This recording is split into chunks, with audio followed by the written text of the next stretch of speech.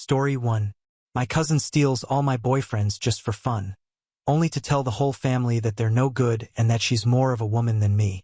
Before continuing the story, let us know in the comments which city you're watching from. Don't forget to subscribe to the channel. Hit the notification bell so you won't miss more stories and leave your like on the video. My cousin has always been like this. Ever since we were kids, she had this sick need to prove she was better than me at everything. But what hurt me most was her specialty: stealing my boyfriends. It wasn't for love or passion. It was pure entertainment. She'd seduce them, play with them for a few weeks, then discard them like broken toys. And in the end, in front of the whole family, she'd proclaim they weren't worth it anyway, and that I needed more self-esteem to get real men. This time would be different. It had to be. Oliver and I had been together for 6 months. The longest relationship I'd ever maintained. He was everything my family always wanted me to achieve. Successful, handsome, educated. He worked at a consulting firm and had ambitious plans for the future. "Are you bringing him to Sunday dinner?" my mother asked over the phone with that excitement she only showed when it came to something she could show off. "I'm still thinking about it," I replied, already knowing what was coming. "Honey, you can't keep hiding him forever. Your cousin will be there, and she's been asking about him. She's doing so well after her divorce. You know, the settlement left her very comfortable, and she has such an active social life." There it was, the comparison. My successful, divorced cousin who lived luxuriously off her ex-husband's alimony while dating different men every week. The golden standard I could never reach. "I know, Mom. She just wants to meet him. She's family, Zoe. What harm could it do? What harm?" She'd systematically destroyed every relationship I'd had since high school. The pattern was always the same. She'd show interest, use her charm and experience to seduce them, make them feel like they were missing out by being with boring little me, then dump them and tell everyone how they weren't good enough for our family anyway. But I'd learned from past mistakes. This time, I'd prepared Oliver from the beginning. I told him about her methods, her pattern, her need to prove her superiority. I'd asked him to reject any attempts at contact on social media, to keep his distance, to remember that she wasn't interested in him as a person, just as another trophy to steal from me. "I'll tell her all about him when I see her," Oliver had said, laughing when I first explained the situation. "Don't worry, I'm not going anywhere." He thought it was funny, a family quirk. He had no idea what he was up against. My cousin had perfected her technique over the years. She knew exactly how to make a man feel special, desired, like he was settling for less. She'd start with social media, casual likes, then comments, then private messages. She'd find common interests, shared experiences, reasons they should meet for coffee, just as family. But Oliver had been strong so far. He'd show me every friend request she'd sent using different fake accounts on Snapchat. Every single one rejected. Every attempt to connect blocked immediately. "She's persistent," he'd said after the 5th fake account attempt. "But also kind of pathetic, don't you think?" I wanted to believe he was immune. I wanted to believe that this time would be different, that I'd finally found someone who wouldn't fall for her games. The problem was my mother. In her excitement to show off my new boyfriend, she'd let slip our address during one of her conversations with my aunt. And my cousin, being who she was, saw that as an invitation. I should have known she'd find a way to get to him directly. The doorbell rang on a Tuesday afternoon when I was at work. Oliver was home taking calls for his consulting project when my cousin decided to make her move. "Someone's here to see you," he texted me. "Says she's your cousin?" My stomach dropped. "Don't let her in," I typed back frantically. "I'm serious. Just tell her I'm not home and you're busy." "Too late. She's already inside," he said. "Says your mom gave her our address because she wanted to drop off something for you." Of course, she did. My cousin had probably spun some story about a family heirloom or a birthday gift that couldn't wait. My mother, in her endless need to facilitate family connections, had practically rolled out the red carpet. I called Oliver immediately. "Get her out of there now. Relax, Zoe. She seems nice enough. We're just talking." "That's exactly what I'm worried about." But Oliver had already hung up. For the next 3 hours, I sat at my desk, unable to concentrate on anything except what was happening in my apartment. I'd spent months preparing him for this moment, explaining her tactics, warning him about her methods. Yet, here she was in our space, working her magic while I was trapped 20 minutes away in downtown traffic. When I finally got home, I found them sitting on opposite ends of our couch, both scrolling through their phones in what appeared to be comfortable silence. My cousin looked up with that innocent smile she'd perfected over the years. "Zoe, finally. I was just telling Oliver about the family cookbook Mom wanted me to give you." She held up a slim recipe book that I knew had been gathering dust in my aunt's kitchen for years. Oliver looked up from his phone and I could see the irritation in his eyes. "Good. That was good. She's been here for 3 hours," he said flatly.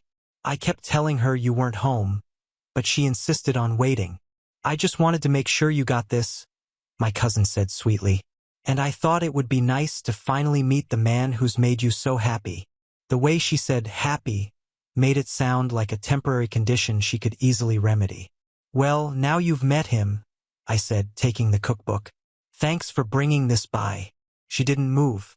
Instead, she turned back to Oliver with renewed interest. "I was just telling him about the business opportunities in this area.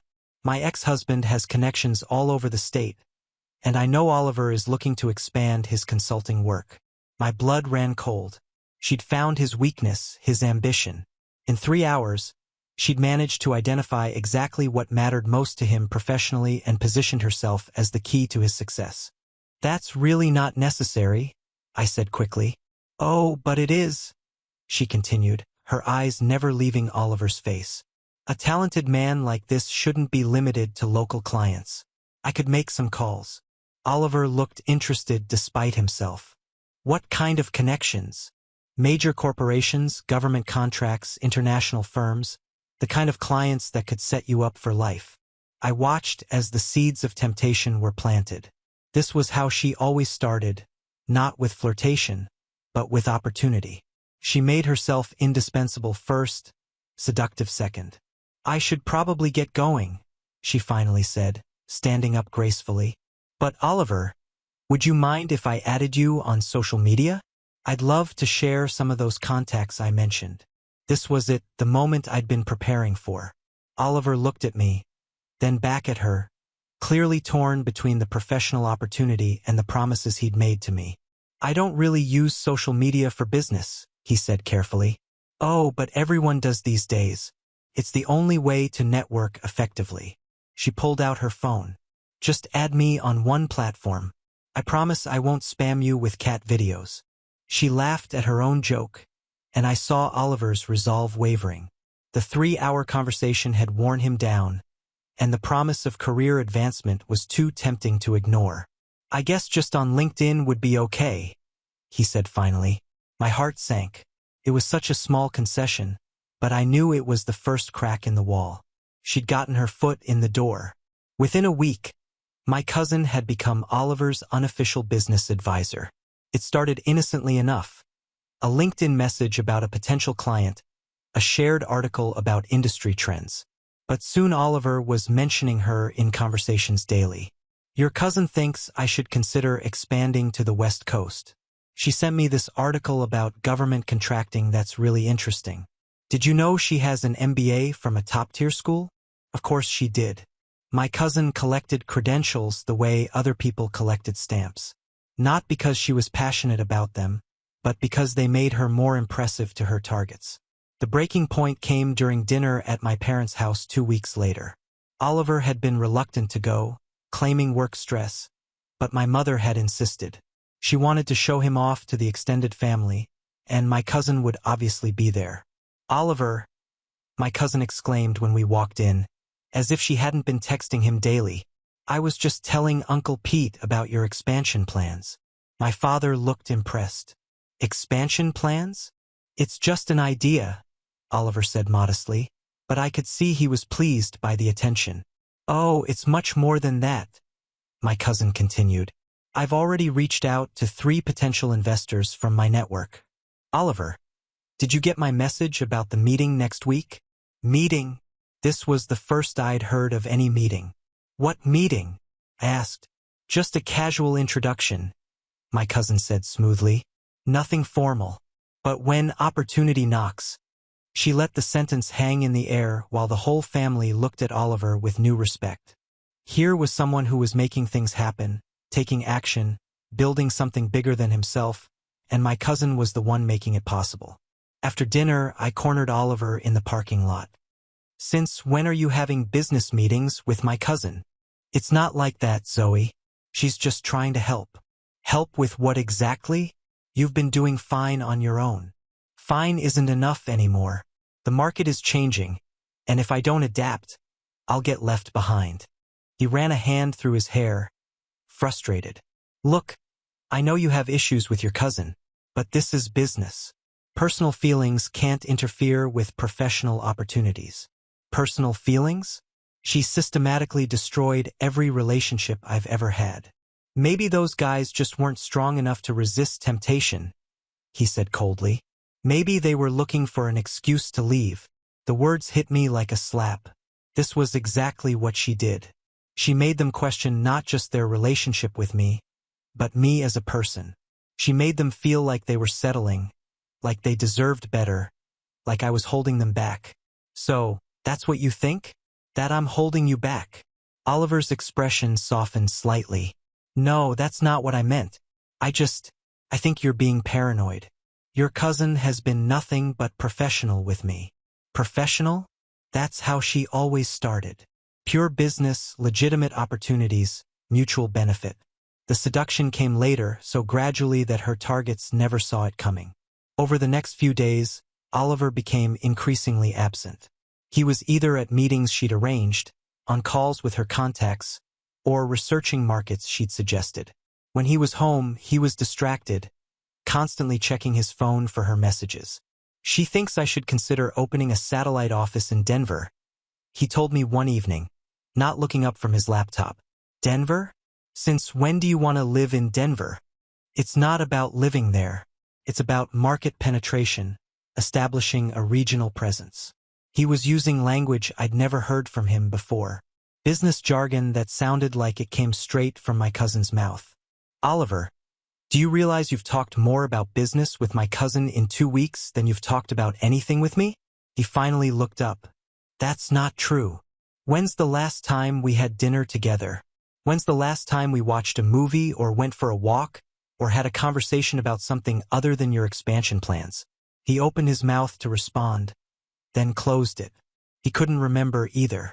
This is exactly what she does, I said quietly. She finds what matters most to you and makes herself essential to it. It's not about business, Oliver. It's about control.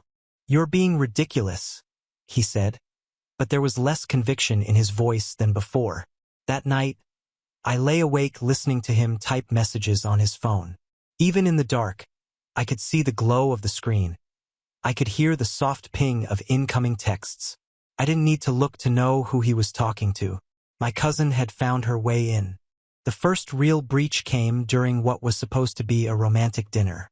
Oliver had suggested we try the new Italian place downtown, our first real date in weeks. I was hopeful, thinking maybe he was finally pulling back from my cousin's influence. But halfway through our appetizers, his phone buzzed with a message that made his face light up. She did it, he said, grinning at his screen. Who did what? Your cousin. She got me a meeting with Harrison Industries. Do you know what this means? I didn't, but I had a sinking feeling I was about to find out.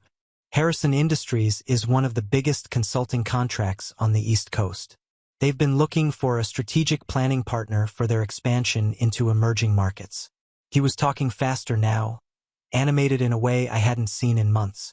Your cousin's ex-husband used to work with their CEO. She reached out personally and vouched for me. She vouched for you? She barely knows your work. She knows enough. We've been going over my portfolio, my case studies, my 5-year projections. He paused, noticing my expression. What's wrong? This is good news, Zoe. This could change everything for me. How often have you been talking to her about your portfolio? I don't know. Every day, I guess. She's been incredibly helpful with strategy and presentation. every day. While I'd been working late trying to give him space to focus on his business, he'd been spending hours each day sharing his dreams and ambitions with the woman who'd made a sport of destroying my happiness. Oliver, doesn't it strike you as strange that she's suddenly so invested in your success? Maybe she just wants to help family, he said, but he was already looking back at his phone, typing a response. We're not family. She's my cousin, not yours. Well, maybe she wants to help because you're important to me. The words should have been reassuring, but the way he said them, distracted, automatic, made them feel hollow. Over the next week, Oliver threw himself into preparing for the Harrison Industries meeting with an intensity that bordered on obsession. My cousin was his constant companion in this effort, available at all hours to review presentations, suggest revisions, and boost his confidence. She really understands the corporate mindset, he told me one evening as he practiced his pitch. She knows how these people think, what they want to hear.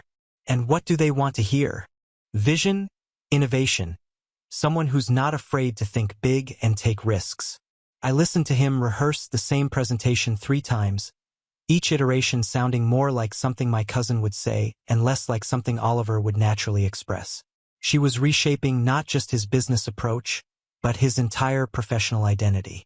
The night before the meeting, she called to wish him luck. I could hear her voice through the phone from across the room, warm, encouraging, confident. You're going to be amazing tomorrow, she said. Just remember what we talked about regarding the quarterly projections and don't undersell your international capabilities. International capabilities? Oliver had never worked internationally. But somehow, in the span of 3 weeks, my cousin had convinced him he was ready for global consulting contracts. After he hung up, Oliver seemed nervous for the first time. What if I can't deliver on what I'm promising? Maybe you shouldn't promise things you can't deliver. That's not how business works, Zoe. Sometimes you have to stretch to reach the next level. And if you fall, then I fall. But at least I tried. He was right, of course. Ambition required risk. But I couldn't shake the feeling that my cousin wasn't pushing him toward success. She was pushing him toward dependence. Every opportunity she created, every contact she provided, every piece of advice she offered made him more reliant on her judgment and less confident in his own.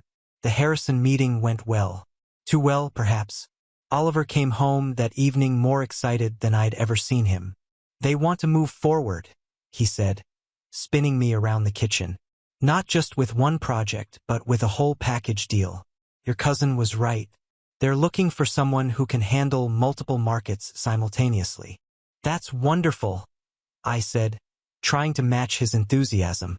There's just one thing, he continued, his smile faltering slightly.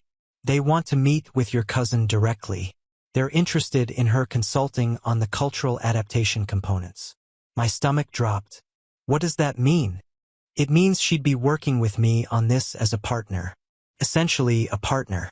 She'd managed to insert herself not just into his decision-making process, but into his actual business. She'd become indispensable to his biggest opportunity, ensuring that he couldn't succeed without her. Oliver, do you see what's happening here? What do you mean? She's making herself essential to your career. Every success you have will be tied to her. Every decision you make will require her input. You're being paranoid again. Am I? Or am I seeing clearly for the first time? But Oliver was already back on his phone, texting her the good news. And I realized that somewhere in the past month, I'd lost him completely. Not to another woman, but to the promise of a bigger, better version of himself that only she could deliver. The trap was complete. Oliver left for his first business trip with Harrison Industries on a Monday morning in March. What was supposed to be a 3-day trip to assess potential markets in the Southeast turned into a week-long expedition that somehow required my cousin's constant presence. She knows the regional demographics better than anyone, Oliver explained during our first video call that evening. Harrison specifically requested her input on cultural integration strategies. Behind him, I could see her in what appeared to be a hotel business center, papers spread across a conference table, looking every bit the successful consultant she'd reinvented herself to be. "Hi, Zoe," she called out, waving at the camera with false cheerfulness. "We're just wrapping up our analysis of the Atlanta market. Oliver's ideas are so innovative." Our call lasted 10 minutes. Her voice in the background lasted the entire time. By Wednesday, I'd stopped expecting evening calls. When Oliver did call, it was during lunch breaks or early morning coffee runs, brief conversations squeezed between meetings and strategy sessions. My cousin was always somewhere in the frame, at the next table in the hotel lobby, walking beside him as he talked. "How's the trip going?" I asked during one particularly short call. "Really well. Your cousin has been incredible. She set up meetings with 3 potential client bases I never would have considered." "That's great." I tried to keep the bitterness out of my voice. "When are you coming home?" "That's actually what I wanted to talk to you about. We're getting such good feedback here that Harrison wants us to extend the trip through the weekend, maybe even into next week." "Us, the consulting team. Your cousin and me, the consulting team." They'd become a unit, a professional partnership that apparently worked so seamlessly that Harrison Industries wanted to extend their collaboration indefinitely. "Oliver, you've been gone for 3 days. We had dinner plans this weekend." "I know, and I'm sorry, but this is the opportunity we've been working toward. I can't walk away now." "We," he said we, but he meant him and my cousin. I'd become a third party in my own relationship. The extended trip became 2 weeks, then 3. Oliver would call sporadically, usually with updates about their successes, new clients secured, contracts signed, expansion plans approved. My cousin had successfully positioned herself not just as his business partner, but as the architect of his professional transformation. "The Harrison people love her," Oliver told me during one of our increasingly rare conversations. "She's so polished, so strategic. She really knows how to present ideas in a way that gets results." "And what about us? What about our relationship?" "What do you mean?" "I mean, you've been gone for 3 weeks, Oliver. You call maybe every other day, and when you do, it's to tell me about business meetings and client presentations. When was the last time we talked about anything personal?" There was a long pause. "I'm building something here, Zoe. This is bigger than anything I've ever done before. With her. With Harrison Industries. Your cousin is just... she's a valuable team member." Team member. That's what I'd been reduced to in his mind. Someone who wasn't on the team, who didn't understand the bigger picture, who was somehow holding him back from his full potential. When he finally came home, it was for exactly 1 day. He needed to pack different clothes, pick up some documents, and prepare for the next phase of the project, which would take him to potential markets on the West Coast. "How long this time?" I asked, watching him fold shirts I'd given him for Christmas into his suitcase. "A month, maybe 2. It depends on how quickly we can establish the regional offices." "We, the Harrison consulting team." He wouldn't even say her name anymore. She'd become so integrated into his professional identity that referencing her directly felt redundant. That night, as Oliver slept beside me for the first time in weeks, I lay awake thinking about how completely she'd won. She hadn't seduced him with flirtation or sexual appeal. She'd done something far more sophisticated. She'd become essential to his dreams. Every success he achieved would be tied to her. Every ambitious goal would require her expertise. When he left the next morning, kissing me goodbye with the distracted affection of someone whose mind was already elsewhere, I realized I was living with a stranger. The man I'd fallen in love with had been replaced by someone whose entire sense of self-worth depended on my cousin's validation and support. My phone buzzed with a text from my mother. "How's Oliver's business trip going? Your cousin posted some lovely photos from their client dinner last night. They look like such a professional team." I didn't respond. What was there to say? That she was right. That they did look like a perfect team. That somewhere between helping him achieve his dreams and supporting his ambitions, my cousin had managed to steal another boyfriend without him even realizing he was being stolen. The worst part was that I couldn't even blame Oliver entirely. She'd given him everything he wanted professionally while I'd been focused on our relationship. She'd made him successful while I'd been trying to make him happy. And in the end, success had proven more seductive than happiness. I was losing him one business meeting at a time. The mistake that changed everything happened on a Thursday evening in April. Oliver had been gone for 6 weeks. Our conversations had dwindled to brief text exchanges and the occasional video call dominated by business updates. I was tired, frustrated, and desperate for any connection to the situation that was slowly destroying my relationship. I meant to call my cousin directly. Instead, I somehow dialed her ex-husband's number. "Hello." The voice was deeper than I expected, tinged with confusion at receiving a call from someone whose number he didn't recognize. "Oh, I'm sorry. I was trying to reach—" "Wait, you're Zoe, aren't you?" "My ex-wife's cousin." There was something in his tone that made me pause. Not warmth exactly, but recognition mixed with something that sounded almost like sympathy. "Yes, that's right. I was trying to call her, but I must have mixed up the numbers." "Don't hang up," he said quickly. "Actually, I'm glad you called. I've been wanting to talk to someone from her family."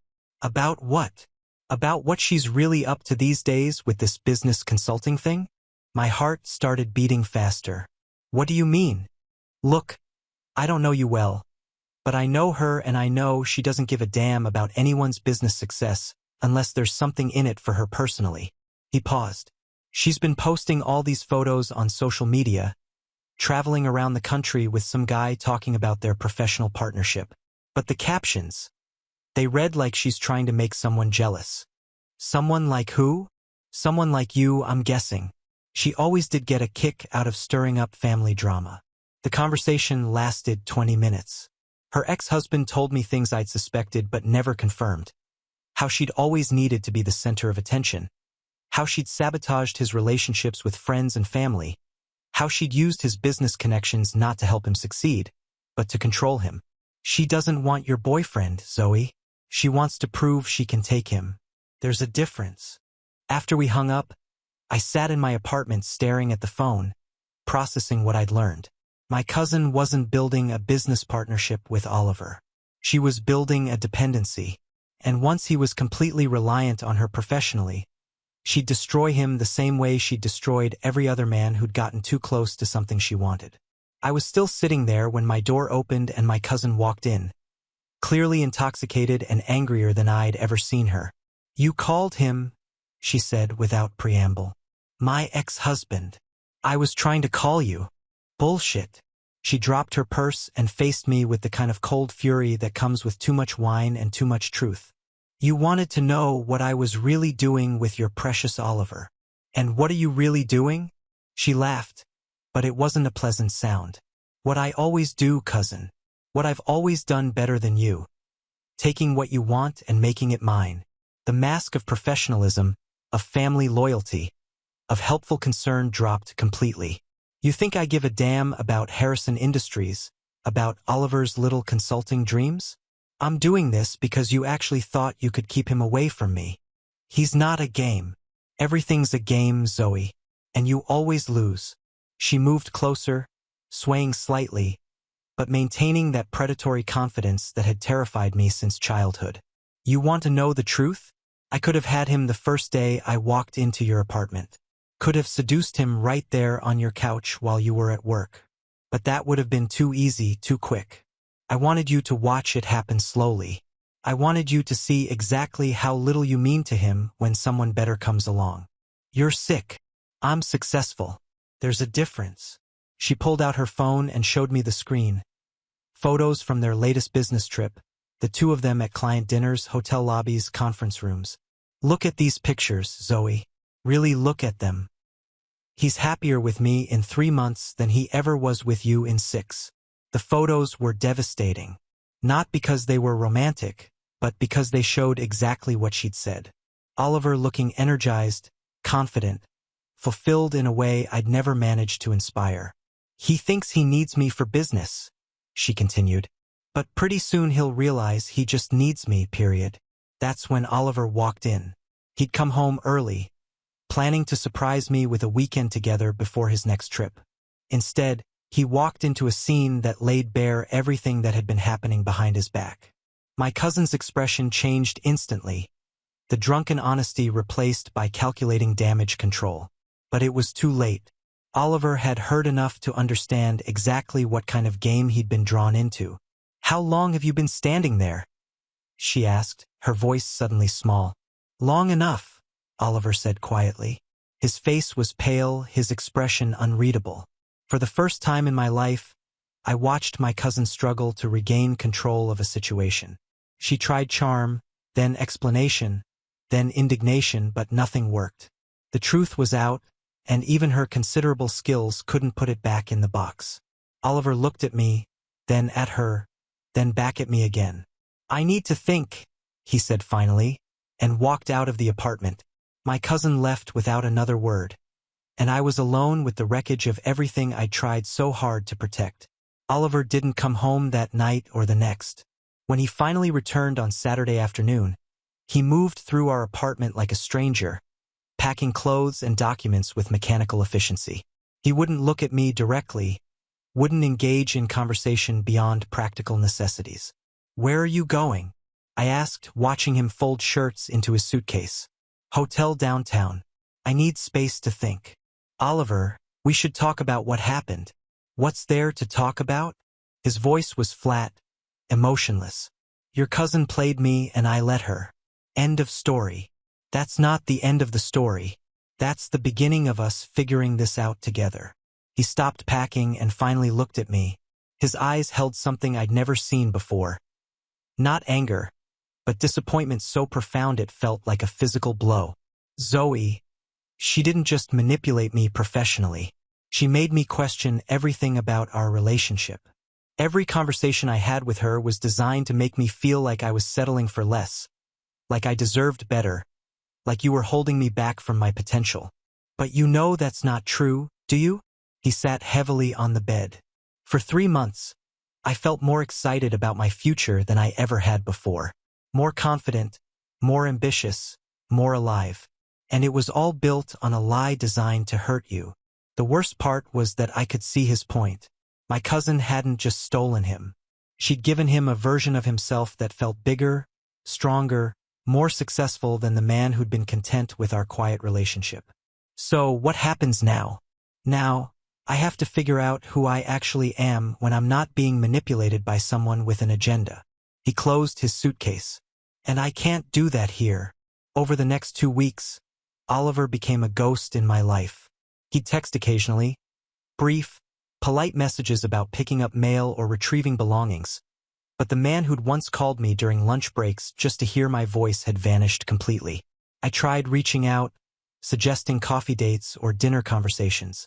Each attempt was met with the same response. He needed more time, more space, more distance from the situation that had consumed his life for months. The irony was devastating. My cousin had succeeded in destroying our relationship without even keeping him for herself. Her drunken confession had exposed her game, but the damage was already done.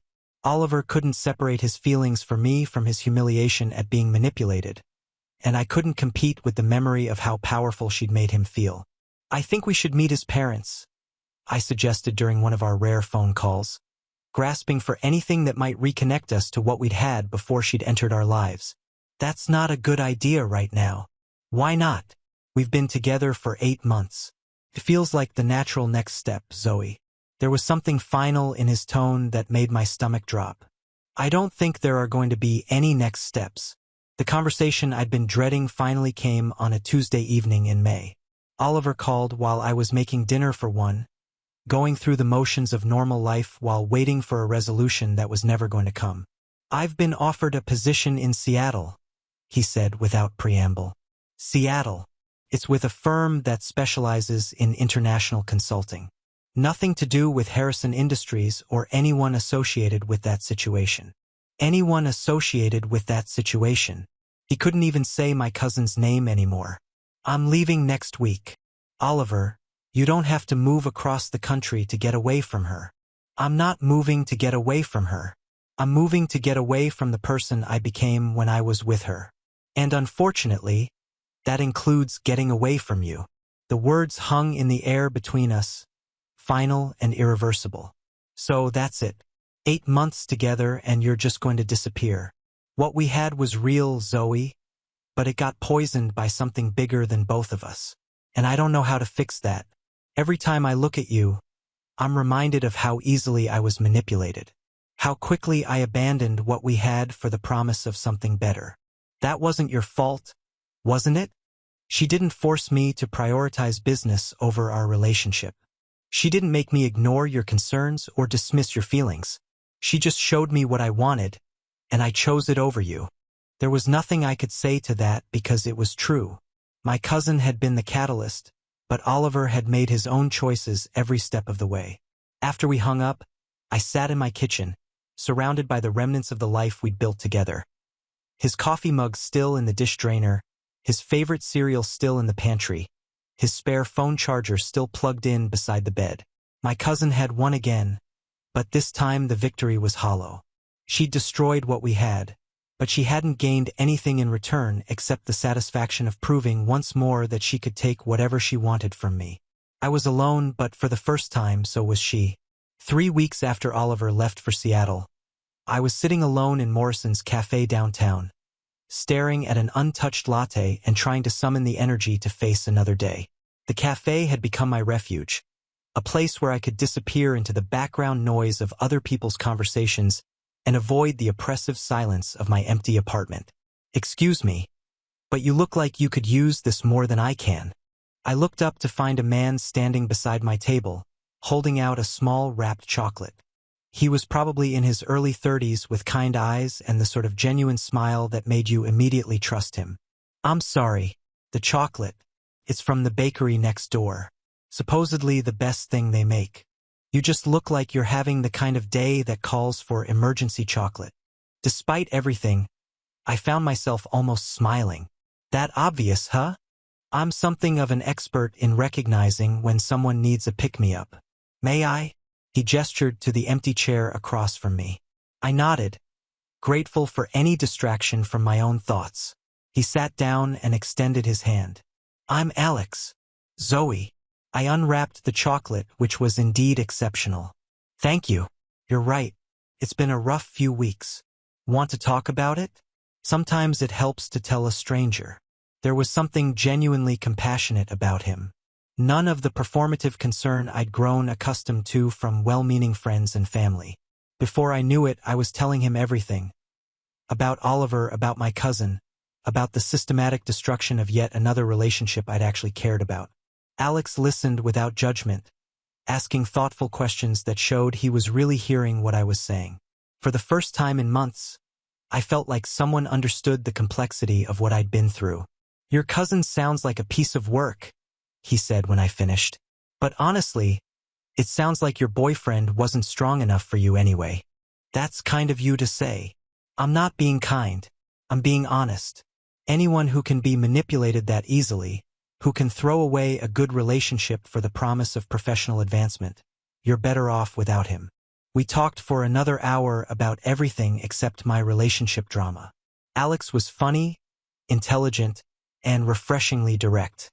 He ran his own marketing consultancy, had traveled extensively, and shared my love of old movies and terrible reality TV shows.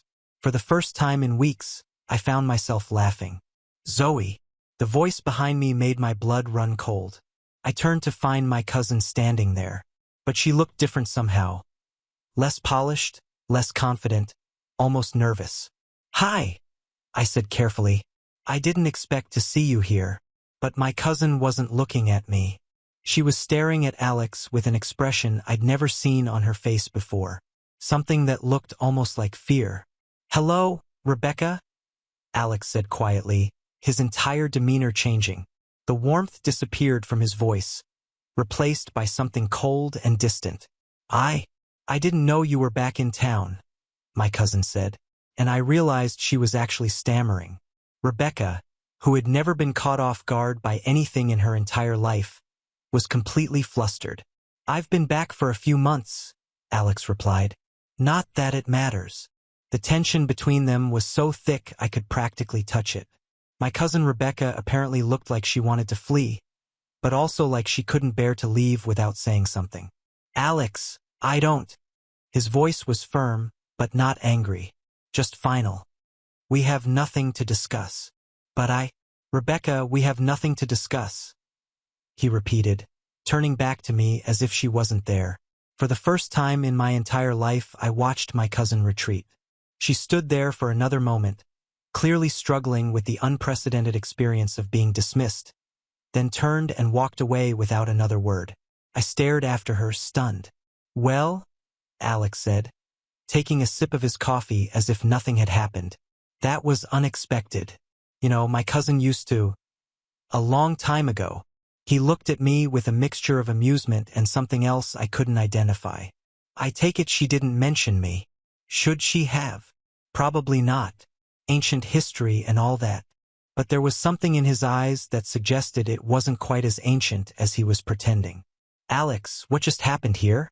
He was quiet for a moment, studying my face. "Let's just say your cousin and I have a history, and unlike your ex-boyfriend, I learned a long time ago that some people aren't worth the trouble they cause." "What kind of history?" "The kind that taught me everything I need to know about women who make a sport of hurting other people." He reached across the table and squeezed my hand gently. "But that's a story for another day. Right now, I'm more interested in making sure you're okay." As we left the cafe together, I couldn't stop thinking about the look on my cousin's face. For the first time in my life, I'd seen her completely out of control, completely powerless. And somehow that felt like the beginning of something new. Alex and I met for coffee again the following week. This time, I was the one who suggested it. "I've been thinking about what happened at Morrison's," I said as we settled into a corner booth at a different cafe across town. "About you and my cousin. I figured you might be. Will you tell me about it?" Alex was quiet for a long moment, stirring sugar into his coffee with deliberate precision. "We dated in high school for about 2 years, actually. Seriously, dead serious. She was Rebecca Martinez then. Hadn't married into the fancy surname yet. We were both ambitious kids from working-class families making big plans for the future. I tried to picture my polished, sophisticated cousin as a teenager with big dreams and a working-class background. It didn't compute with the woman who'd spent the last decade living off her ex-husband's alimony. What happened? What always happens with Rebecca? Someone better came along." Alex's voice was matter-of-fact, but I caught the hint of old pain underneath. "Senior year, she met this guy whose father owned a construction company. Nothing glamorous, but steady money and good prospects. She decided I was a risk she couldn't afford to take. She left you for her ex-husband. Bingo. Dropped me 2 weeks before prom to go with him instead. Spent the rest of senior year making sure everyone knew she'd upgraded. The cruelty was so typically Rebecca that I almost laughed. Instead, I felt a surge of anger on behalf of the 18-year-old boy who'd been discarded like an outdated accessory. I'm sorry. That must have been devastating at the time. Yes. Now. He shrugged. Best thing that ever happened to me. Taught me early that some people will always choose security over authenticity, status over substance. Saved me from making the same mistake twice. Is that why you were so cold to her at Morrison's? I wasn't cold. I was indifferent. There's a difference. Alex leaned back in his chair. Rebecca only has power over people who want something from her. The moment you stop caring what she thinks or what she can offer, she becomes irrelevant. Over the next few weeks, Alex and I fell into an easy friendship. We'd meet for coffee, go to movies, take long walks through the city. He was everything Oliver hadn't been. Present, attentive, genuinely interested in who I was rather than who I could help him become. What I didn't expect was how much my friendship with Alex would affect my cousin. She started showing up everywhere we went. If we were at Morrison's, she'd arrive 10 minutes later. If we went to the art museum on Saturday, she'd be there on Sunday, posting photos on social media of herself enjoying the same exhibits. If Alex mentioned liking a particular restaurant, she'd check in there the next day. She's following us, I told Alex after the fourth suspicious encounter in 2 weeks. I noticed. Doesn't it bother you? Not particularly. She's not following us, Zoe. She's following me. And frankly, it's kind of pathetic. He was right. My cousin's behavior had taken on a desperate quality I'd never seen before. Gone was the cool confidence, the calculated manipulation. Instead, she seemed genuinely panicked by Alex's complete lack of interest in her. The situation came to a head during our 6th week of friendship. Alex and I were having dinner at a small Italian place when my cousin appeared at our table, uninvited and visibly determined. "Mind if I join you?" she asked, already pulling out a chair. "Actually, we do mind," Alex said calmly, not looking up from his pasta. "I was hoping we could talk. Clear the air." "The air is perfectly clear." "Alex, please. We have history. That has to count for something." Finally, he looked at her directly. "You're right. We do have history. You chose someone else because he had better financial prospects. Then spent the next 15 years proving that you made decisions based on what people could do for you rather than who they actually were. That history is exactly why we have nothing to talk about now." My cousin's face flushed. "That's not fair. We were kids. People change. Some people change. You became more of who you always were. I made mistakes. You made choices. And now I'm making mine." Alex turned back to his dinner. "Enjoy your evening, Rebecca." She sat there for another moment, clearly struggling with the unfamiliar experience of being dismissed. Then she stood abruptly and left without another word. "Wow," I said after she was gone. "Sorry about that. I probably should have handled it more diplomatically." "Are you kidding? That was the most beautiful thing I've ever seen." I realized I was grinning. No one has ever been immune to her before. No one has ever just not cared. "It's not that I don't care," Alex corrected. "It's that I learned a long time ago that caring about Rebecca's opinion is a waste of emotional energy. She only respects people she can't manipulate, and she only wants what she can't have." "Is that what this is? She wants you because you don't want her?" "Probably. But that's her problem, not mine." As we walked back to my apartment that evening, I found myself seeing my cousin differently for the first time. Not as an all-powerful force of destruction, but as a person whose entire sense of self-worth depended on other people's validation. Alex's indifference wasn't cruel. It was liberating. It showed me that her power was an illusion that only worked on people who chose to give it to her. "Thank you," I said as we reached my building. "For what?" "For showing me that she's not actually invincible." Alex smiled. "She never was, Zoe. She just convinced everyone, including you, that she was." For the first time since Oliver had left, I felt something like hope. Something shifted in me after that dinner. Maybe it was seeing my cousin powerless for the first time. Or maybe it was Alex's quiet confidence rubbing off on me. Whatever it was, I decided to stop letting other people's drama define my life. I threw myself into work with an intensity I'd never had before. For years, I'd coasted at my job at a mid-sized marketing firm, doing good work, but never pushing for more responsibility or recognition. I'd been too focused on my relationships, too worried about other people's opinions, too afraid of standing out in case it made me a target. But watching Alex dismiss my cousin's manipulation so effortlessly had shown me something important. The only power other people had over me was the power I gave them. "I want to pitch the Hartwell expansion project," I told my supervisor during our monthly meeting in June. "That's a pretty big undertaking for someone at your level." "Which is exactly why I should be the one to do it. I have fresh perspective and enough experience to execute well." My supervisor looked surprised. In 3 years at the company, I'd never volunteered for high-profile projects or pushed for advancement. I'd been content to do my assigned work and go home. "What's changed, Zoe?" "I have. I spent the next month developing a comprehensive strategy for expanding our services into the nonprofit sector. It required research, market analysis, and the kind of strategic thinking I'd never challenged myself to do before. But for the first time in my career, I was genuinely excited about something I was creating. Alex helped, not by doing the work for me, but by asking the right questions and encouraging me to trust my instincts. "You're really good at this," he said one evening as we reviewed my presentation over Chinese takeout in my apartment. "I'm surprised by how much I'm enjoying it." "Why surprised?" "I guess I never thought of myself as particularly ambitious."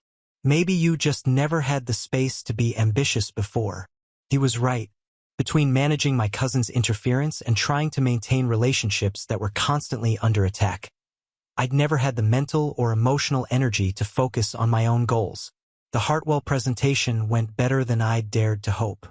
Not only did my supervisor approve the project, but the partners were so impressed that they offered me a promotion to senior account manager with the responsibility of leading the entire nonprofit division. This is incredible. I called Alex immediately after the meeting. They're giving me a team, a budget, everything. Congratulations. But I'm not surprised. You've been working toward this for months.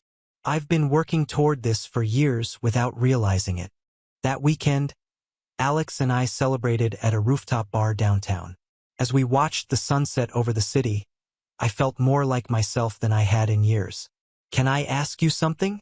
I said. How did you know? When we met at Morrison's, how did you know I needed someone to believe in me? Alex was quiet for a moment. Because I recognized the look. It's the same look I had when Rebecca discarded me senior year. Like you were questioning everything about yourself instead of questioning the people who made you feel that way. And how did you get past it? Time, success, and learning to choose people who saw my potential instead of people who saw my vulnerabilities. Over the next few weeks, my cousin's attempts to regain relevance became increasingly desperate. She started calling me directly, something she hadn't done in years, wanting to catch up and hear about my new job. When I didn't return her calls, she showed up at my office. I heard about your promotion, she said, appearing at my desk one afternoon. Congratulations. Thank you. I didn't look up from my computer. I was hoping we could have lunch. Talk about some opportunities one might be able to connect you with. The old me would have been tempted, the promise of connections, of advancement, of validation from someone whose approval I'd always craved. But the new me recognized the pattern immediately. I appreciate the offer, but I'm pretty busy with my new responsibilities. I understand you've been spending time with Alex. There it was, the real reason for her visit. I've been spending time with a friend. Yes, Zoe, I know you're probably still upset about the Oliver situation, but I hope you realize that Alex he's not the man he appears to be. I finally looked up at her.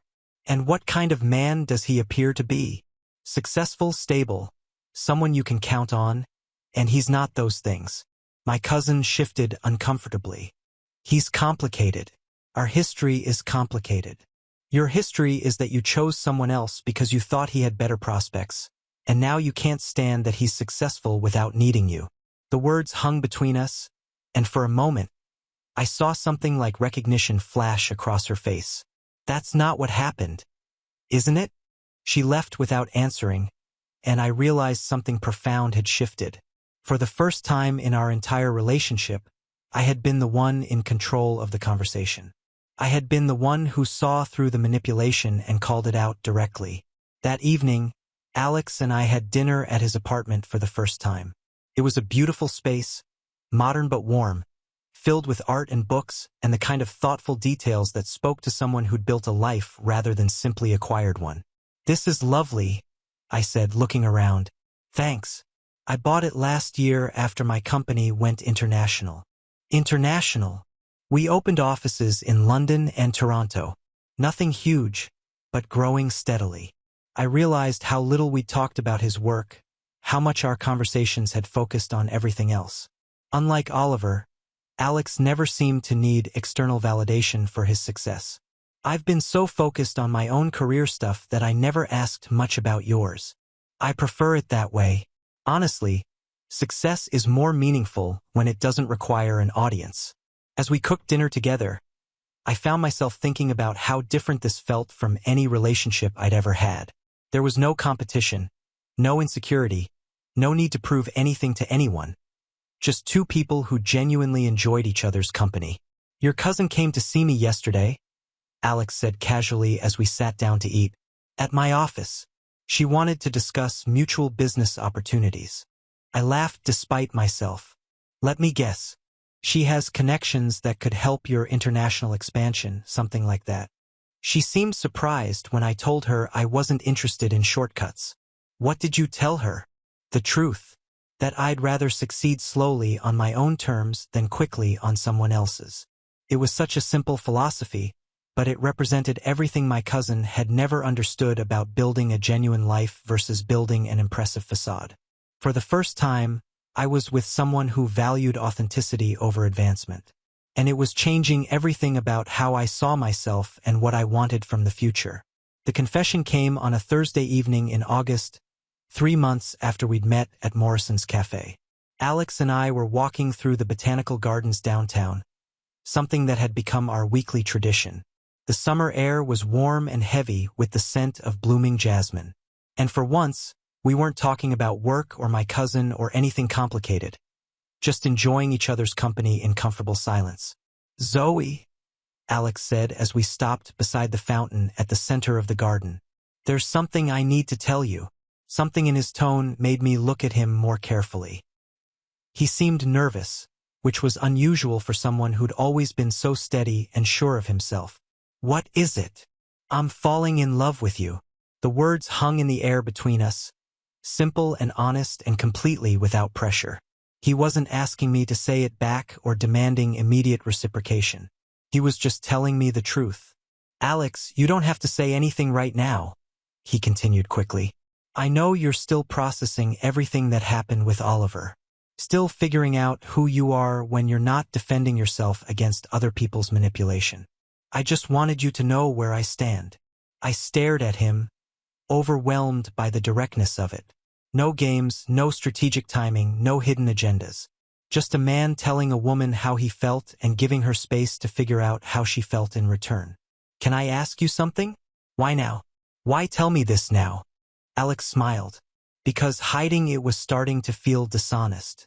And dishonesty is what destroyed every other relationship you've had. I figured if we were going to build something real, it should be based on truth from the beginning." Over the next few weeks, I found myself thinking about Alex's words constantly. Not because I felt pressured to respond, but because they'd opened up a space in my mind where I could examine my own feelings without fear or urgency. The truth was, I had been falling in love with him, too. But it felt so different from what I'd experienced with Oliver or any of my previous relationships. There was no anxiety, no constant worry about whether I was enough or whether someone better would come along. There was just the steady, growing certainty that this person understood me and valued me exactly as I was. My breakthrough came during a particularly successful week at work. The nonprofit division I was leading had just secured our biggest client yet, and I was feeling more confident and accomplished than ever before. As I sat in my office reviewing contracts and planning strategy sessions, I realized that for the first time in my adult life, I felt complete on my own. That was when I knew I was ready to love someone else. Not from a place of need or insecurity, but from a place of wholeness and choice. I called Alex that evening. "Can you come over? I have something I want to tell you." He arrived with Chinese takeout and that gentle smile that had first drawn me to him months ago. "So," he said as we settled on my couch with containers of lo mein and sweet and sour chicken, "what's on your mind?" "I love you too." The words came out naturally, without drama or fanfare, just a simple statement of fact that felt as comfortable as breathing. Alex set down his chopsticks and looked at me with an expression of such genuine happiness that it took my breath away. "Yeah, and I wanted to tell you because hiding it was starting to feel dishonest." He laughed and pulled me into his arms. And for the first time in my life, I felt like I was exactly where I belonged. Our relationship developed slowly and naturally from there. No rush to define things or make grand gestures or prove anything to anyone. We simply enjoyed being together. Whether we were working late at our respective offices, exploring new restaurants, or spending quiet evenings at home reading and talking about our days, the most surprising thing was how little my cousin factored into our happiness. She'd made a few more attempts to insert herself into our lives, showing up at places we frequented, trying to orchestrate accidental encounters. But her behavior had taken on such a desperate quality that it was more sad than threatening. The final encounter came on a Saturday afternoon in September. Alex and I were browsing at the farmer's market when we literally bumped into my cousin near the flower vendors. "Oh, Zoe, Alex, what a surprise." But this time, she didn't look manipulative or calculating. She just looked tired. "Hi, Rebecca," Alex said neutrally. "I actually wanted to talk to both of you," she said, surprising me. "I owe you an apology, Zoe." "Several apologies, actually." I glanced at Alex, who shrugged as if to say this was my call. "What kind of apology?" The kind where I admit that I've spent most of our lives being jealous of something I couldn't even name and taking it out on you in the cruelest ways possible.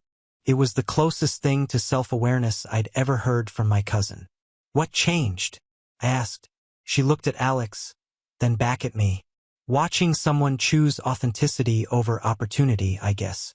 Watching you become the person you always could have been if I hadn't spent so much energy trying to prove you weren't good enough. Rebecca, I'm not asking for forgiveness, she continued. I don't deserve it. I'm just asking for the chance to stop being the villain in your story.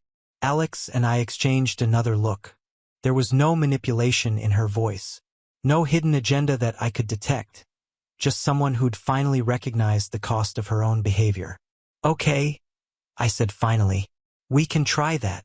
She nodded and walked away without trying to extend the conversation or make it about her needs. For the first time in our entire relationship, she'd said what she needed to say and then given me space to process it. That was unexpected, Alex said as we watched her disappear into the crowd. Good unexpected or bad unexpected? Just unexpected. How do you feel about it? I thought about it as we continued walking through the market, Alex's hand warm and steady in mine. Like maybe she's finally figured out what I learned months ago, that other people's happiness isn't a threat to your own. That evening, as Alex and I cooked dinner together in my kitchen, I realized how much my life had changed since that day at Morrison's Cafe. I had work that excited me, a relationship that fulfilled me, and for the first time ever, a cousin who wasn't actively trying to destroy my happiness. Most importantly, I had myself confident, capable, and finally free from the need for anyone else's validation to feel complete.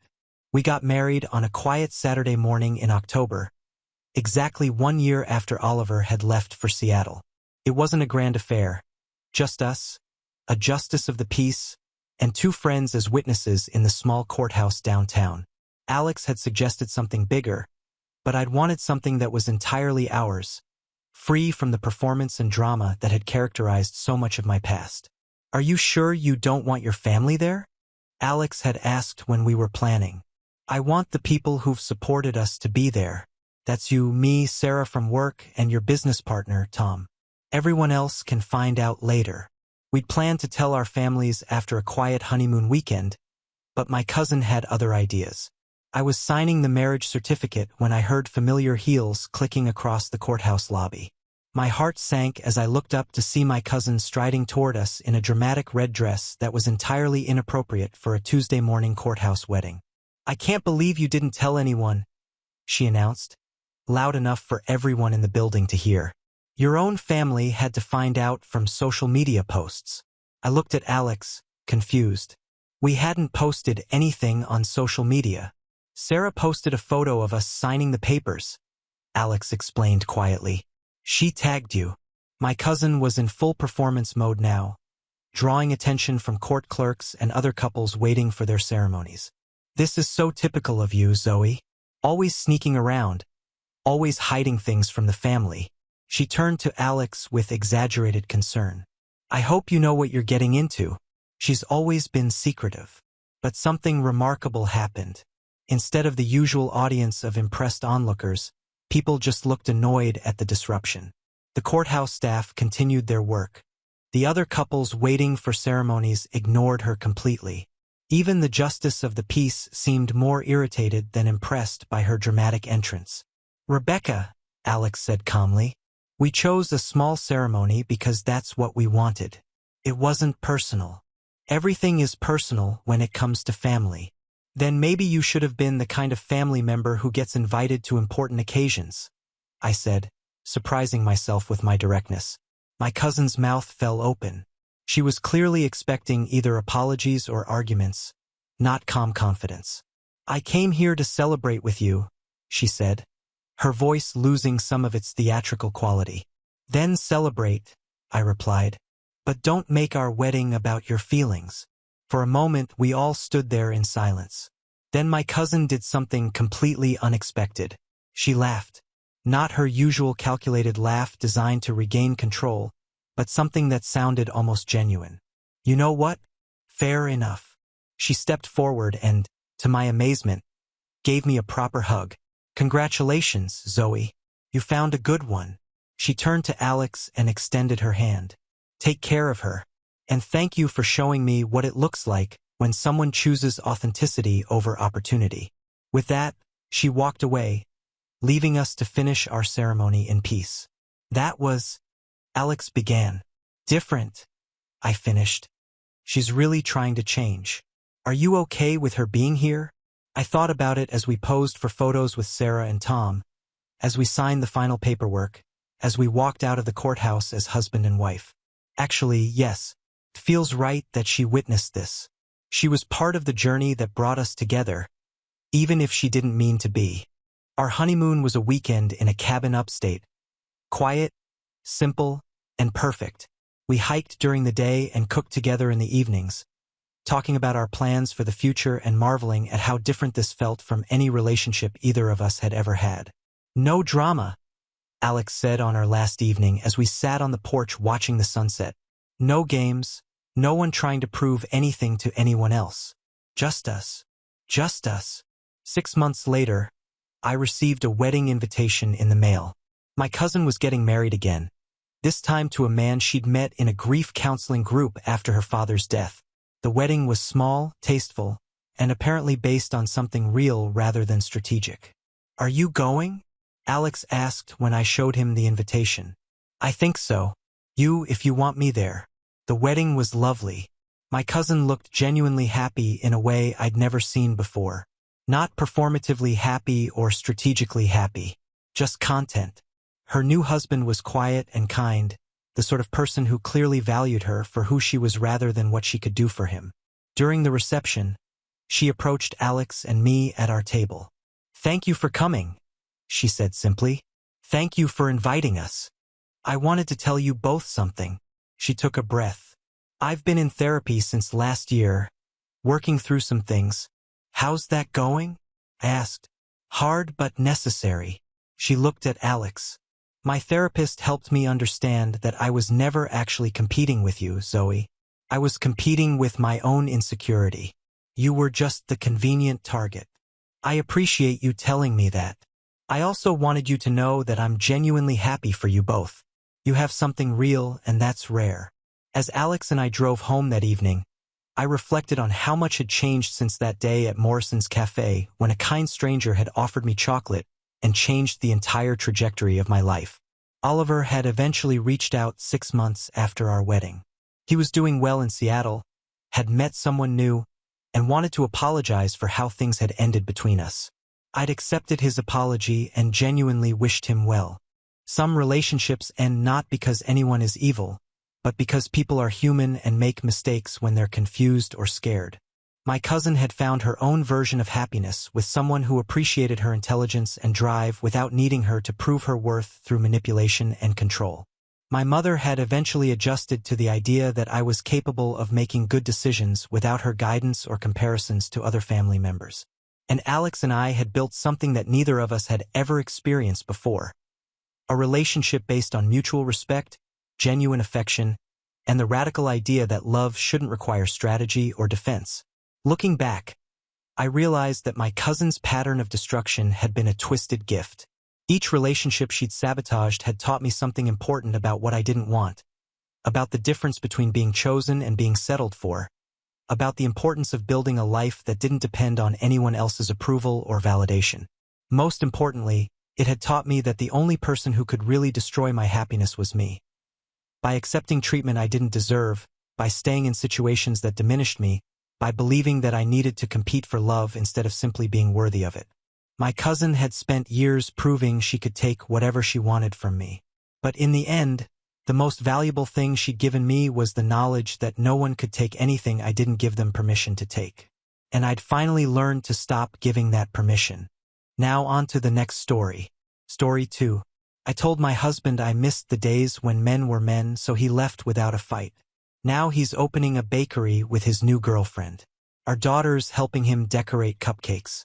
And I'm sitting alone in the house we built, wondering how I became the one everyone walked away from. I'm 42 years old, sitting alone in the house we built together, while my husband and daughter are off living their best lives without me. All because I had the guts to say what everyone's thinking. Men these days just aren't what they used to be. I met Derek when we were both 18, fresh out of high school with our whole lives ahead of us.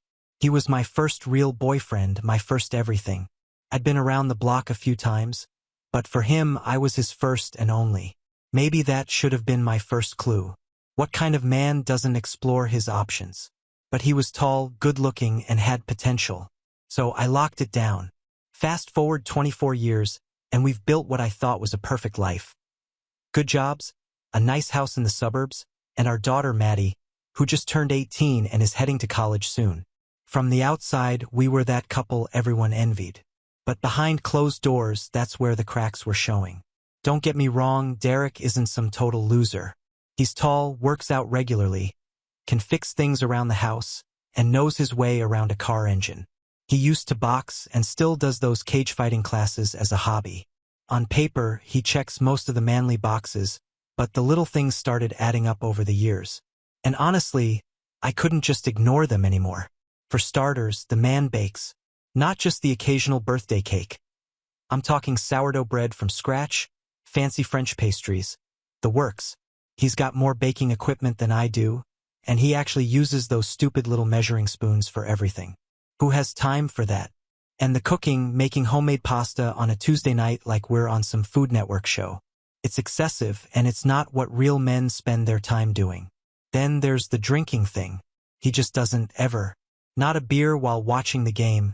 Not a whiskey after a long day at work. Nothing. Meanwhile, I'm having my well-deserved glass of wine, and he's sitting there with sparkling water like some kind of health guru.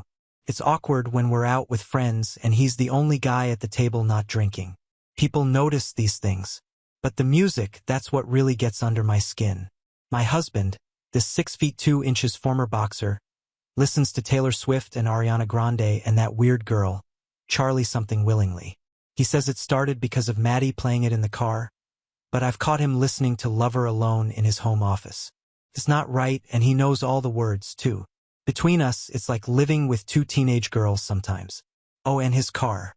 This big, tough guy drives a tiny little VW hatchback to work when he has a perfectly good truck and motorcycle in the garage. Says it's practical and good on gas. You should see him folding himself into that clown car every morning. It's embarrassing. Real men drive real cars, not those European sardine cans. I started making little comments here and there, just gentle nudges. Really? Don't you want something stronger than that seltzer, babe? Or maybe take the truck today. That little car makes you look like you're driving your daughter's hand-me-down. Just trying to help him see how others might perceive him. He used to laugh it off, but lately he's been getting all sensitive about it. Things really came to a head last month when we were out with friends at this bar downtown. Some drunk guy in his 20s bumped into Derek and spilled his drink. Instead of standing up for himself, my husband just smiled, helped the guy steady himself and said, "No problem, man. Hope you get home safe." What? This drunk punk was half his size. My friends' husbands were right there watching.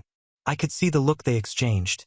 That silent dude, control your woman thing men do. Except in this case, it was more like, dude, does your wife know you're a total doormat? I waited until we got home, but I couldn't hold it in anymore. What was that about? I asked him. That guy was a total jerk and you just let him walk all over you. He was drunk and half your size. Derek said, that explained everything. What did you want me to do? Knock him out and go to jail? For what? My ego? I told him right then. I said, I missed the days when men were men, when they stood up for themselves and their women, when they didn't let people disrespect them, when they drove proper cars and listened to normal music and didn't spend their weekends making cupcakes with sprinkles on top. A real man would change. A real man would care how his wife feels. That's when something changed in his eyes. Something I'd never seen before in 24 years of marriage. He got real quiet, the kind of quiet that feels dangerous, you know. Then he just said, I'm done, and walked upstairs to the guest room. I thought he just needed to cool off. I had no idea everything was about to fall apart. Over the next few weeks, the comments just kept slipping out. Couldn't help it. It was like once I started noticing all these things, I couldn't stop seeing them. The way he'd giggle with Maddie over stupid TikTok videos. How he'd rather stream some baking championship show than watch sports. The little shopping bags from bath stores with lotions and fancy soaps. It's like living with a teenage girl, I said once when he and Maddie were dancing around the kitchen to that cruel summer song for the millionth time. Mom, stop, Maddie snapped at me. Dad's just having fun. Why do you have to ruin everything? That hurt coming from my own daughter. When did she become his defender? I carried her for 9 months, went through 19 hours of labor, raised her while working full-time, and now she was taking his side, all because I wanted her father to act like a grown man. I didn't realize how bad things had gotten until I came home from work early one afternoon and found Derek packing a suitcase. What are you doing? I asked, my stomach dropping. I'm leaving, he said, not even looking up. I found an apartment. I can't do this anymore. Brenda, be married. Be a father. Be a man. The words just flew out of my mouth. He finally looked at me then, and I barely recognized him. Not because he looked different, but because I'd never seen that expression on his face before. It wasn't anger or sadness. It was just, done. I'm a man, he said quietly. I've always been a man. I box. I fix cars.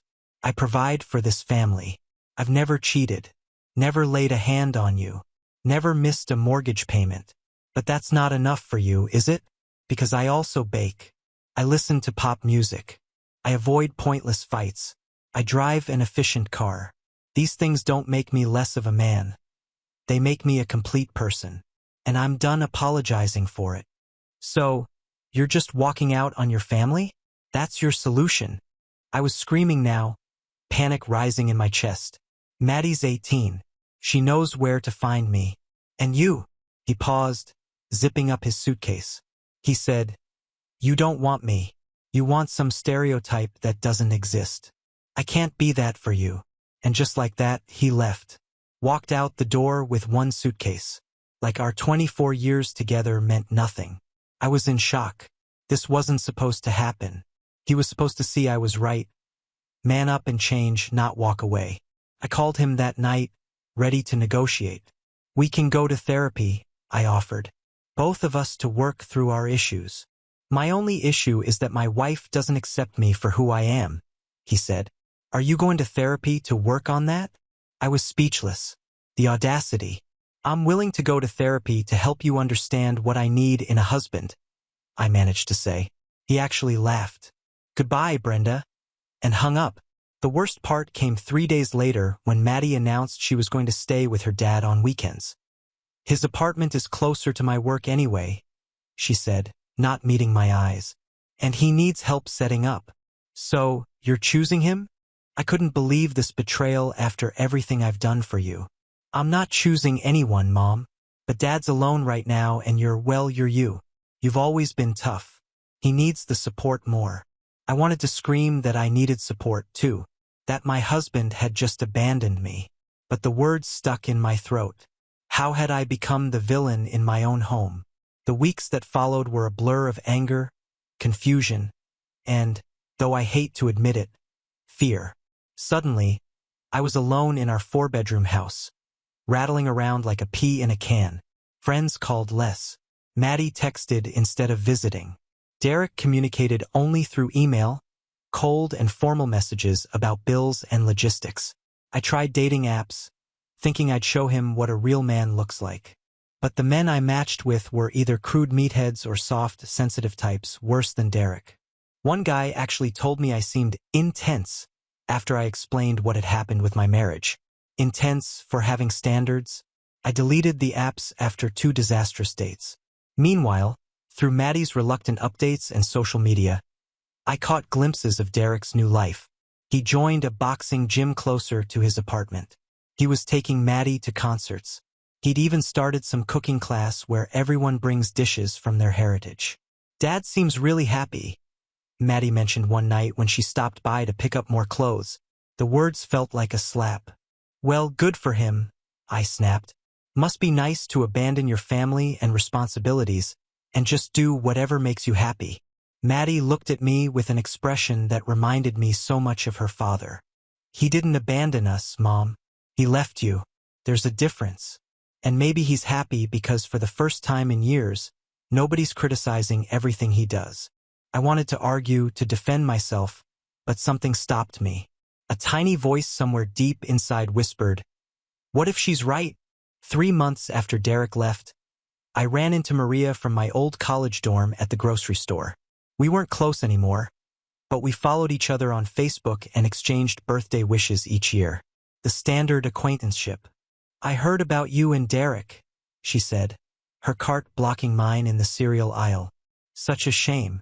You two were always the couple everyone thought would make it." "Yeah, well, people change," I said, trying to maneuver around her. "He's not the man I married." Maria tilted her head, studying me with uncomfortable intensity. "That's interesting. I just had coffee with him last week. My husband and I ran into him at that new place downtown. He seems exactly like the Derek I remember from college. Funny, confident in who he is." My stomach clenched. "You had coffee with my husband?" "Ex-husband. From what I understand, the divorce papers are filed, right?" She had the decency to look a little embarrassed. "Anyway, it wasn't planned. We just bumped into each other. He was with some woman from his cooking class." He was with someone. The cereal box I was holding suddenly felt very heavy. "Just a friend, I think. But they seemed close." Maria checked her watch. "I should get going. Good to see you, Brenda." As she walked away, I stood frozen in the cereal aisle, a box of Cheerios clutched in my hand like a lifeline. Derek was moving on, making new friends, taking classes, dating, maybe building a whole life without me. And here I was, still stuck in the anger phase, still blaming him for everything. That night, I couldn't sleep. I kept thinking about what Maddie had said about Derek being happy because no one was criticizing him. Was that really how he had felt all these years? Had my helpful suggestions actually been constant criticism? I'd only wanted him to be his best self. Was that so wrong? But as dawn broke, an uncomfortable thought formed. What if his best self was exactly who he already was? A man confident enough to bake bread and listen to Taylor Swift without worrying what others thought? A man wise enough to walk away from pointless confrontations? A man secure enough in his masculinity that he didn't need to prove it to anyone? And what did that make me? A woman so insecure in her own choices that she needed to control her husband? A woman who valued perception over authenticity? A woman now sitting alone in an empty house while her family moved on without her? 6 months after Derek left, the divorce was finally settled. He was fair in a settlement, more than fair according to my lawyer. We sold the house and split the proceeds. He didn't fight me on anything material. "I just want this to be over," he told the mediator. Not angry, just finished. The final blow came when Maddie announced she was moving in with her dad permanently. His new apartment was in a 2-bedroom building with a unit that had just opened up on the same floor. "It makes more sense," she explained, avoiding my eyes.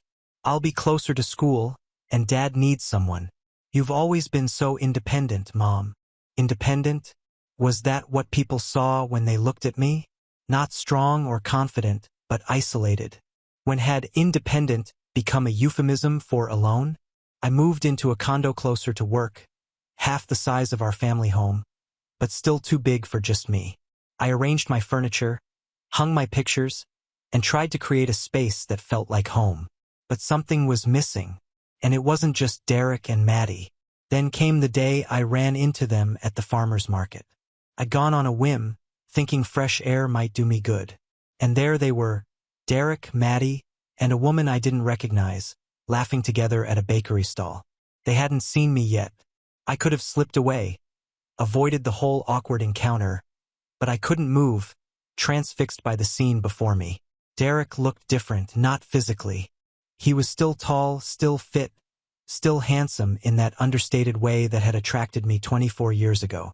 But there was a lightness to him I hadn't seen in years.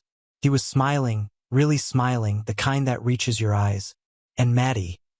My heart clenched at how happy she looked, so animated as she pointed at different pastries. The woman with them was nothing special. Average height, average build, casual clothes. But the way she looked at Derek and Maddie with genuine interest and affection made something twist inside me. Before I could decide whether to approach or retreat, Maddie spotted me. Her smile faltered for just a moment before she nudged her father.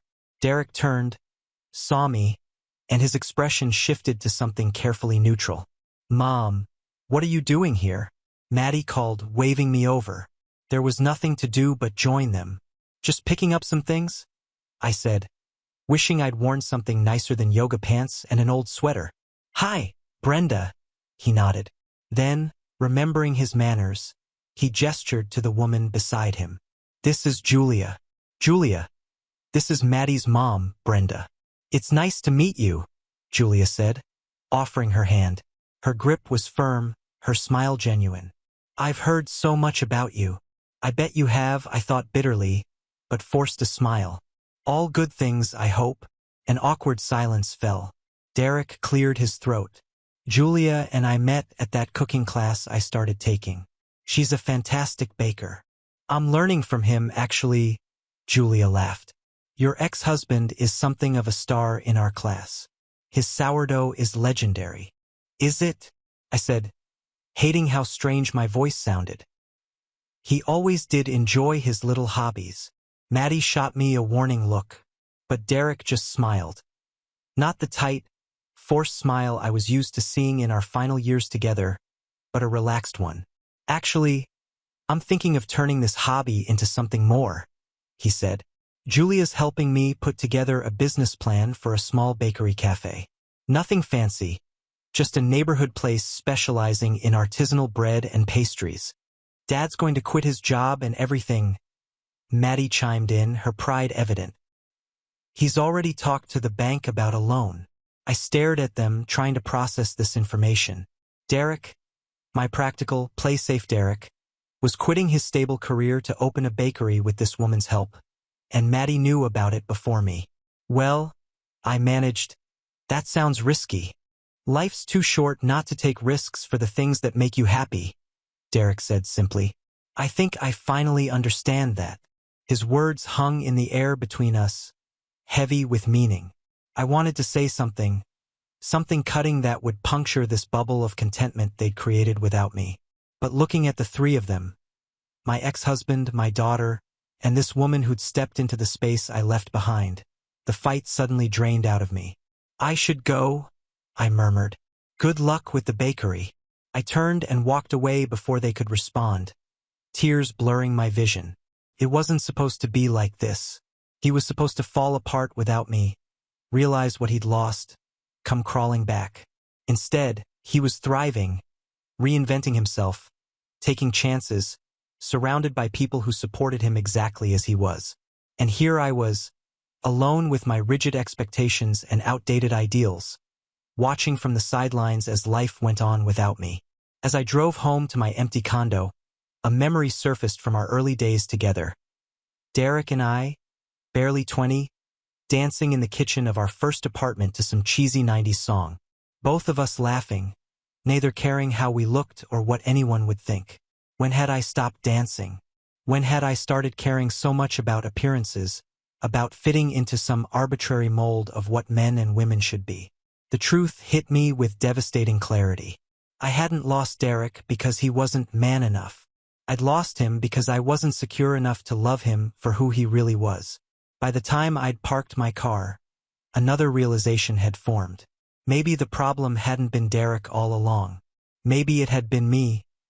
My insecurities, my judgments, my need to control. But even as this thought took shape, I pushed it away.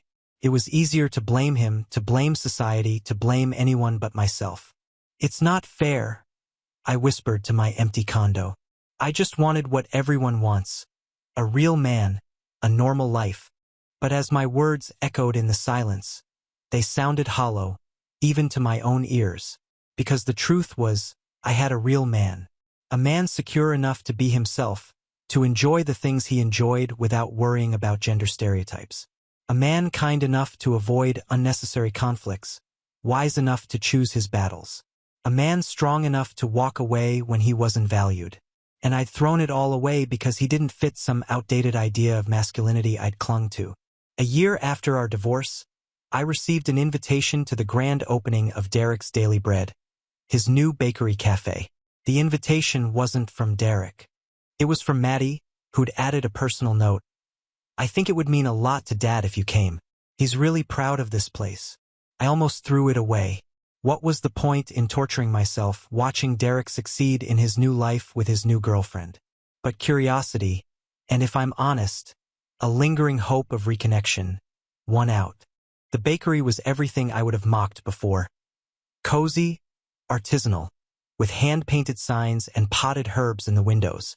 But seeing Derek behind the counter, flour on his apron, explaining the difference between sourdough styles to an interested customer, I couldn't find it in me to be critical. He looked completely in his element, confident and content in a way I'd rarely seen during our marriage. Maddie spotted me first, rushing over to give me an awkward hug. "You came. Dad will be so happy." I doubted that, but forced a smile. "The place looks nice." "He did well." "He did amazing," Maddie corrected. "There was a write-up in the local paper last week, and they've been slammed ever since. Julia's helping with the business side until Dad gets the hang of it." As if summoned by her name, Julia appeared beside Maddie, offering me a cup of coffee. "Brenda, so glad you could make it. Derek's been too busy to break away, but I know he'll want to say hello." I took the coffee, searching her face for smugness or triumph, but found only genuine warmth. It was infuriating how difficult it was to dislike her. Eventually, Derek made his way over, wiping his hands on his apron. "Brenda, thanks for coming." His smile was polite, a little reserved, but not cold. "Congratulations," I said, gesturing around the busy shop. "This is impressive." "Thanks.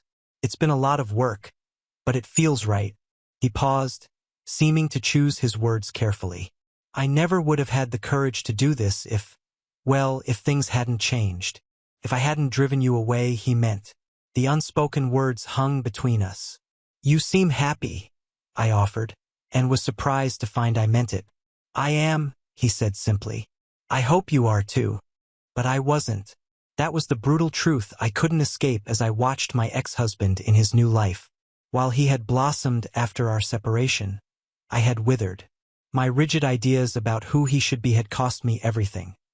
My marriage, my relationship with my daughter, and ultimately my own happiness. As I left the bakery, the weight of my mistakes pressed down on me. I had pushed away a good man because he didn't conform to some arbitrary standard of masculinity. I had valued appearances over authenticity, control over connection. And now I was paying the price. Alone, isolated, watching from a distance as the family I once had moved forward without me. The real tragedy wasn't that Derek wasn't man enough. It was that I wasn't woman enough to appreciate the man he truly was. Now on to the next story. Story 3. I was 23 when my world crumbled and took my dignity with it. My name's Joseph, and back then I was just a regular guy trying to find his place in the chaos of early adulthood. I wasn't rich. I wasn't flashy. I had a modest studio apartment, a decent job at a mid-tier software firm, and a girl I thought I'd marry someday. Her name was Olivia. We'd been together for 3 years, lived together for almost 2, and had one of those relationships that felt quiet and stable. Not passionate in a movie script way, but steady, real, or so I thought. My older brother, Marcus, was the golden child of our family. You know, the type, perfect teeth, perfect hair, smooth talker with the kind of charisma that made people believe him even when he was lying straight to their faces. He was 5 years older than me, already in management at a Fortune 500 company, drove a sleek BMW 5 Series, and walked into rooms like he owned the air inside them. My parents, oh, they adored him. "Joseph, why can't you dress more like Marcus? Joseph, your brother already bought a condo at your age. Marcus just got promoted again. He's such a hard worker." The word comparison doesn't even begin to describe how my life was stacked up against his. But here's the thing, Marcus didn't work hard. He worked smart. If by smart you mean manipulative. He knew how to make you feel like you were the crazy one. He could twist stories with such ease that people didn't even realize they were being played. My parents never saw that side of him. I did. I grew up with it. I had the scars. Still, I tried to be the bigger person. I kept my distance, stayed polite at family dinners, and avoided direct confrontation. I figured if I just worked on myself and built my own life, I wouldn't have to live in his shadow forever. At 23, I just started making enough to think about saving. My boss liked me, my work was steady, and Olivia and I had started talking about moving into a slightly bigger place. She worked in marketing and had just landed a client that made her stay up till 2 a.m. some nights, but I was proud of her. We supported each other, or at least I thought we did. Then one weekend, my brother came to visit. He hadn't seen Olivia in over a year. I still remember the way he looked at her when she opened the door. That fake little smile, like he already knew something I didn't. Olivia hugged him politely, a bit awkwardly, and I brushed it off. I should have noticed the way he lingered in the apartment, asking questions about our finances, our schedule, what we did on weekends. He played it off like harmless curiosity. "Just catching up, little bro," he said, flashing that grin that made my skin crawl. He only stayed 2 days, but by the time he left, something felt off. Olivia was quieter, distant. I thought maybe she was just tired from work. I didn't press. That was my mistake. The first real crack came 2 weeks later. Olivia snapped at me over something trivial, dirty dishes or a missed text.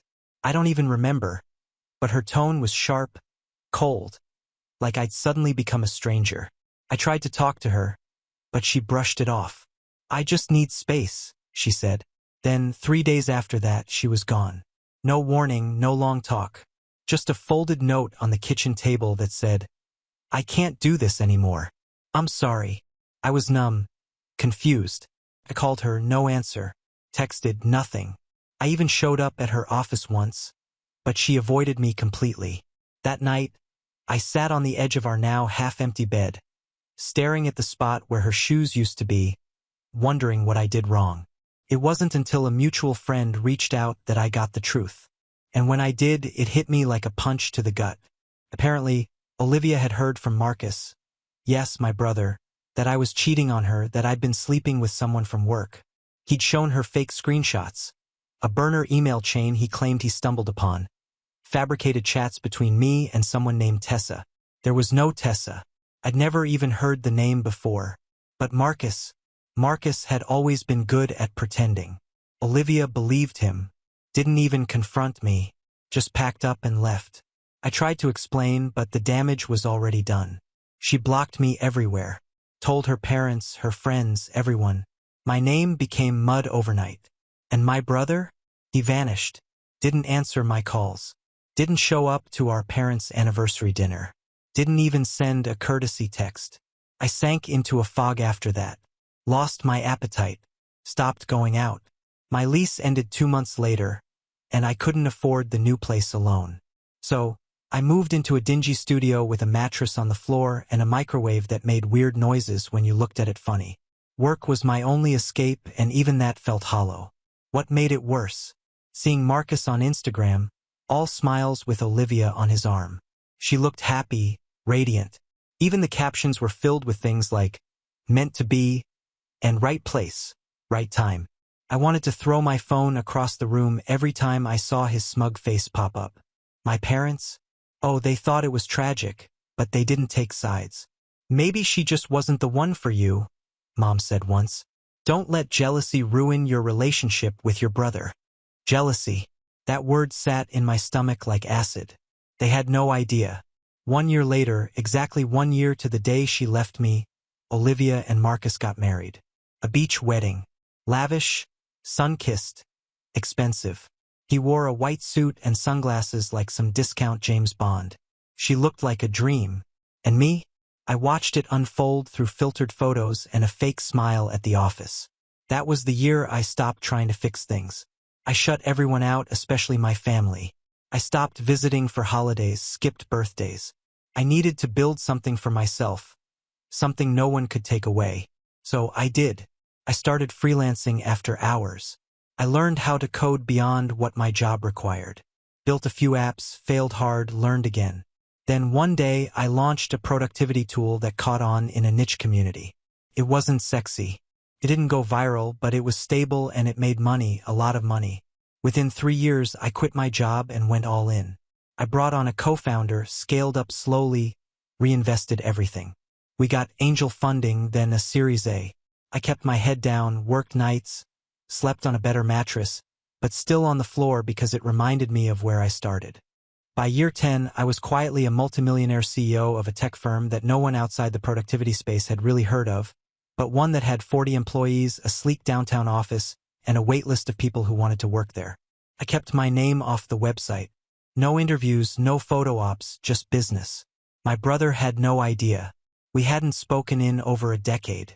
I heard through the grapevine that his career plateaued, that his big promotion turned out to be smoke and mirrors, that he'd gone through layoffs, taken a few questionable gigs, and downsized from the BMW to a used Audi. Still married to Olivia, though still smiling in those filtered vacation pics. But there was something in their eyes that changed over the years. The spark was gone. I saw it even if they didn't. And then one morning, 13 years after everything, he walked into my office. He didn't recognize me at first. He was there for an interview. I saw his name on the applicant list and thought it had to be a joke. But sure enough, there he was in the waiting room. Nervous, polished suit that didn't quite fit right. Resume printed on thick paper like that would impress anyone. I watched him through the glass for 5 full minutes, sipping coffee, eyes darting to the walls like he was trying to memorize buzzwords. I asked my assistant to send him in.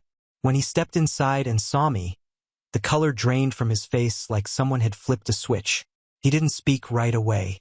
He stood frozen in the doorway like his knees were made of sand. I watched his eyes flick from my face to the framed patent certificates on the wall, then back to the nameplate on my desk. Joseph Miller, Chief Executive Officer. The same last name as his, though I'd quietly removed my middle name years ago. Marcus still used his like a badge of honor, probably to sound more impressive in interviews. Joe? His voice cracked, almost a whisper, like saying my name might shatter something between us. I didn't respond. I let the silence stretch, the kind that makes people squirm in their own skin. Wow, this is your company. He tried to smile, but it twitched like a dying light bulb. I didn't, man. I had no idea. I gestured for him to sit. Resume.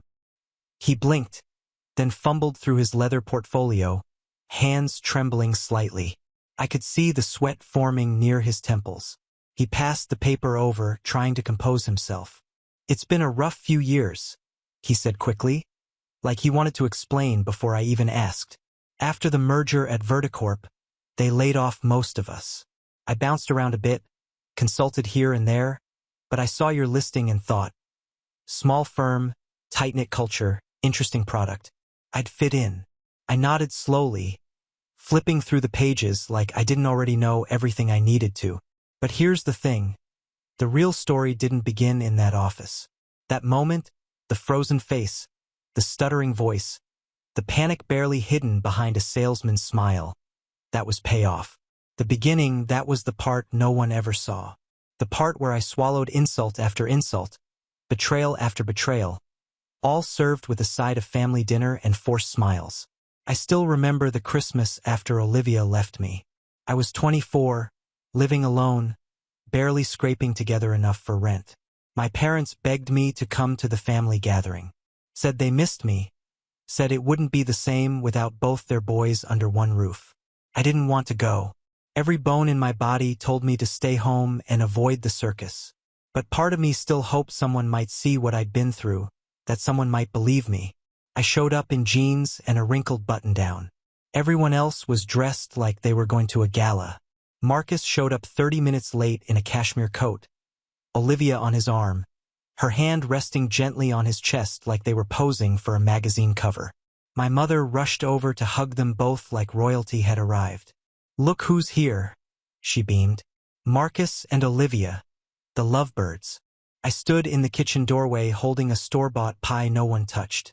I tried to avoid eye contact with Olivia. She didn't even look uncomfortable. In fact, she barely looked at me at all, like I was just another coat rack in the background.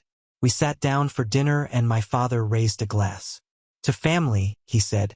To new beginnings, Marcus added. clinking his glass against Olivia's. I didn't even raise mine.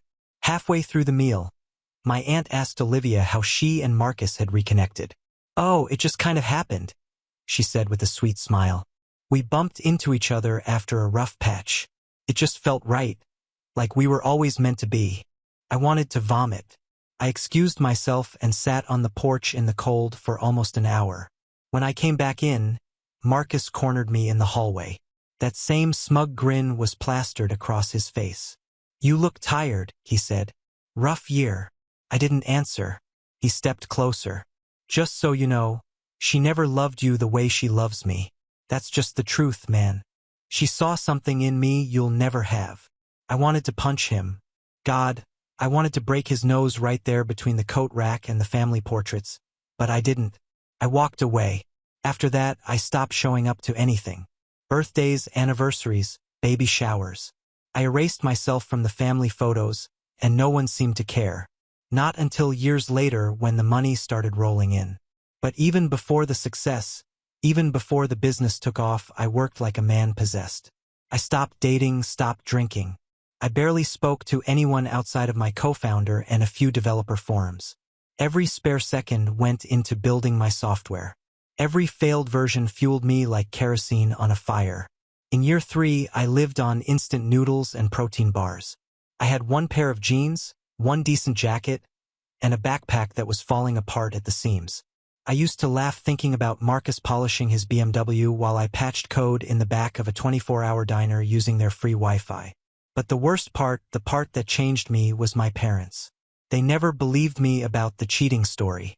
Not fully. They'd say things like, "Maybe Olivia just wasn't happy," or, "You have to let go of the past." My mother even once said, "You can't blame Marcus for everything. Maybe you weren't attentive enough." That broke something in me. I realized then that I wasn't just second in their eyes. I was disposable. Marcus could lie, manipulate, sabotage my entire life, and they'd still set a place for him at the table while I sat alone. But I didn't argue.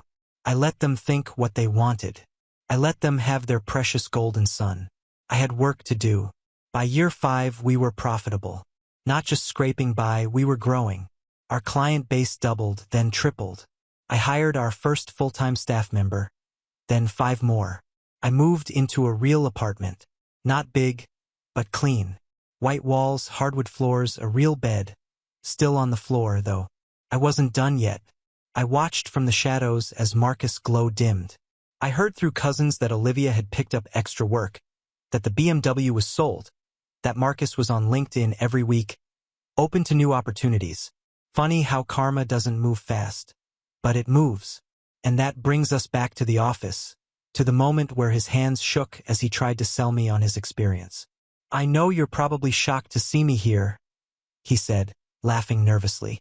"But honestly, Joe, I'm proud of you. Look at all this. You did great." I leaned back in my chair, tapped the corner of his resume and said, "Why'd you leave Ardent Systems?" He blinked. "Oh, a mutual separation. Because the VP accused you of falsifying reports. Isn't that right?" His eyes widened.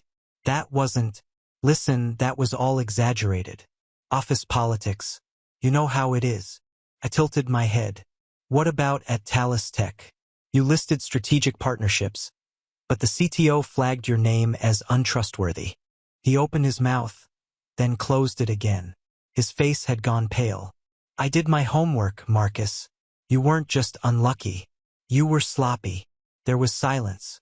Then he finally said it. "I messed up. Okay, I messed up. I got too confident. I cut corners. I burned some bridges. I'm not perfect, but I can fix this. I just need someone to give me a shot." And that was the moment, the breaking point. Not because he was groveling, not because I had the upper hand, but because in his voice I heard the same tone I'd once used. That desperate, hollow feeling when everything slips through your fingers and no one believes you. The difference was I hadn't deserved it. He had. I could see it on his face.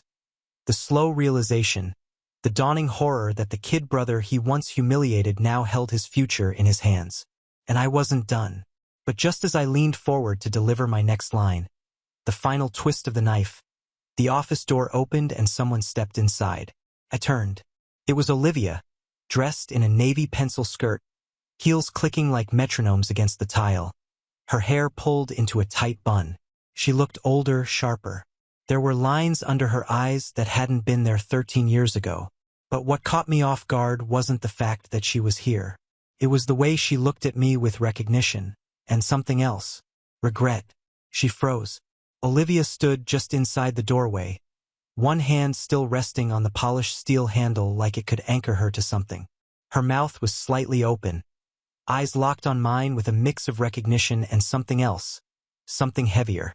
It wasn't just surprise. It wasn't even guilt. It was awareness. Like she finally realized just how far I'd come and how far she had fallen with him. The door clicked shut behind her. "Marcus," she said, her voice low and tight. Not quite a whisper, but not loud enough to be confident either. "What's going on?" Marcus didn't answer. He couldn't. He was still staring at me, his shoulders tense, jaw clenched, like his whole body was waiting for someone to wake him up from a bad dream. I stood slowly. "I think," I said, walking around the desk with calm, deliberate steps. "You're early for your interview, Olivia. Or were you planning to vouch for your husband?"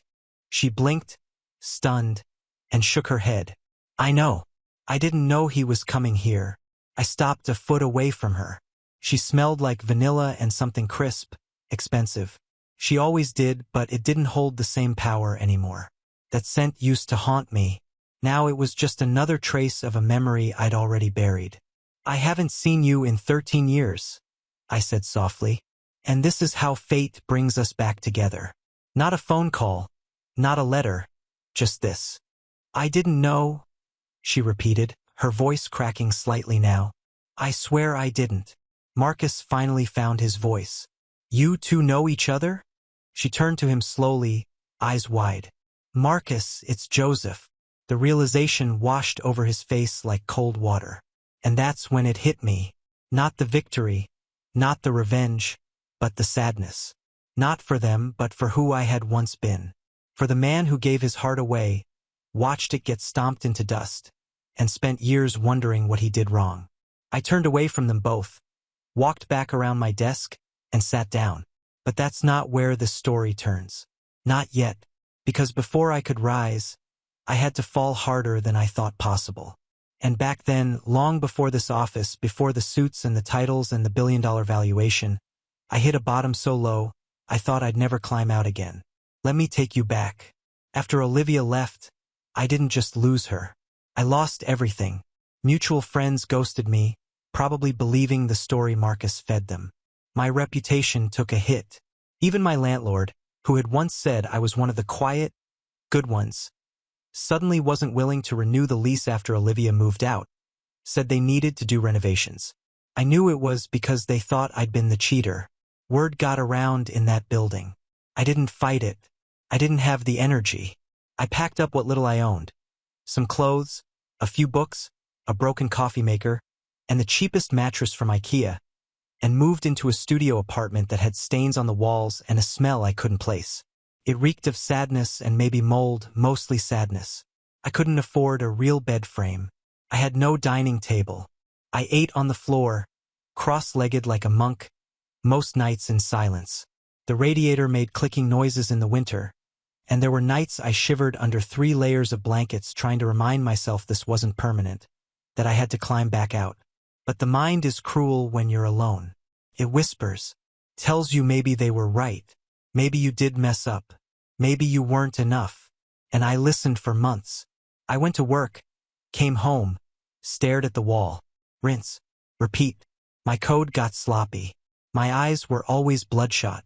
I missed deadlines. I almost got fired twice. One night, I sat in the corner of my apartment with the lights off and a beer in my hand, thinking about calling Marcus. Not to scream at him, not even to ask him why, just to hear someone, to remind myself I wasn't invisible. I didn't call. Instead, I opened my laptop. It was almost 2 a.m. and I started coding. Not for work, not for anyone, just something stupid. A productivity tracker that sent motivational quotes to your phone every hour if you logged tasks correctly. The quotes were dumb. Don't wish for it. Work for it. Success is the best revenge. Stuff I used to mock, but I kept building it. 3 days passed, then a week. I forgot to eat sometimes. I dropped 6 pounds in 10 days, but I felt alive. And slowly, that dumb little app became something else. I added more features. A daily planner, a goal tracker, sleep analysis. I named it Rise, because that's what I needed to do. I published it on a small forum for productivity nerds. I didn't expect much. Maybe a few comments, maybe a single download.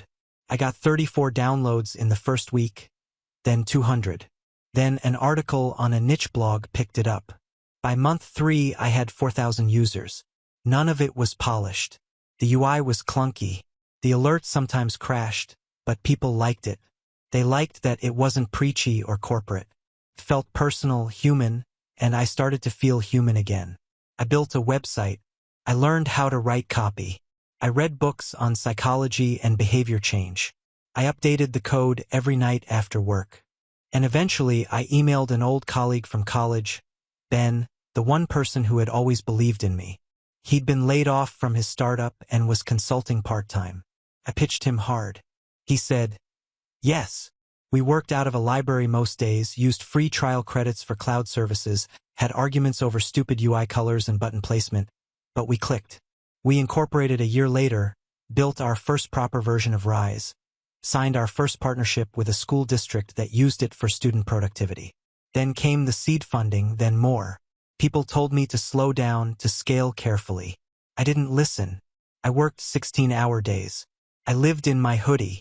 I stopped dating not because I didn't want to, but because I didn't trust myself to open up again. Not yet, but I was climbing one step at a time. I bought a bed, a real one, then a desk, then a small office space with a glass wall and a door that locked. I didn't buy a car. I still took the bus. I wasn't there yet, but I was close. And every milestone, every new contract or hire or round of funding, I wrote it down in a journal I kept under my pillow because no one believed in me when it mattered. So I had to believe in myself twice as hard. Back in the office, Marcus was sweating. He shifted in his seat, stealing glances at Olivia, who had gone eerily silent. Joe, he said again. Come on, we were kids back then. I was stupid. You were stupid. You can't still be mad. Mad? No, I wasn't mad. I was something deeper than that. I was done. But just before I could speak, Olivia stepped forward. I want to talk to Joseph, she said. Her voice wasn't soft anymore. It was steady, clear. She looked at Marcus. Alone. He turned to her, mouth open like he was about to protest. Outside, she added. He stared for a beat, then got up slowly and left the room. The door clicked shut behind him.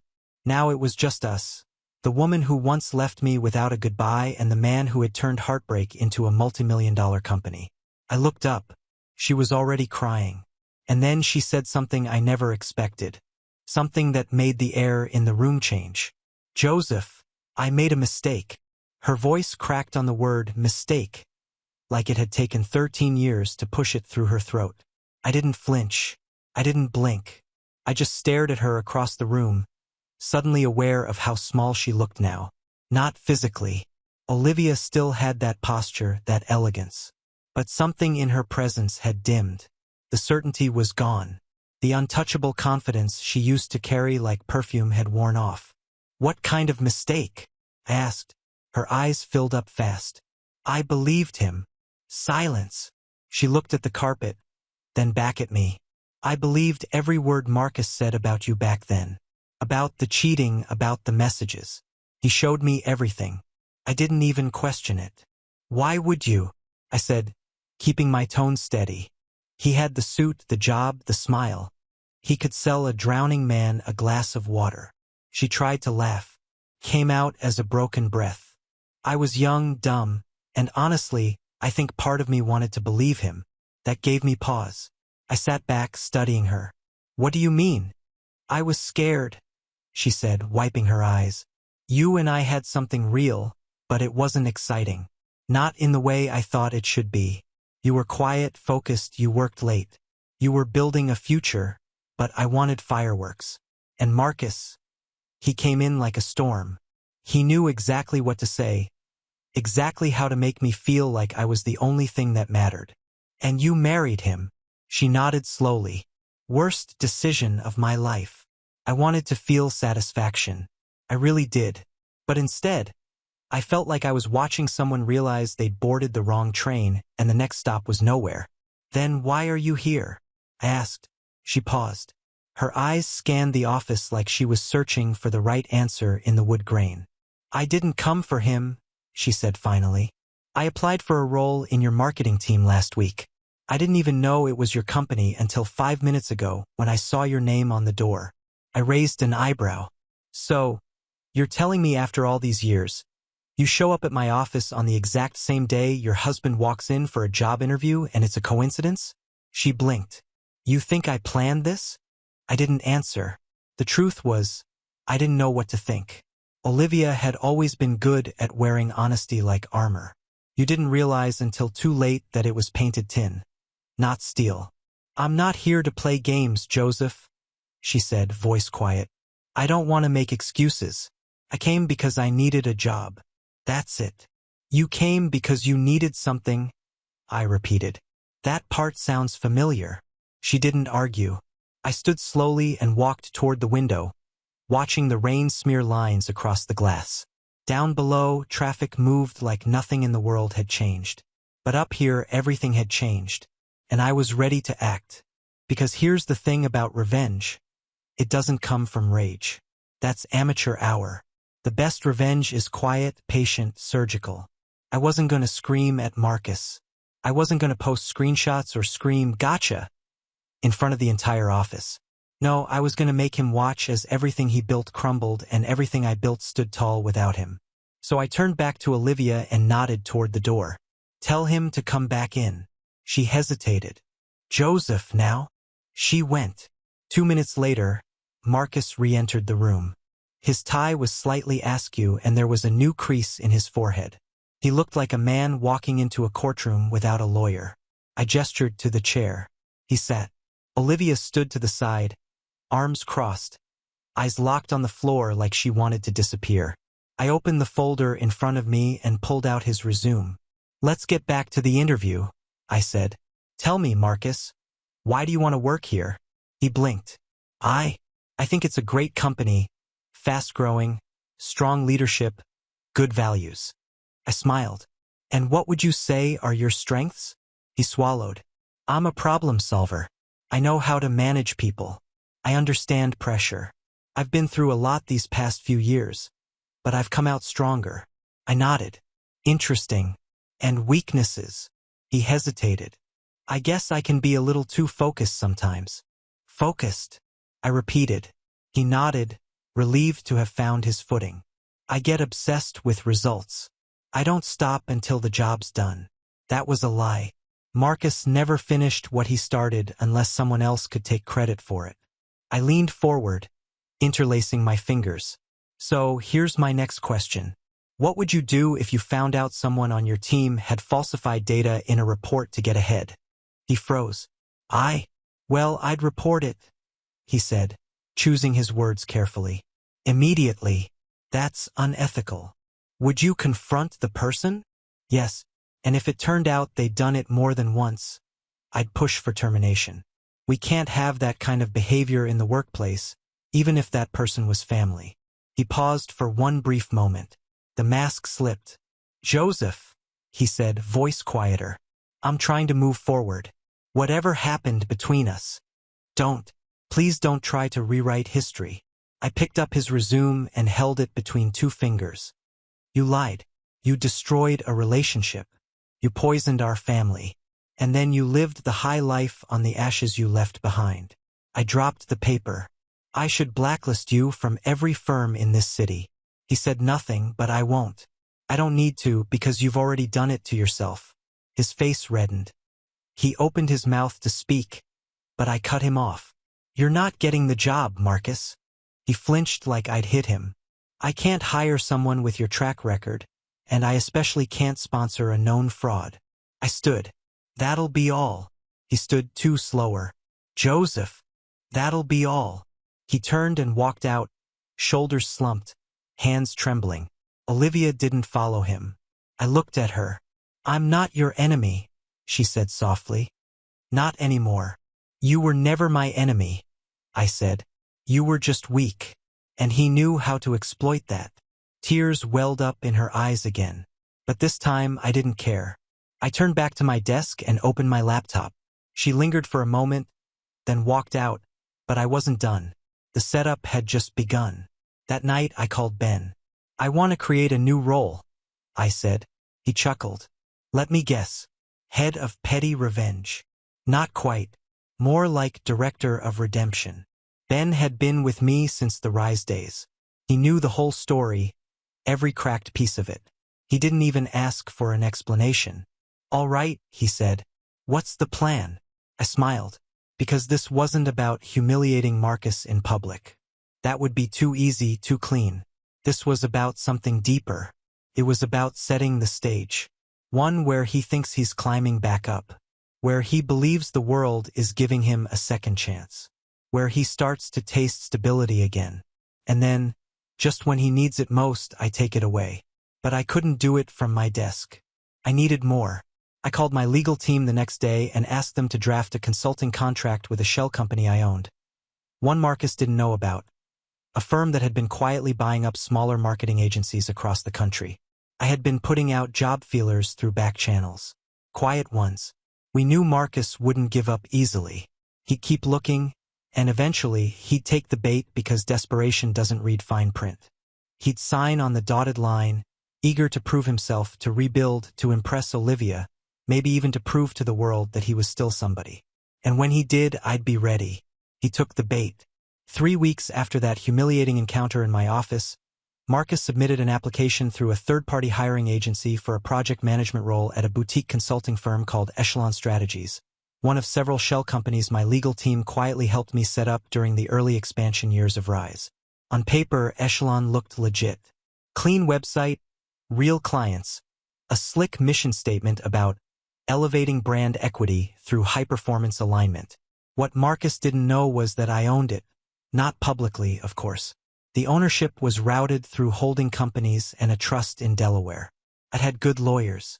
It existed for one reason: to give me options, a place to test people, a place to hide my hand when needed.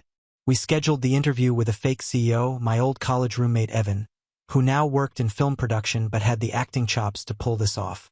We fed Marcus softball questions, nodded at his buzzword soup, and gave him the illusion of control. By the end of the interview, he was practically selling us on the idea of hiring him. We offered him a 6-month probationary contract, $85,000 a year, remote work, flexible hours, small but promising team. It was everything he was desperate for. He signed it within a day. And just like that, Marcus Miller was back in the game. He had no idea he was a pawn on my board. He showed up to virtual meetings on time, wore button-down shirts for Zoom calls, and started emailing aggressively at 2 a.m. like he was trying to prove he still had hustle. And to his credit, he wasn't useless. He was still the same smooth talker who could polish garbage into gold, so long as no one looked too closely. We gave him just enough rope to believe he was climbing. Then we started pulling strings. I had our finance team slowly introduce inconsistencies into his reporting dashboards, subtle technical glitches that he wouldn't immediately notice. We tweaked timelines, added artificial delays, sent contradictory instructions from different departments, all managed by staff loyal to me. He started floundering, missing deadlines, sending frantic emails. I let it build. One night, we invited him to a high-level client strategy call, a chance for him to prove himself. We staged the entire thing. Client reps were actors. The project materials were gibberish and corporate drag, and the timelines were designed to contradict each other. It was a setup so clean, so precise, it could have been a military op. Marcus stumbled, tried to bluff, got caught. After the call, the client pulled out of the project. He panicked, emailed the fake CEO, called HR, demanded answers, blamed junior staff, blamed broken systems. At one point, he even implied it was sabotage. We responded with a 2-line email. Due to the recent project failure and client complaint, your contract will not be renewed. Best of luck in your future endeavors. But I wasn't done, because revenge isn't just about the fall. It's about the landing. I had a final play. 3 days after his contract was terminated, Marcus received a legal letter delivered by courier. It wasn't a lawsuit. It was a claim. Echelon Strategies was formally requesting repayment of the client's lost revenue, $14,700, based on a clause buried deep in the contract he signed. In the event that negligence or misconduct by the contractor results in loss of revenue for the client, the contractor may be held personally liable for damages up to and not exceeding 2 fiscal quarters value of the project. It wasn't enforceable in full, of course. My legal team knew it. Any half-decent lawyer would challenge it. But we also knew Marcus didn't have a lawyer. He couldn't afford one. He called the Echelon office lines 6 times in one day. No one answered. He emailed twice. No reply. He tried messaging the CEO, Evan. Evan responded with a single line. Please forward all legal questions to our external counsel. He forwarded the email to a non-existent law firm. And then I struck the final blow. It was a Wednesday when Olivia showed up at Rise HQ again. Uninvited. My assistant buzzed me. She's in the lobby, says it's urgent. I almost ignored it, but something in me wanted to look her in the eye one more time. She came in with a manila folder in her hand and a look I hadn't seen before. It wasn't guilt. It wasn't regret. It was resignation. Marcus is losing it, she said, skipping pleasantries. He hasn't slept. He thinks he's going to be sued. He sold the Audi last week and canceled our gym memberships. I leaned back, silent. She put the folder on my desk. That's everything I could find. His fake screenshots, the burner email account he used, chat logs, metadata. He kept backups on a thumb drive in the garage. I think he was proud of what he did. I flipped through the folder page by page. It was damning and 13 years too late. Why give this to me now? I asked. She hesitated. Because I want out. And because maybe I should have done this years ago. I closed the folder. You're not a victim, Olivia. I know. And you're not a hero. She nodded. I'm not giving you a job, I said. I don't care how qualified you are. I didn't come here for a job. Then why come at all? She swallowed. To say goodbye. I nodded. Then goodbye. She left without another word. I never saw her again. Marcus, though, he stuck around because the world doesn't let men like him disappear quietly. 3 weeks after the contract termination, he posted on LinkedIn claiming to have been let go due to internal restructuring. He begged for job leads, tagged 5 CEOs, pitched himself as an experienced growth expert seeking new challenges. The post got 2 likes. I watched in silence as he tried freelancing, made a course on brand acceleration, pitched a webinar. No one showed up. His website expired, his email bounced. Last I heard, he was working part-time as a contractor for a mid-tier firm in a city 3 hours away. No office, no BMW, no marriage. Olivia filed for divorce 6 months later. Cited emotional abuse and irreconcilable deceit. My parents never said a word about any of it. They sent a card on my birthday that year. No return address, just a signature. Love, Mom and Dad. I never opened it. People think revenge is about fire, about rage, about watching someone scream and grovel and beg. It's not. Revenge is cold. It's silence. It's patience. It's building something so strong, so undeniable, that the people who tried to bury you have no choice but to suffocate under the weight of your success. I never yelled. I never threatened. I never touched him. I just gave him a mirror and he destroyed himself. The last time I heard Marcus' voice was on a voicemail I still keep saved. Not because I need it, but because it reminds me how far I've come. Joe, I don't know what happened. I don't know what I did to deserve this. But I need help. Please just call me back. I never did. Because the best part of revenge is knowing they do anything to undo the damage, while you've already moved on. Now on to the next story. Story 4. I'm George, 34. And if you asked anyone in my family to describe me, they'd probably call me the quiet one. Not shy, not timid. Just the one who doesn't feel the need to make every dinner a stage play like the rest of them. I grew up in a loud house where whoever spoke the loudest got their way. And for a while I thought staying calm was my superpower. That was until last weekend when I learned that staying calm can also make you an easy target. My parents love hosting these big family barbecues, the kind where 3 generations show up, kids run around barefoot, and my mom insists on making enough food to feed an army. I usually go because my son, Lucas, loves seeing his cousins. He's 5, curious, shy, and the kind of kid who carries his favorite toys around like little talismans. He had packed his tiny backpack with his action figures that morning, proudly telling me they were going to watch him eat a hot dog. When we got there, I noticed right away that my older brother Ryan was already holding court at the grill. Ryan has always been the golden boy. Big personality, easy laugh, everyone's favorite. Growing up, if he broke something, it was a funny accident. If I broke something, it was careless. If he skipped school, he was just testing boundaries. If I skipped, it was throwing my future away. You get the picture. Ryan grinned when he saw me, then looked down at Lucas. "Hey, little man," he said, crouching down. "Did you bring those baby toys again?" He pointed to the backpack. Lucas looked at me, unsure if he was supposed to laugh. I put a hand on his shoulder and smiled politely. "Yeah, he brings them everywhere," I said. Ryan straightened up and chuckled loud enough for the ants nearby to hear. "Got to toughen this kid up before kindergarten eats him alive." The ants giggled like he'd just told a harmless joke. I forced a small smile, but felt something twist in my stomach. The rest of the afternoon passed in a blur of grilled burgers, clinking bottles, and the usual casual jabs disguised as family banter. "Still working that boring office job, George? When are you giving Lucas a sibling? Remember when you were afraid of the lawn mower? I've trained myself to let most of it slide, but it was wearing me down."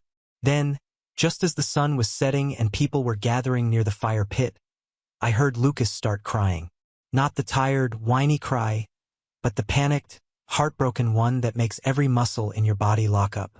I ran toward the fire pit and froze. In the middle of the flames, blackened and melting, were Lucas's toys, his little action figures he had been clutching all day. He was standing there, hands outstretched, tears streaming down his face as if he couldn't quite process what he was seeing. And standing right next to him, grinning like this was all a big joke, was Ryan. "Relax," Ryan said, holding up his hands like I was overreacting. "Kids got to learn the world's not always nice. Better he cry here than at school." Something in me snapped. I didn't yell. I didn't throw a punch. I just scooped Lucas up, grabbed our bag, and walked straight to my car without saying a word. Behind me, I heard Mom calling my name, Dad muttering something about me being too sensitive, and Ryan laughing. I drove home in silence, Lucas hiccuping in the back seat, clutching the one toy that had been spared because it was in his pocket. When we got home, I knelt in front of him, wiped his face, and promised him we'd buy new toys tomorrow. He nodded, but his little body was still shaking. That night, I lay in bed staring at the ceiling, replaying the scene over and over, feeling the anger settle into something heavier, colder. The next morning, I was making pancakes for Lucas when I heard a knock at the door. When I opened it, my dad was standing there. He didn't look angry. He looked worried. "George," he said, lowering his voice like this was a secret meeting. "I need to talk to you about Ryan. It's serious." And that's when he told me something that made me put down the spatula, sit down at the table, and really listen for the first time in a long time. Dad didn't waste any time. He came in, sat down at the table like he owned the place, and folded his hands. "Look, George," he started in that voice he always uses when he thinks he's being reasonable. "Ryan's in a bit of trouble at work. Something about a client deal going wrong. His boss is talking about suspension, maybe even firing him. And well, I know you have connections in that company." I blinked. "Wait, what? You used to work with their main supplier, right? You know people there. Maybe you could put in a good word. Explain that Ryan's a good guy, just impulsive." I stared at him. There was a part of me that wanted to laugh. Yesterday, my son's toys were literally burned because my brother thought it would be character building. And today, my dad was asking me to save Ryan's job. "You're serious?" I asked. Dad frowned like my tone was the problem. "Of course I'm serious. George, this is family. Ryan's always been there for you. That line was so absurd. I almost choked. He's been there for me, Dad? He just burned Lucas's toys yesterday in front of him. He made him cry for fun. Dad waved a dismissive hand. You're still on that? Kids cry. You cried when your uncle threw your baseball glove on the roof. Remember? You turned out fine. You can't shelter Lucas from everything. I felt the anger start creeping up my throat. This isn't about sheltering him. This is about basic respect. Ryan crossed a line yesterday. Dad sighed like I was being difficult. George, don't make this bigger than it is. You know how Ryan is. He jokes. He pushes buttons. You've always been too sensitive about these things. There it was. The word that has been thrown at me my whole life. Sensitive. As if caring about my kids' feelings was some sort of character flaw. Dad, I said slowly, I'm not calling anyone for Ryan. If he messed up at work, that's on him. His jaw tightened. So, you'd let your brother lose everything over one mistake? Do you know what that would do to Mom? To this family? I looked at him and for a moment I saw what he was really saying. Do you know what that would do to our image? I think Ryan did this to himself, I said quietly. Dad stood up, clearly done arguing. You've always been stubborn, George. I'm telling you, if Ryan goes down, this family goes down with him. Think about Lucas. Think about what you're teaching him. And then he left. That entire day felt like a slow boil. I kept replaying that conversation in my head. And every time I thought about Ryan smirking while Lucas cried, I felt my chest tighten. In the afternoon, my phone started blowing up. First, it was my mom texting, "Your dad says you won't help Ryan. Can you please reconsider?" Then my aunt called, leaving a voicemail saying, "George, honey, you know Ryan didn't mean it. Don't hold a grudge. Help him out." By evening, I got a message from Ryan himself. "Heard you're playing hero by refusing to make a call. Real nice, George. Don't forget who taught you how to ride a bike." I stared at my phone, dumbfounded. The audacity. I didn't respond, but the messages kept coming. A group text from cousins asking why I was letting the family tear apart. A message from Mom saying, "If you don't help, we're not sure we can have you over next time. It would be too awkward." That one stung, even though I knew it was just another manipulation tactic. The next day, I dropped Lucas off at school and swung by the hardware store to replace his toys with something new and shiny. He lit up when I handed them to him that evening, but I could tell he was still hesitant, like he was scared they might disappear again. That broke something in me. A few nights later, Mom called. I almost didn't pick up, but I did. "George," she started in that overly calm tone she uses when she's about to guilt-trip me. "Your father and I are very disappointed. Ryan has a family to feed. You know, he was just teasing Lucas. It's time to let this go and be the bigger person." I leaned against the counter and closed my eyes. Being the bigger person doesn't mean cleaning up Ryan's messes every time he messes up. "Do you think you're perfect?" she snapped, dropping the contact. "You've made mistakes, too. We didn't let you fail when you messed up." "That's not true," I said, my voice rising for the first time. "When I failed, you let me figure it out alone. You told me it would build character. So, why doesn't Ryan ever have to build character?" There was a pause. Then, Mom said coldly, "Because Ryan is different. He's special. He has potential. He just needs a little help getting back on track." Couldn't even respond. I just said, "Good night," and hung up. By the end of the week, it was like there was a campaign being run against me. Family members I hadn't heard from in months were calling. My uncle sent me a long Facebook message about forgiveness. My sister-in-law texted me a picture of Ryan looking stressed with the caption, "He's suffering enough." It wasn't just pressure anymore. It was coordinated pressure. And the more they tried to guilt me, the calmer I felt. It was a strange kind of calm, like the eye of a storm. Then on Friday night, I got an email. It was from someone I knew at Ryan's company. Subject line, "You might want to see this." When I opened it, my jaw dropped. The email wasn't long, but it was enough to make my stomach twist. Attached was a PDF of an internal report, some sort of investigation summary from Ryan's company. The words blurred as I scrolled through the first few pages, my pulse quickening. fraudulent expense reports, unauthorized client discounts, using company funds for team events that didn't exist. And then I saw it, my name. Apparently, Ryan had listed me as a consultant on a fake invoice for special project analysis, which had been billed at several thousand. I had never done any consulting for them, never even spoken to Ryan's company except in passing. Yet, there it was, black and white, my name on a fraudulent invoice he'd submitted. I sat back in my chair and felt the kind of quiet anger that doesn't let you move right away. It wasn't just that Ryan had used me to cover his tracks.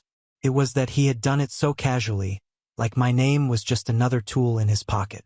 And all week long, my family had been begging me to protect him, not knowing he had already dragged me into this mess without asking. I called my contact immediately. "Where did you get this?" I asked, my voice low. "It's part of the HR investigation," he said. "I thought you should know because your name's on it. If this goes to court or if they fire him with cause, your name might come up. I'd get ahead of this if I were you." After we hung up, I just sat there staring at the screen. The anger I had been holding back all week finally broke through. But it wasn't loud. It wasn't shouting. It was cold and precise. I printed the report and put it in a folder. Then I called Mom. She answered on the second ring. "George, please tell me you thought about what I said. Ryan's job." "Mom," I interrupted, my voice sharp enough to make her pause. "Did you know Ryan put my name on fake invoices?" There was a beat of silence. "What are you talking about?" I explained calmly, each detail from the report. When I finished, there was a long, stunned pause. "You must be mistaken," she said finally. "Ryan wouldn't do that." "I have the documents, Mom." Another pause. Then, "Well, I'm sure there's an explanation. He probably thought you wouldn't mind. You've always helped him out." That made me laugh. A short, bitter laugh that surprised even me. "Help him out, Mom? He committed fraud. He dragged me into it without my knowledge. And now, if this goes public, my name is tied to it, and you still want me to save him. You can't ruin your brother's life over a misunderstanding," she said. But her voice had lost its confidence. "I'm not ruining his life. He did that himself." That night I couldn't sleep. Every memory of Ryan came flooding back. Every joke that went too far. Every time he'd gotten away with something while I was punished. Every time my parents covered for him. It was like watching my whole childhood play on repeat. Except now it had escalated from broken toys to forged documents. The next morning, I woke up to a new text from Ryan. "You've made your point. Call your buddy and fix this before it's too late." That was it. No apology, no explanation, just an order like I was his assistant. I didn't respond. By noon, Dad showed up again. This time, he didn't even knock, just walked in like it was his house. Lucas was playing quietly in the living room, and Dad glanced at him before turning to me. "George, this has gone on long enough," he said, his voice low and stern. "Ryan says you're refusing to cooperate. Do you want him arrested? Do you want to see your own brother in court? Did he tell you he used my name on fake invoices?" I asked. Dad's expression didn't even flicker. "Yes, and he said he would fix it if you just made a call." "Fix it? He committed fraud, Dad. And you want me to clean it up for him?" "He's family," Dad said like that explained everything. "You don't turn your back on family." I stared at him. "But he turned his back on me, on Lucas, on all of us. And you keep protecting him." For a moment, Dad just looked at me, his jaw tight. Then he said, "If you do this for him, George, I promise you we'll make it right. Ryan will apologize. We'll put this behind us." I shook my head. "No, not this time." Dad's face hardened. "Then don't come crying to us when you're on your own. You're making a mistake you can't take back." He left without saying goodbye to Lucas. That night, I sat at the kitchen table with the report spread out in front of me. I wasn't just angry anymore. I felt betrayed. Betrayed by Ryan for dragging me into this. Betrayed by my parents for defending him no matter what. Betrayed by a family that only seemed to remember I existed when they needed something from me.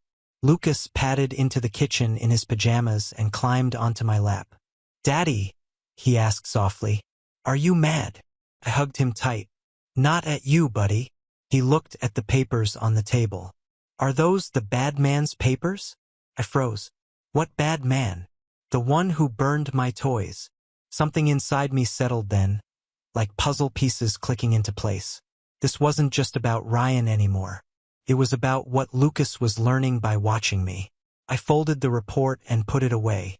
The next morning, I made a call, not to save Ryan, but to set up a meeting with someone who could make sure my name was cleared completely. If Ryan wanted me involved, then I was going to be involved on my terms. And that's when the plan started forming in my head. When you hit rock bottom, it doesn't always happen with a bang. Sometimes it's just a slow, heavy sinking until you realize you can't go any lower. That week felt like quicksand. The morning after I made the call to clear my name, I woke up to a family group chat explosion. Over 20 messages overnight, screenshots from cousins, side comments, even a few guilt-ridden voice notes from my mom. George, we need to talk about this before it's too late. Your father is furious. Ryan is losing sleep over this. Are you really okay with your own brother being humiliated? There were even a few thinly veiled threats. You're making it very hard for this family to trust you. If this gets out, the neighbors will never look at us the same way. I muted the chat and went about my morning. Lucas was sitting at the kitchen table, swinging his legs as he ate cereal. He looked up at me with that quiet, watchful look kids get when they know something's wrong but don't know how to ask. Can we go to the park after school? He asked carefully. Of course, I said. When I dropped him off, one of my aunts was standing near the entrance with her grandson. She spotted me immediately and bellied over. George, she said, putting on that smile that isn't really a smile. We're all very worried about you. Ryan is family. We forgive you for overreacting, but it's time to come back to the table. You're hurting everyone by holding this grudge. I just nodded and said, have a nice day, before walking back to my car, but inside I felt like screaming. That evening, I got another knock on the door. This time it was my sister-in-law, Emily, Ryan's wife. She didn't wait to be invited in. George, she said, setting her purse down on the counter like she owned the place. I'm here as a peacemaker. You need to think about the bigger picture. Ryan could lose his job. Do you know what that would do to our mortgage? Our kids. I took a deep breath. Do you know what it would do to me if I let him keep using my name to cover his fraud? He's not just risking his job, he's risking my future. She crossed her arms. You always make everything about you. You're punishing Ryan for being the favorite growing up. And now you're using this as an excuse to get even. That's petty, George. Really petty. Something about that word made me go quiet. Petty. If standing up for myself was petty, then maybe petty wasn't so bad. Emily, I said slowly, if Ryan wants my help, he can apologize to me, to Lucas, and he can fix what he did with those invoices. Until then, there's nothing to talk about. She huffed, grabbed her purse, and muttered, You're tearing this family apart, as she stormed out. After the door closed, I just stood there in the kitchen, staring at the grain of the countertop. I felt hollow, like someone had scooped out everything inside me and left the shell standing there. That night, I put Lucas to bed early and sat on the couch in the dark. No TV, no music, just the hum of the fridge and the occasional car passing by outside. I thought about every time I had stayed quiet in the past to keep the peace. Every time I had told myself it wasn't worth the fight, and where had that gotten me? My name on fraudulent paperwork, my kids' toys in a fire, and my entire family acting like I was the villain for not fixing someone else's mess. Around midnight, I got a call from Dad. I didn't answer.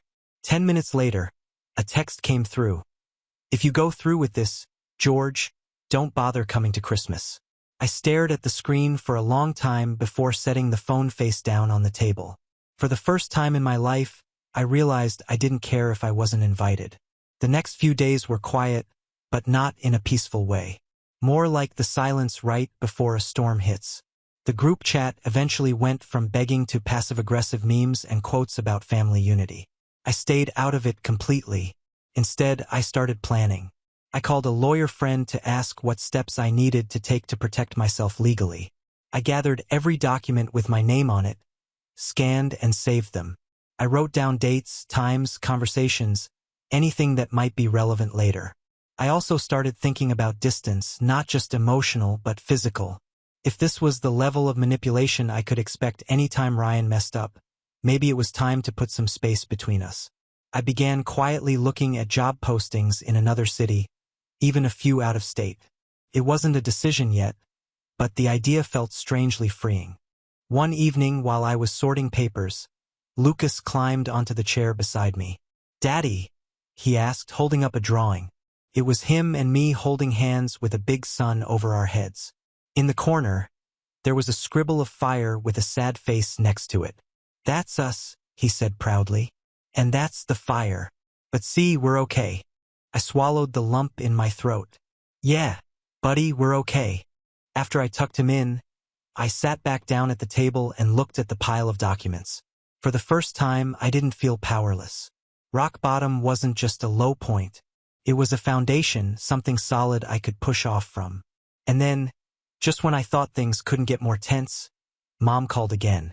Her voice was quiet, strained. "George," she said, "your brother might get fired tomorrow. If you have any compassion left, now is the time to use it. Once this happens, there's no going back."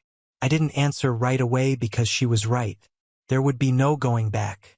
When I finally spoke, my voice was calm. "Then maybe it's time to stop going back." She gasped softly as if I had just said something unforgivable. "You'll regret this," she whispered, and then she hung up. I sat there in the dark, phone still in my hand, and felt something shift inside me. I wasn't scared anymore. Not of being left out, not of disappointing them, not of the storm that was about to hit. If Ryan was about to face the consequences of his actions, then maybe, just maybe, it was time for everyone to see what happens when I stop playing the quiet one. It's strange how quickly life can start to feel lighter once you make a decision, even a quiet one. The morning after Mom's call, I woke up before my alarm and felt steady. Not happy, not exactly, but grounded. I got Lucas ready for school, made him his favorite pancakes, and we laughed together over how much syrup he could get away with before it counted as soup instead of breakfast.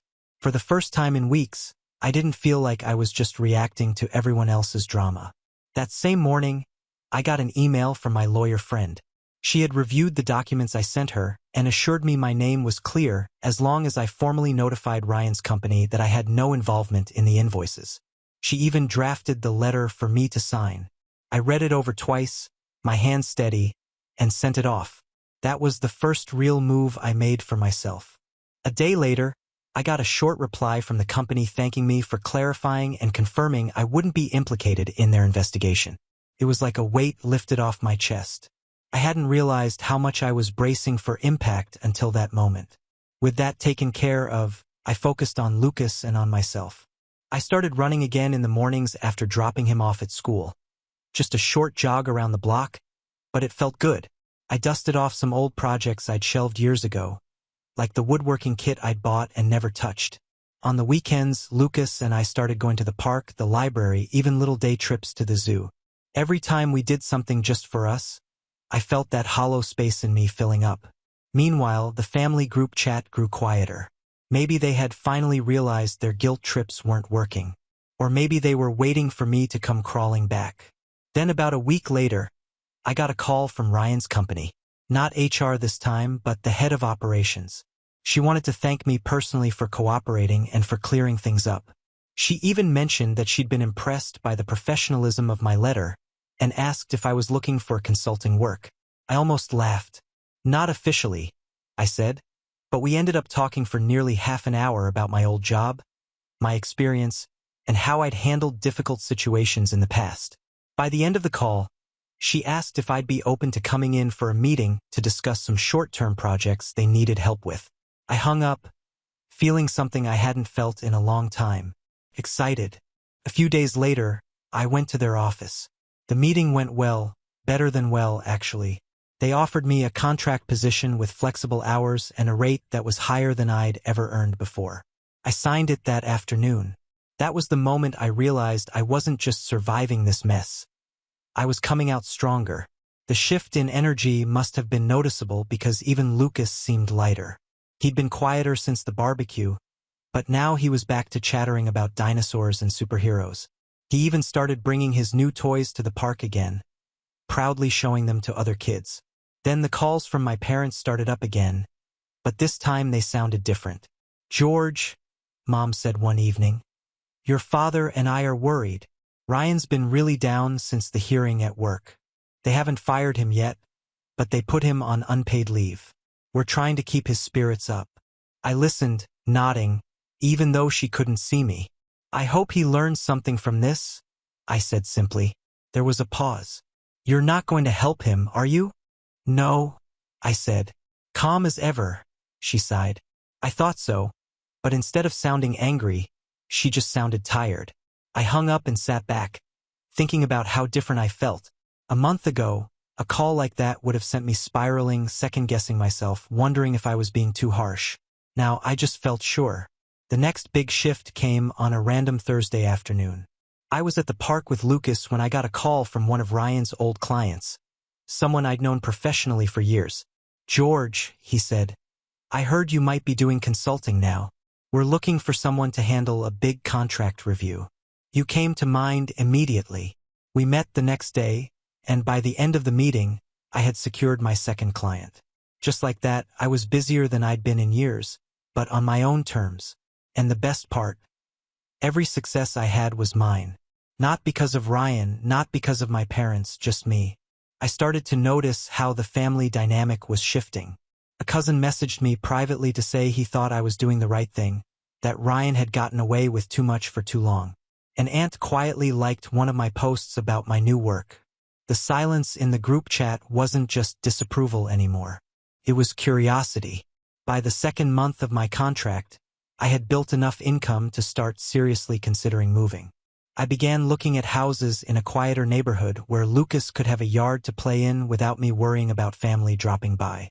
One evening, after a long but satisfying day of work, I was sitting on the porch watching Lucas chase fireflies when my phone buzzed. It was a message from Ryan. "Congrats on your new gig. Must be nice to profit off my misery." I stared at the screen for a long time before typing back, "No, Ryan, it's nice to profit off my own work." Then I set the phone down and went back to watching Lucas laugh under the fading sky. It was in that moment that I realized the balance had shifted. For the first time, I wasn't the one on the defensive. I wasn't just reacting. I was choosing what happened next. And maybe, just maybe, it was time to stop simply protecting myself and start holding Ryan accountable in a way that would make sure he never dragged me or Lucas through something like this again. Because rising wasn't enough anymore. It was time to make sure no one ever tried to bury me again. Momentum has a way of building on itself. Once I stopped trying to please everyone, opportunities started opening like doors in a hallway I hadn't realized I was standing in. The consulting contract with Ryan's company led to another project and then another. Within a few weeks, I was invited to sit in on their quarterly review as an independent advisor. Walking into that meeting felt surreal. I wasn't just a bystander anymore. I was a professional voice in the room, someone they were paying to listen to.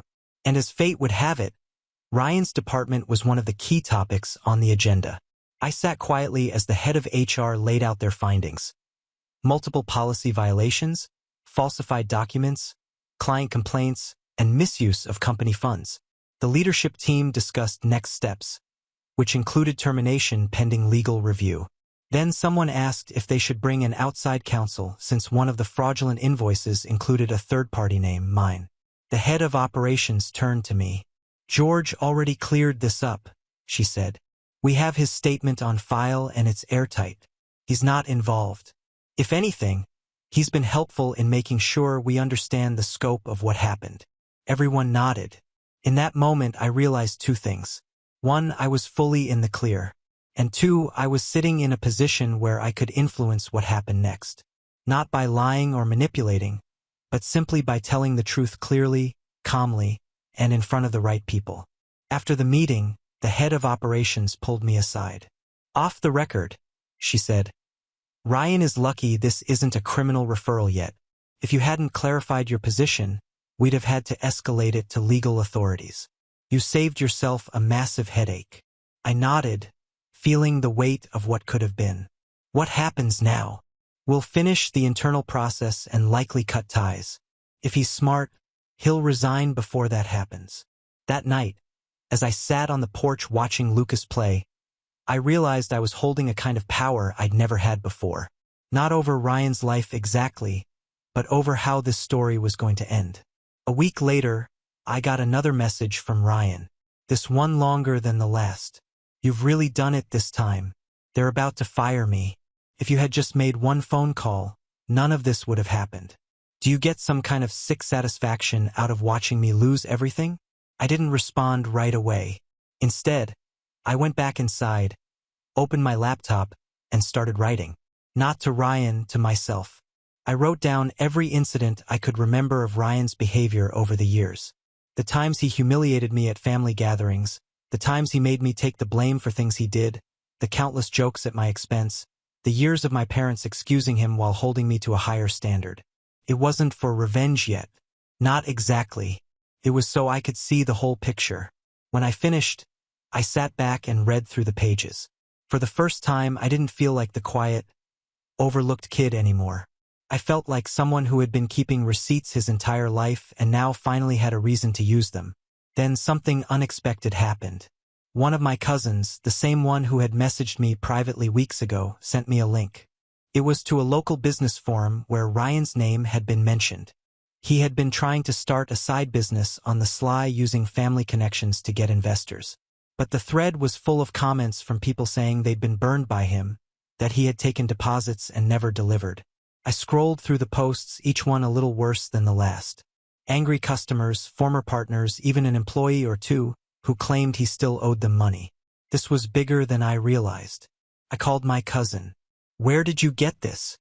"Heard about it through a friend," he said. "Figured you'd want to know. Looks like Ryan's been in deeper trouble than anyone's admitting." After we hung up, I sat back in my chair thinking this wasn't just a family problem anymore. Ryan was burning bridges everywhere, and eventually someone was going to hold him accountable. Maybe in a way none of US could protect him from. I spent the next few days quietly gathering information. Not in a vindictive way, but in a methodical, careful way. Screenshots of posts, copies of public complaints, records of the fraudulent invoices. I even started talking to a financial advisor about setting up a trust for Lucas, one that no one in my family could touch or interfere with. If I was going to cut ties, I wanted to make sure my son would always be secure no matter what drama erupted later. Then the moment that truly shifted everything happened. I got a call from one of Ryan's old clients. Not the one who had offered me work, but another one I barely knew. They asked if I'd be willing to take over a contract Ryan had mishandled. "We'd rather work with you," they said bluntly. "You have a reputation for being steady. We can't afford more chaos." I accepted, and just like that, I wasn't just surviving this storm. I was benefiting from it. Ryan's downfall was directly creating opportunities for me. That weekend, I took Lucas to a small fair just outside of town. We rode the Ferris wheel, ate cotton candy, and for the first time in months, I felt like myself again. On the way home, my phone buzzed. A new message from Dad. "Ryan is coming by tomorrow. We need to talk as a family. Be here at 5. I stared at the message for a long time. Then I smiled because now, for the first time, I didn't feel like I was walking into an ambush. I felt like I was walking into an opportunity. I showed up at my parents' house 5 minutes early just to watch them squirm. The driveway was already full. My dad's truck, Mom's SUV, Ryan's car parked at an angle like he owned the place. Lucas was with a sitter for the evening. This wasn't a night for him to be here. When I walked in, the smell of roast beef filled the house, like they were trying to make the evening feel normal. Mom met me in the hallway, wringing her hands. "George," she said in a hushed tone. "Thank you for coming. Let's keep things civil tonight." I nodded once. "That's up to Ryan." She didn't like that answer, but didn't argue. When I stepped into the dining room, Ryan was already seated at the head of the table like a king holding court. He looked tired, dark circles under his eyes, hair a little messier than usual, but there was still that arrogance set to his jaw. "George," he said, leaning back in his chair. "Glad you could make it." I didn't sit right away. Instead, I placed a manila folder on the table in front of me and stayed standing. "What's that?" Dad asked, frowning. "Documentation," I said simply. "Before we talk about anything, I want to be very clear about where I stand." Ryan smirked like this was all a performance for my benefit. "Go on, little brother. Let's hear it." I opened the folder and slid the first document across the table, a copy of the signed letter I'd sent to his company clearing my name. "First," I said, "I'm officially no longer associated with your investigation at work. They have my statement on file, and they know I had no part in what you did." Ryan's smirk faltered. "Second," I pulled out a stack of printed complaints from the business forum and laid them down one by one. "I know about your side business. I know about the money you took, the people you left hanging. These are all public posts.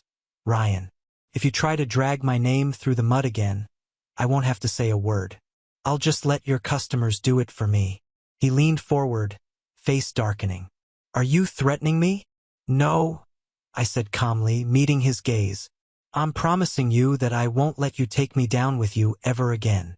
For a moment, the only sound in the room was the quiet clinking of Mom nervously rearranging silverware. Dad cleared his throat. "George, this isn't necessary." "It is," I cut in. My voice was steady, not loud, but it stopped him cold. "4 years.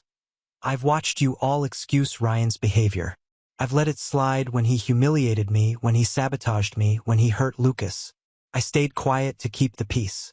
That ends tonight." I reached into the folder one last time and pulled out a copy of the trust paperwork I had drafted for Lucas. "This is for my son. His future is now legally separate from this family. No one here has access to his education fund. No one can claim it or borrow against it.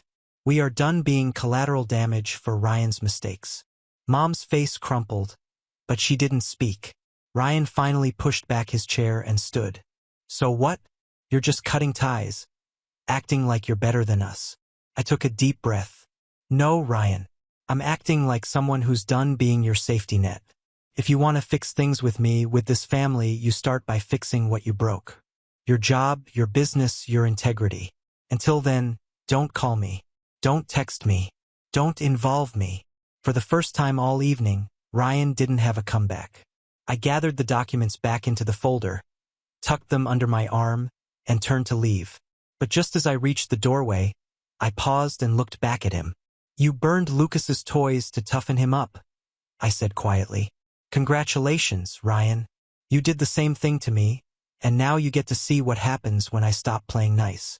Then I walked out, leaving the room in stunned silence. The cool night air hit me as I stepped outside, and I felt lighter than I had in years. I didn't yell. I didn't slam the door, but I knew they'd be sitting in that dining room for a long time, staring at each other, wondering when or if I'd ever come back. And maybe that was the best revenge of all. Not vengeance, but freedom. But as I drove home, something unexpected happened. My phone buzzed with a new message. It was from one of Ryan's former clients, the one who had first warned me about the invoices. "We just heard Ryan is trying to start over somewhere else. Do you want to know where?" I stared at the screen, my fingers hovering over the reply button because maybe I wasn't finished just yet.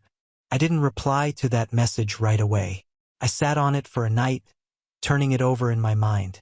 Part of me felt like I'd already said everything that needed saying. I'd drawn the line, reclaimed my name, and walked away. But the other part, the part that had watched Lucas cry at that barbecue, the part that had spent years biting my tongue, knew this wasn't just about me anymore. The next morning, I sent a simple reply, "Yes, tell me where." What I got back made my eyebrows go up. Ryan hadn't just tried to start over. He had applied for a job at another company in the same industry, one that handled sensitive client accounts. And according to my contact, he had conveniently left out his suspension and ongoing investigation on the application. I didn't need revenge for revenge's sake. But if someone else was about to put their trust and their money in Ryan's hands, they deserved to know what they were signing up for. So I gathered everything. The report clearing my name, the public complaints, the documentation I had. I sent a calm, factual email to the hiring manager at that company. No emotional language, no character assassination, just verifiable information that their candidate had an unresolved history of misconduct with a direct financial impact. I didn't expect a reply, but a week later, one landed in my inbox. Mr. Daniels, thank you for bringing this to our attention. After reviewing the information, we have rescinded Mr. Ryan Daniels' job offer. Please be assured that your identity will remain confidential. I sat back and exhaled slowly. That same afternoon, my phone rang. It was Ryan. What did you do?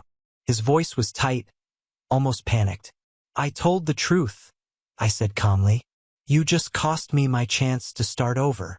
No, I corrected. You cost yourself that chance. I just made sure no one else got blindsided the way I did. He was quiet for a long time, and for once I didn't fill the silence for him. You think you won? He finally spat. No, I said. I think I stopped losing. And then I hung up. After that, the family calls slowed to a trickle. At first, they tried one last round of guilt tripping. You've gone too far this time. Ryan's at his lowest point. But when they realized I wasn't biting, the silence settled in like dust after a storm. 2 weeks later, I got another call from the head of operations at Ryan's old company. George, she said, I thought you'd want to know. We concluded the investigation. Ryan has been officially terminated for cause. We're also pursuing recovery of funds through legal channels. Thank you for telling me, I said. There's one more thing, she added.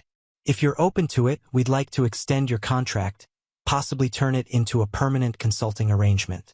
You've been instrumental in helping us clean this up. I accepted. That weekend, I took Lucas to the park again. He was running ahead of me, holding his favorite toy, laughing as the late afternoon sun turned the grass gold. Watching him, I realized that the house felt quieter lately, but not in the heavy, suffocating way it had before. This was a good quiet, a clean quiet. A few days later, I got a text from Mom. Your father and I are sorry for how things turned out. We miss you and Lucas. We'd like to start over when you're ready. I didn't respond immediately. I sat with it for a while, letting the weight of those words settle. Maybe someday there would be a way to reconnect, but it would be on my terms, not theirs. For now, I was content. A month later, I closed on a new house. A little place with a yard where Lucas could play without looking over his shoulder. The night we moved in, we sat on the porch eating pizza out of the box, watching the stars. Daddy, Lucas asked, licking tomato sauce off his fingers. Are we happy now? I looked at him, at the house, at the life we were building. Yeah, buddy, I said softly. We are. That night, as I locked up the house and turned out the porch light, I realized something. Ryan had thought burning Lucas's toys would make him tougher. It did, just not in the way he expected, because I wasn't the quiet one anymore. Now on to the next story. Story 5. My name's Kevin. I'm 22 now, but the story I'm about to tell you started when I was 20, right in the final stretch of college. The period where every late night, every missed party, every quiet moment in the library was supposed to finally pay off. I kept my head down for years, grinding through my engineering degree while my family threw everything. I mean everything behind my younger brother, Tyler. He was the golden child. Captain of his high school football team, popular, always getting attention for something. And don't get me wrong, he wasn't a bad kid. Just someone who learned early on that the spotlight would always follow him, no matter how dim mine got. I never made a fuss about it.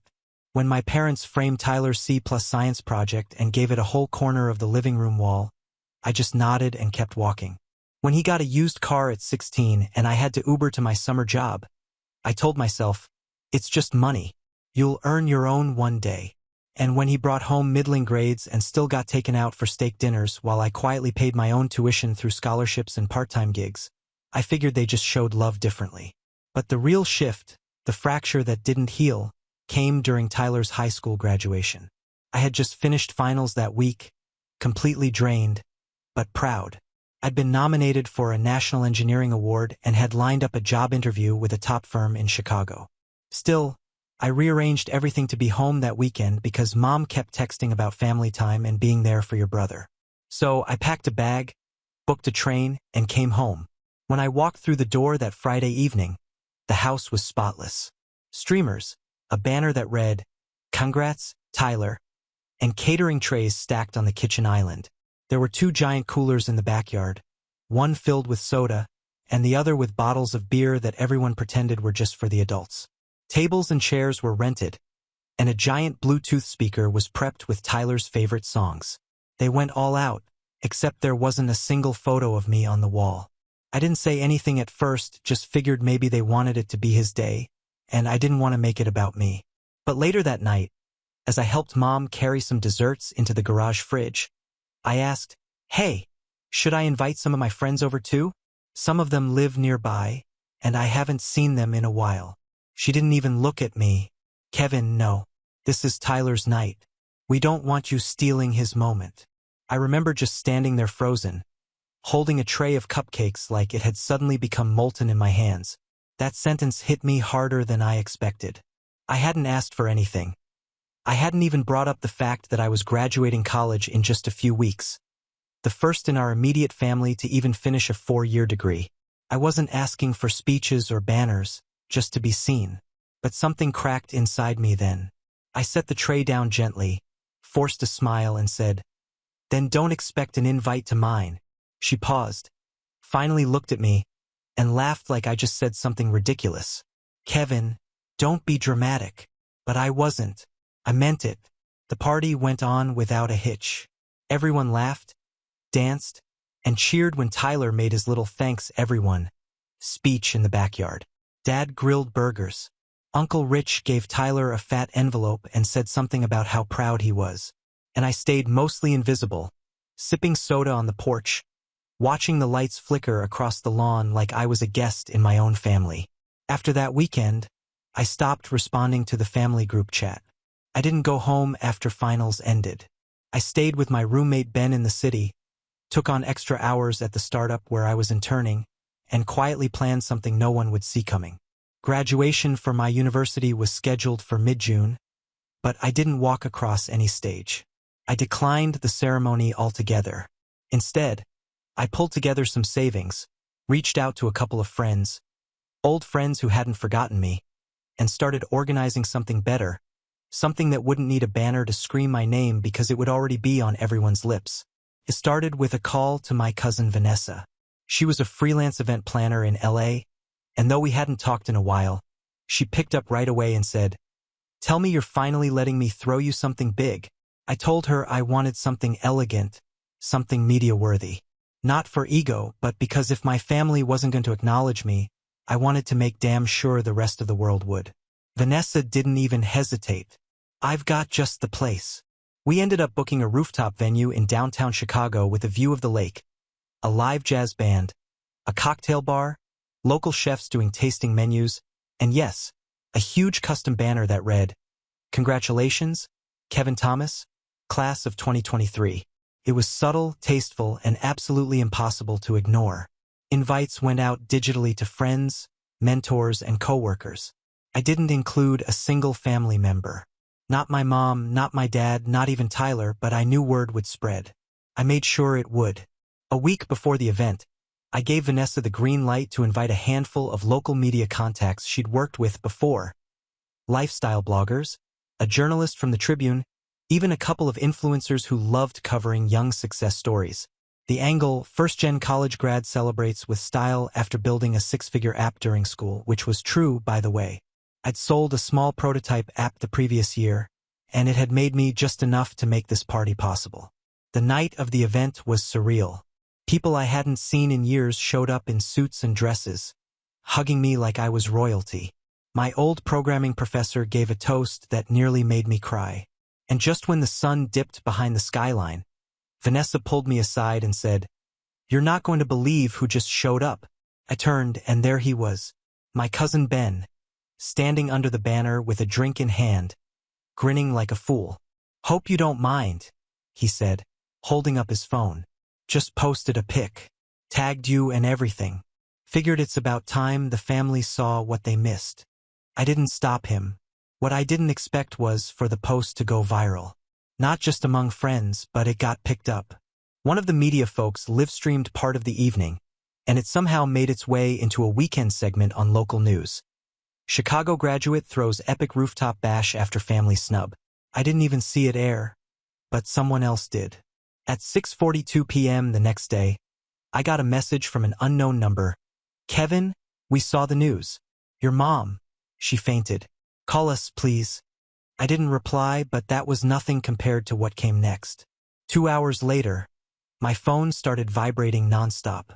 First, it was Tyler, then Dad, then again, then a different number I didn't recognize, probably a relative or maybe someone borrowing Mom's phone. I watched each call come and go, my screen lighting up like a warning beacon in the dark. Then came the texts. Tyler, what's wrong with you, man?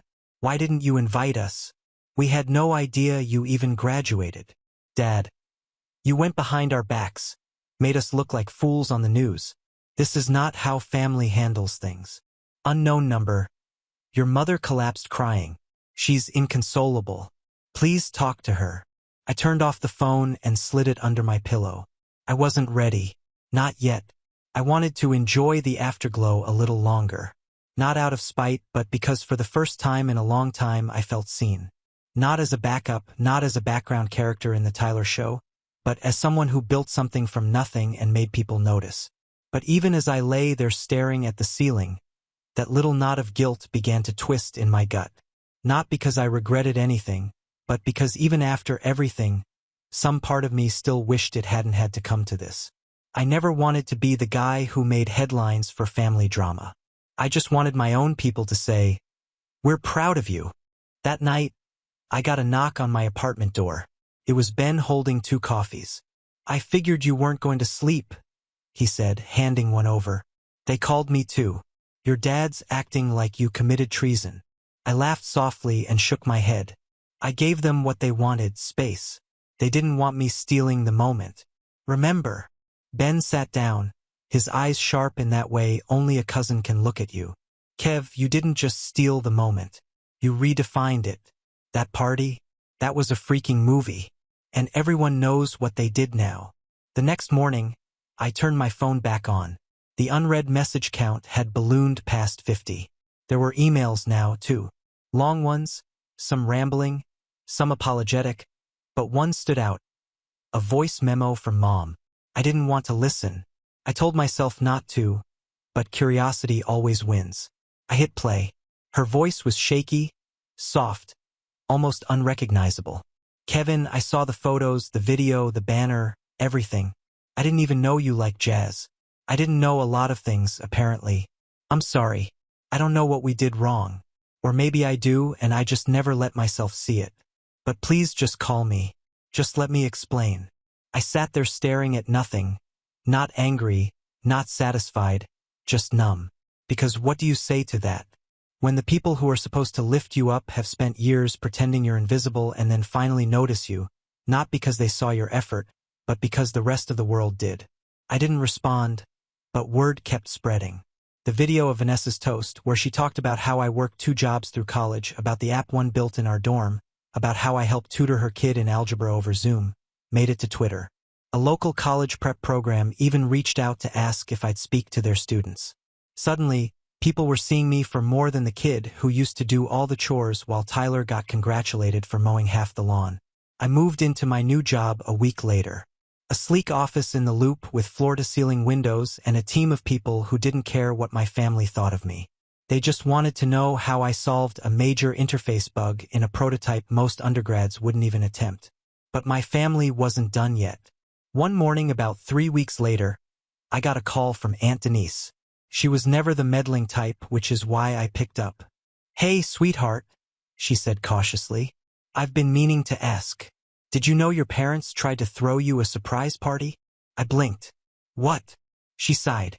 "Yeah, right after the news piece aired. They scrambled. Booked some banquet hall. Tried to rush order a banner and everything. Said it was a make-up celebration, but they didn't invite me until the last minute. And I told them it wasn't right. Not after everything." I was stunned. Not by the attempt, but by the desperation of it. A rushed, last-ditch gesture to save face. Not out of genuine pride, but shame. Public shame. They didn't want me to feel special. They wanted the world to believe they'd always cared. Aunt Denise hesitated, then added, "They're spinning it to the rest of the family like they planned that rooftop party with you all along, that you asked to keep it secret. You might want to get ahead of that." That's when I realized this wasn't about family anymore. This was about legacy, about control. They were rewriting the story, trying to act like they were in on it the whole time, trying to bend the narrative back in their favor. And if I let them, they'd succeed the same way they'd always succeeded at making me the afterthought. But I had receipts, emails, texts, that voice memo, photos, messages, timeline screenshots. I hadn't meant to collect them. They just piled up one by one over the years. And now I had the power they never thought I'd hold. And I knew exactly what to do with it. I didn't act right away. I'm not impulsive by nature. Years of walking on eggshells at home had taught me to calculate my moves. Wait for the moment when people were least expecting a response. So instead of reacting, I watched. I scrolled through social media, kept tabs on the comments under my cousin's post, and peeked into the family chat thread I hadn't opened in weeks. Sure enough, the rewriting had already begun. Tyler had posted a selfie from my graduation night. Not from the party, obviously, but an old photo of us when we were kids in matching hoodies. Captioned, "So proud of my big bro. He's been killing it from day one. Can't believe we got to celebrate him like that. Best night ever." The comments flooded in. "Aunt Marcy. That party looked amazing. Your parents must be so proud. Grandma. I wish someone had told me. I would have loved to be there. Uncle Joe. Kevin deserved every second of it. You all planned that perfectly." Each comment was like a spark landing on dry grass. And my blood boiled because none of it was true. None of them had known. No one had planned anything for me. They just didn't want to look bad now that the truth was out. That the quiet, ignored son they barely acknowledged had pulled off something bigger than any of them could have imagined. It wasn't just a ruse. It was theft. But I didn't confront anyone. I didn't reply. Instead, I called Vanessa. "You still have the video?" I asked her. She laughed. "I have 3 angles, Kevin." "Why? Can you put together a highlight reel? Something short. Just enough to show who planned it, who was there, and who wasn't." Her voice shifted. "You want to post it, don't you?" "Not yet. Just have it ready." The next day, my dad emailed me. Not a text, not a call, an actual email like we were coworkers or estranged colleagues. The subject line was, "Let's move forward." I opened it with a strange sense of calm, like I already knew what was inside. "Kevin, I know things have been tense. Your mother is still upset, and I won't pretend to understand all your reasons for excluding us from your celebration. That said, we're willing to put the past behind us. Let's have dinner, just us. No drama. We can talk about your new job. Maybe go over plans for a small family celebration. Something intimate, private. Let me know when you're free. Dad." Private. Of course. They didn't want reconciliation. They wanted damage control. A quiet dinner they could reference later when people asked questions. A way to smooth over the cracks in their carefully curated image without ever acknowledging they caused them in the first place. I didn't reply. Instead, I forwarded the email to Vanessa with one line, "Add this to the video." The next call came 2 days later from Grandma. I hesitated, thumb hovering over decline, but picked up. "Kevin," she said, voice frail but sharp as ever. "Honey, I saw that video on Facebook, the one with your party. It was beautiful." "Thanks, Grandma," I said carefully. She hesitated. "But why didn't you invite your family? I mean, your parents looked so confused when I brought it up. Said they helped organize it. That your cousin just did the decorations." I exhaled. "Grandma, did you hear them mention my name once in the weeks leading up to graduation? Did they ever talk about my degree or my app or the interviews I was doing?" Silence. "No," I continued calmly. "They didn't because they didn't care. They told me to my face not to steal Tyler's moment. And when I told them not to expect an invite to mine, they laughed." Another pause. Then her voice cracked. "That's not what your mom said." I could hear the beginnings of confusion, maybe denial, the feeling of a long-standing narrative breaking down. I didn't want to hurt her. She was the only one who'd ever mailed me actual birthday cards with handwritten notes. But I couldn't let the truth keep drowning under their lies. "I'm not trying to start a war," I said. "I just want people to stop pretending." And then, like fate had a sense of irony, I got a message from an unexpected name. Ms. Riley, my old high school counselor. "Hey Kevin, just wanted to say I saw the graduation party video floating around online. Couldn't be happier for you. You've come so far and we always knew you had it in you. Funny story, your mom came by the school last week to ask if we'd share the video on the school's alumni page. Said it was a family collaboration. That was the final straw. They weren't just lying to relatives now. They were trying to rewrite the entire record, the public memory of my life, my accomplishments, my moment. I felt like a museum exhibit being curated by the very people who ignored me. So I called Vanessa. Post it, I said. You sure? Yeah. Tag me. Make the caption clear. This was for everyone who was never invited because some people didn't want me to have a moment of my own. That night, the reel went live. It opened with footage of me walking into the rooftop venue, shocked by the lights and faces waiting for me. It cut to the jazz band playing under the stars, to the speeches, to Vanessa raising her glass and saying, "He did this all on his own."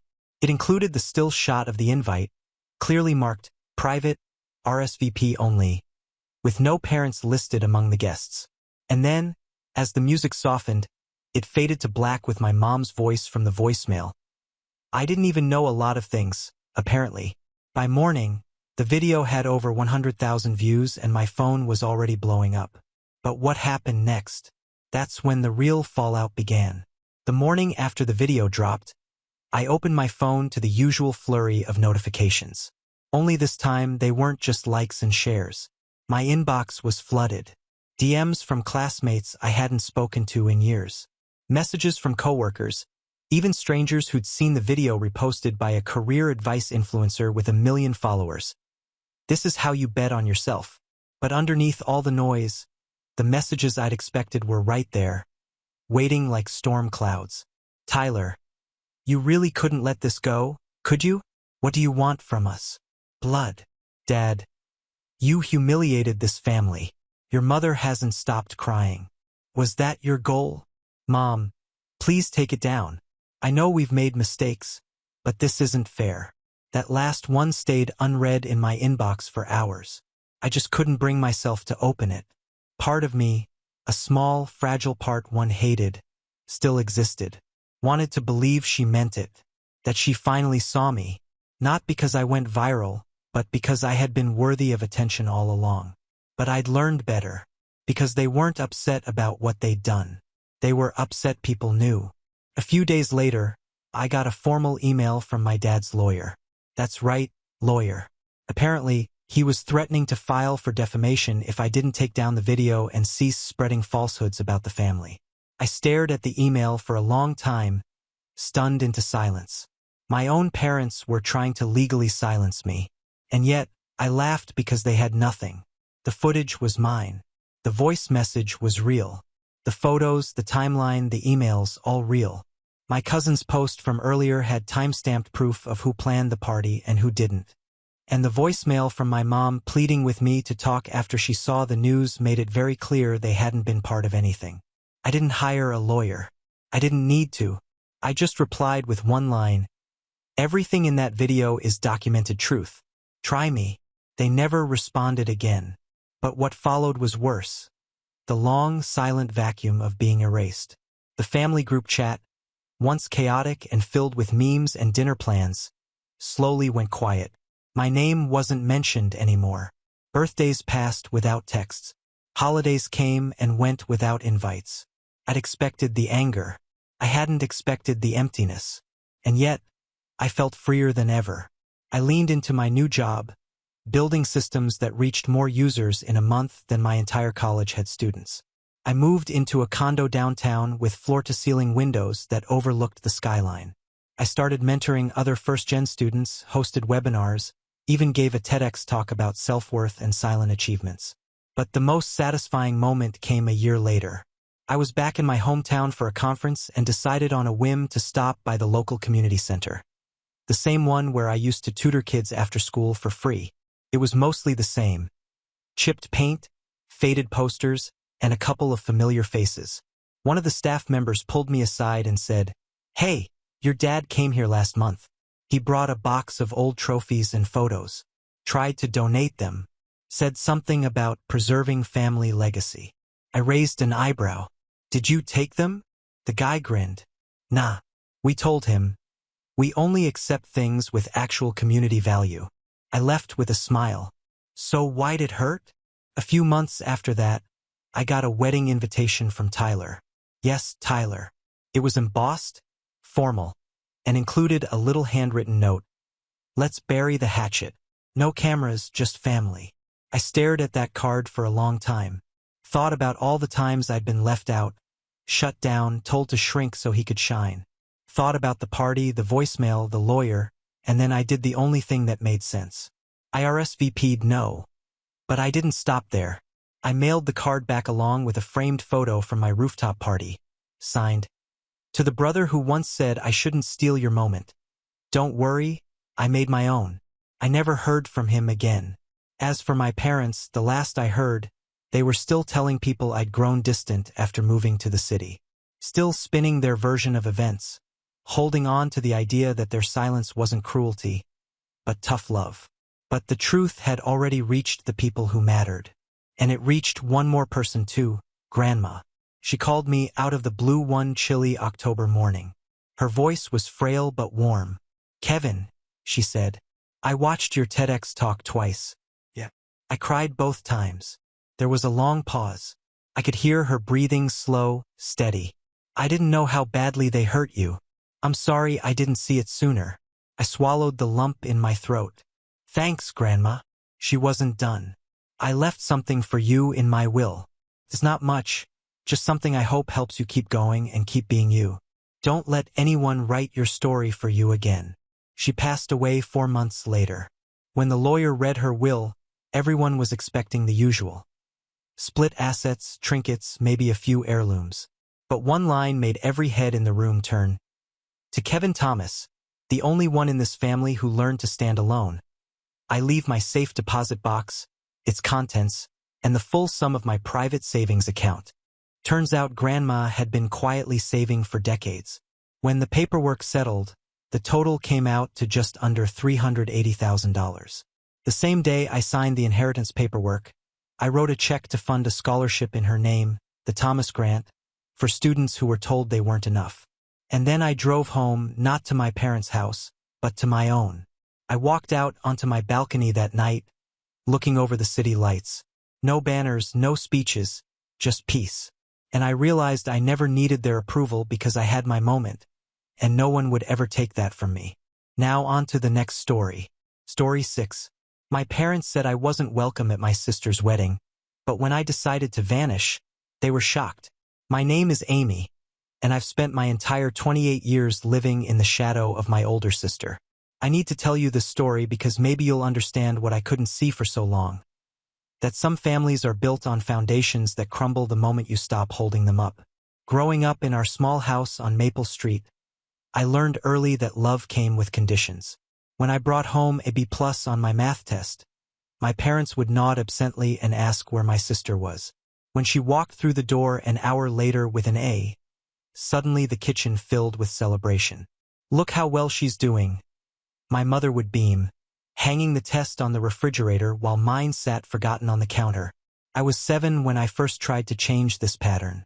I spent weeks preparing for the school talent show, practicing piano until my fingers ached. The night of the performance, I played flawlessly, a complex piece that had taken me months to master. Backstage afterward, I waited for my parents with a heart full of hope. My father appeared first, his face distracted.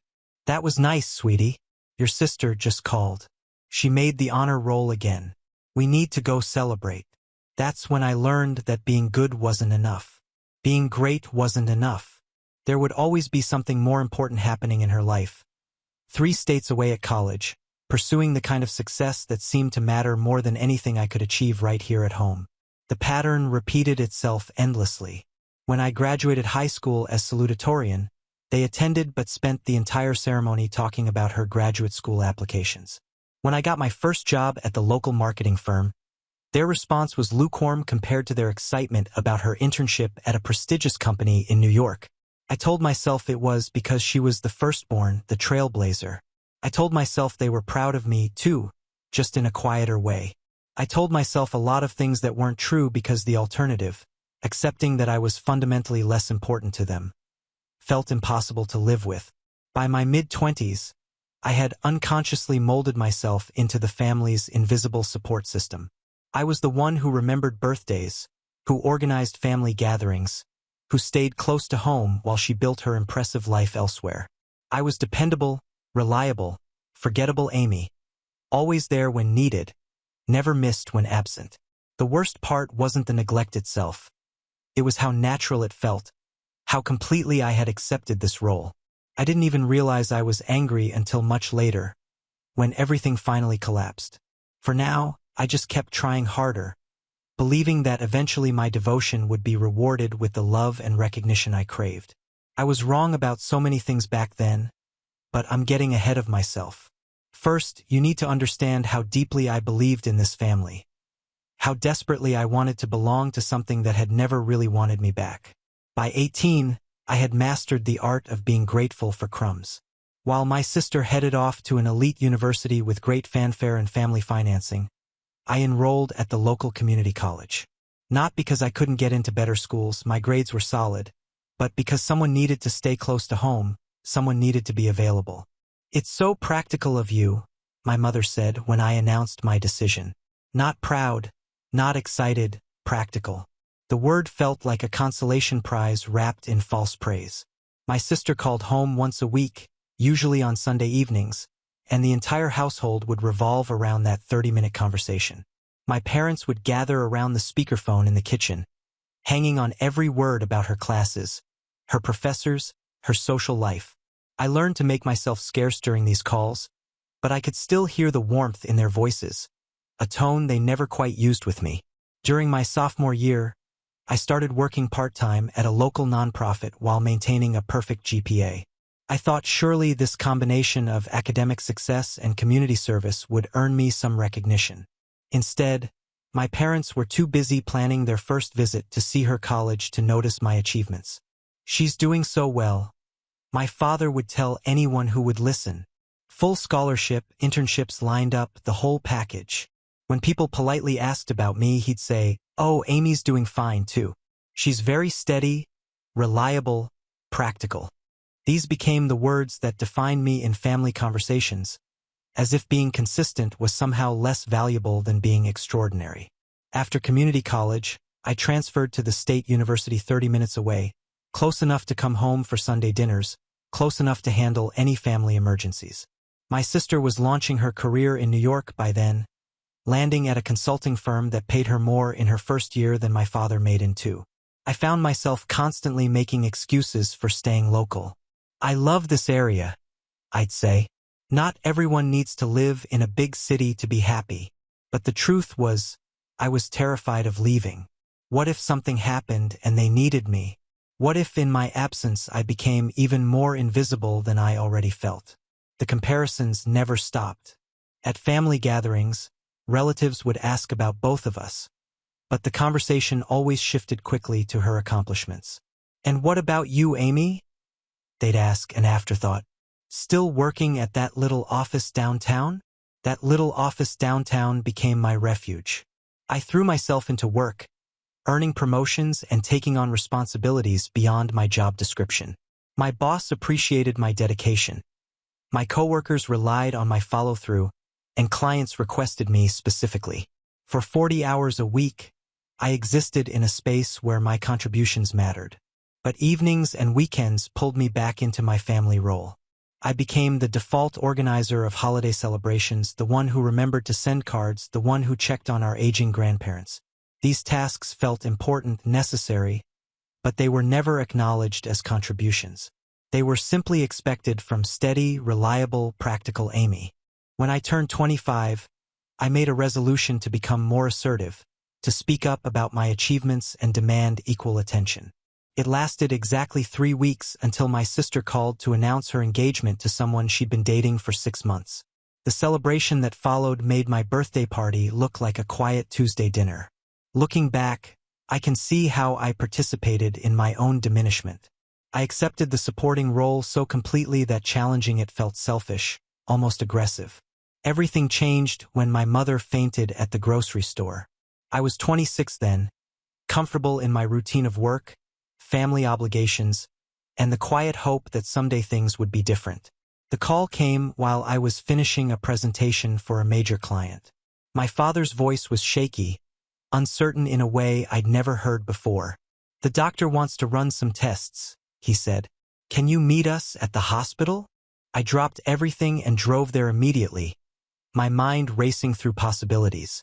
When I arrived, I found my father pacing the waiting room, his usual confidence replaced by anxiety that made him look older than his 62 years.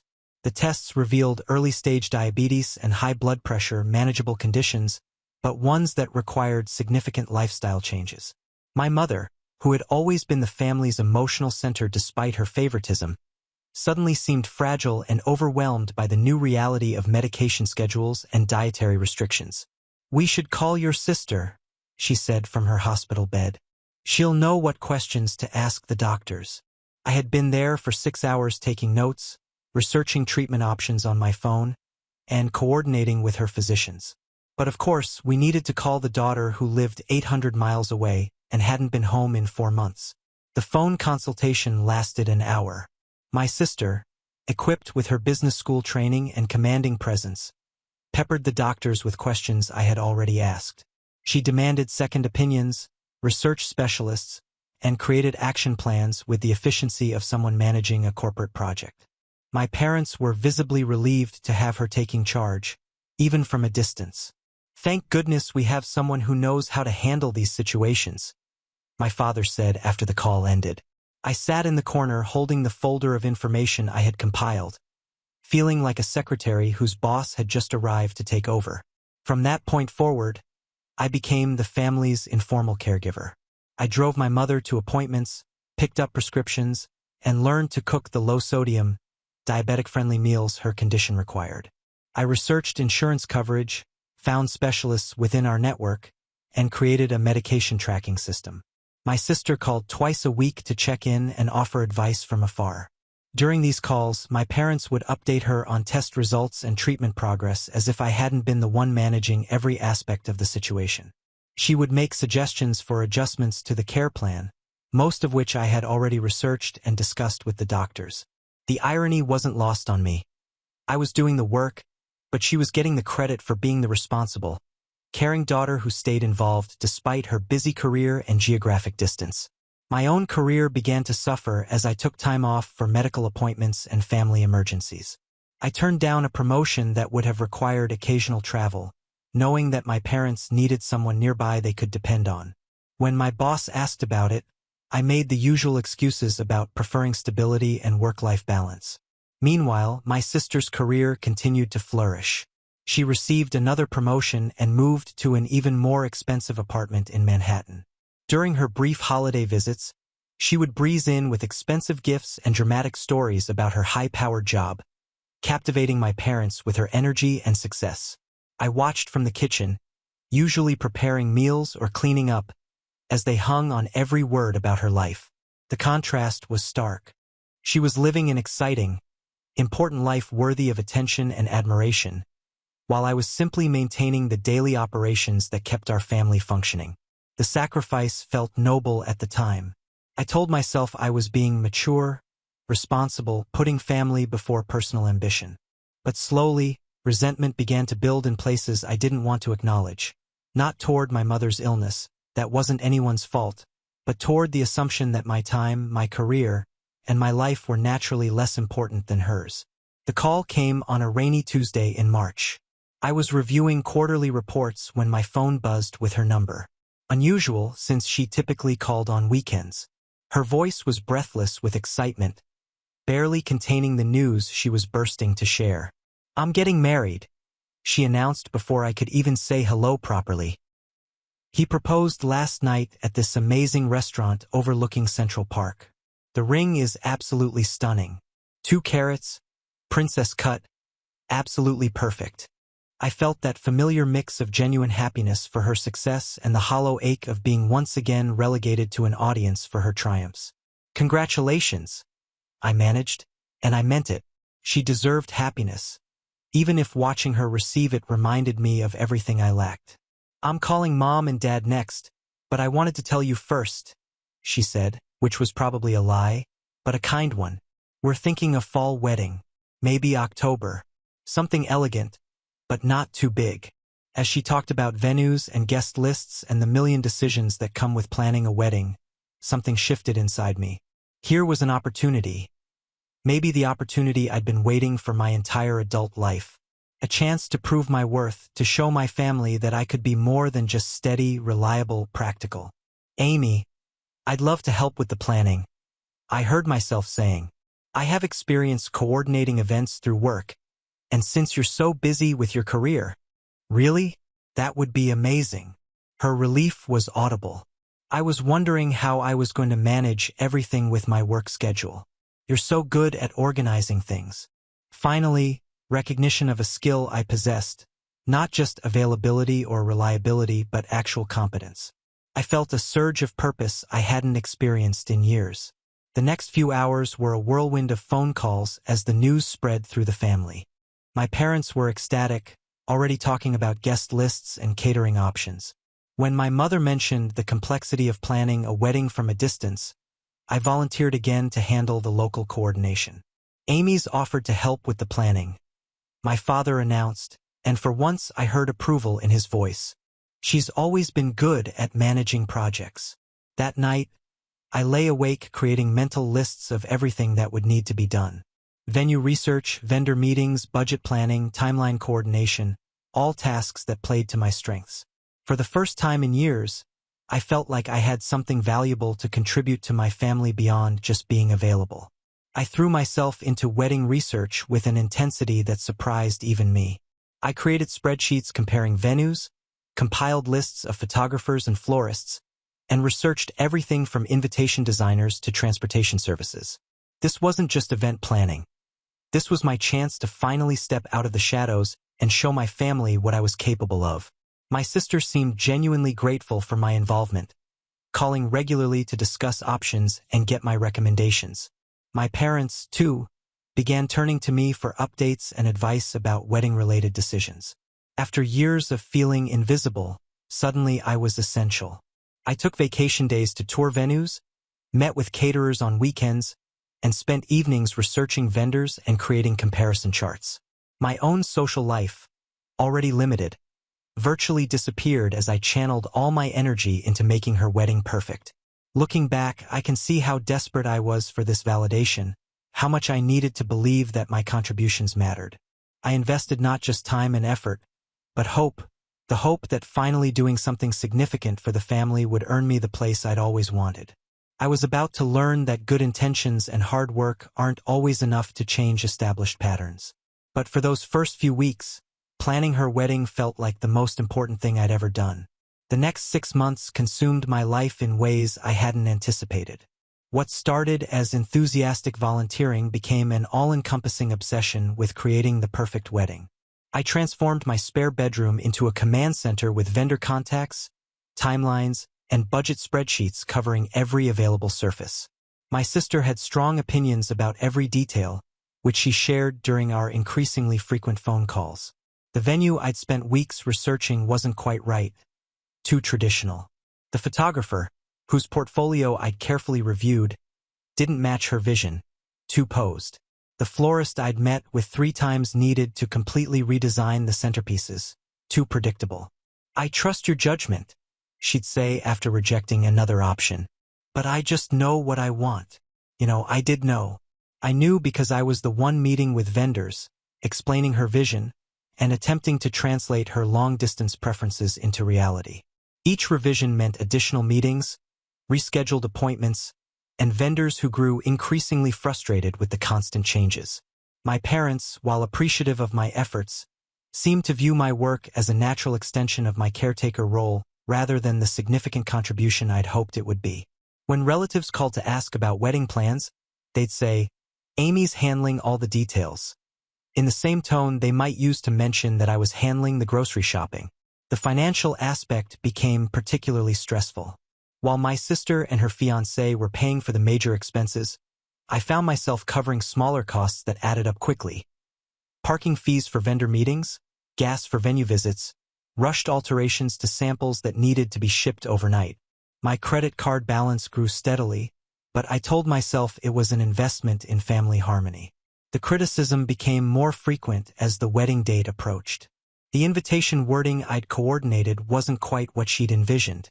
The menu tasting I'd arranged included options that didn't reflect her dietary preferences correctly.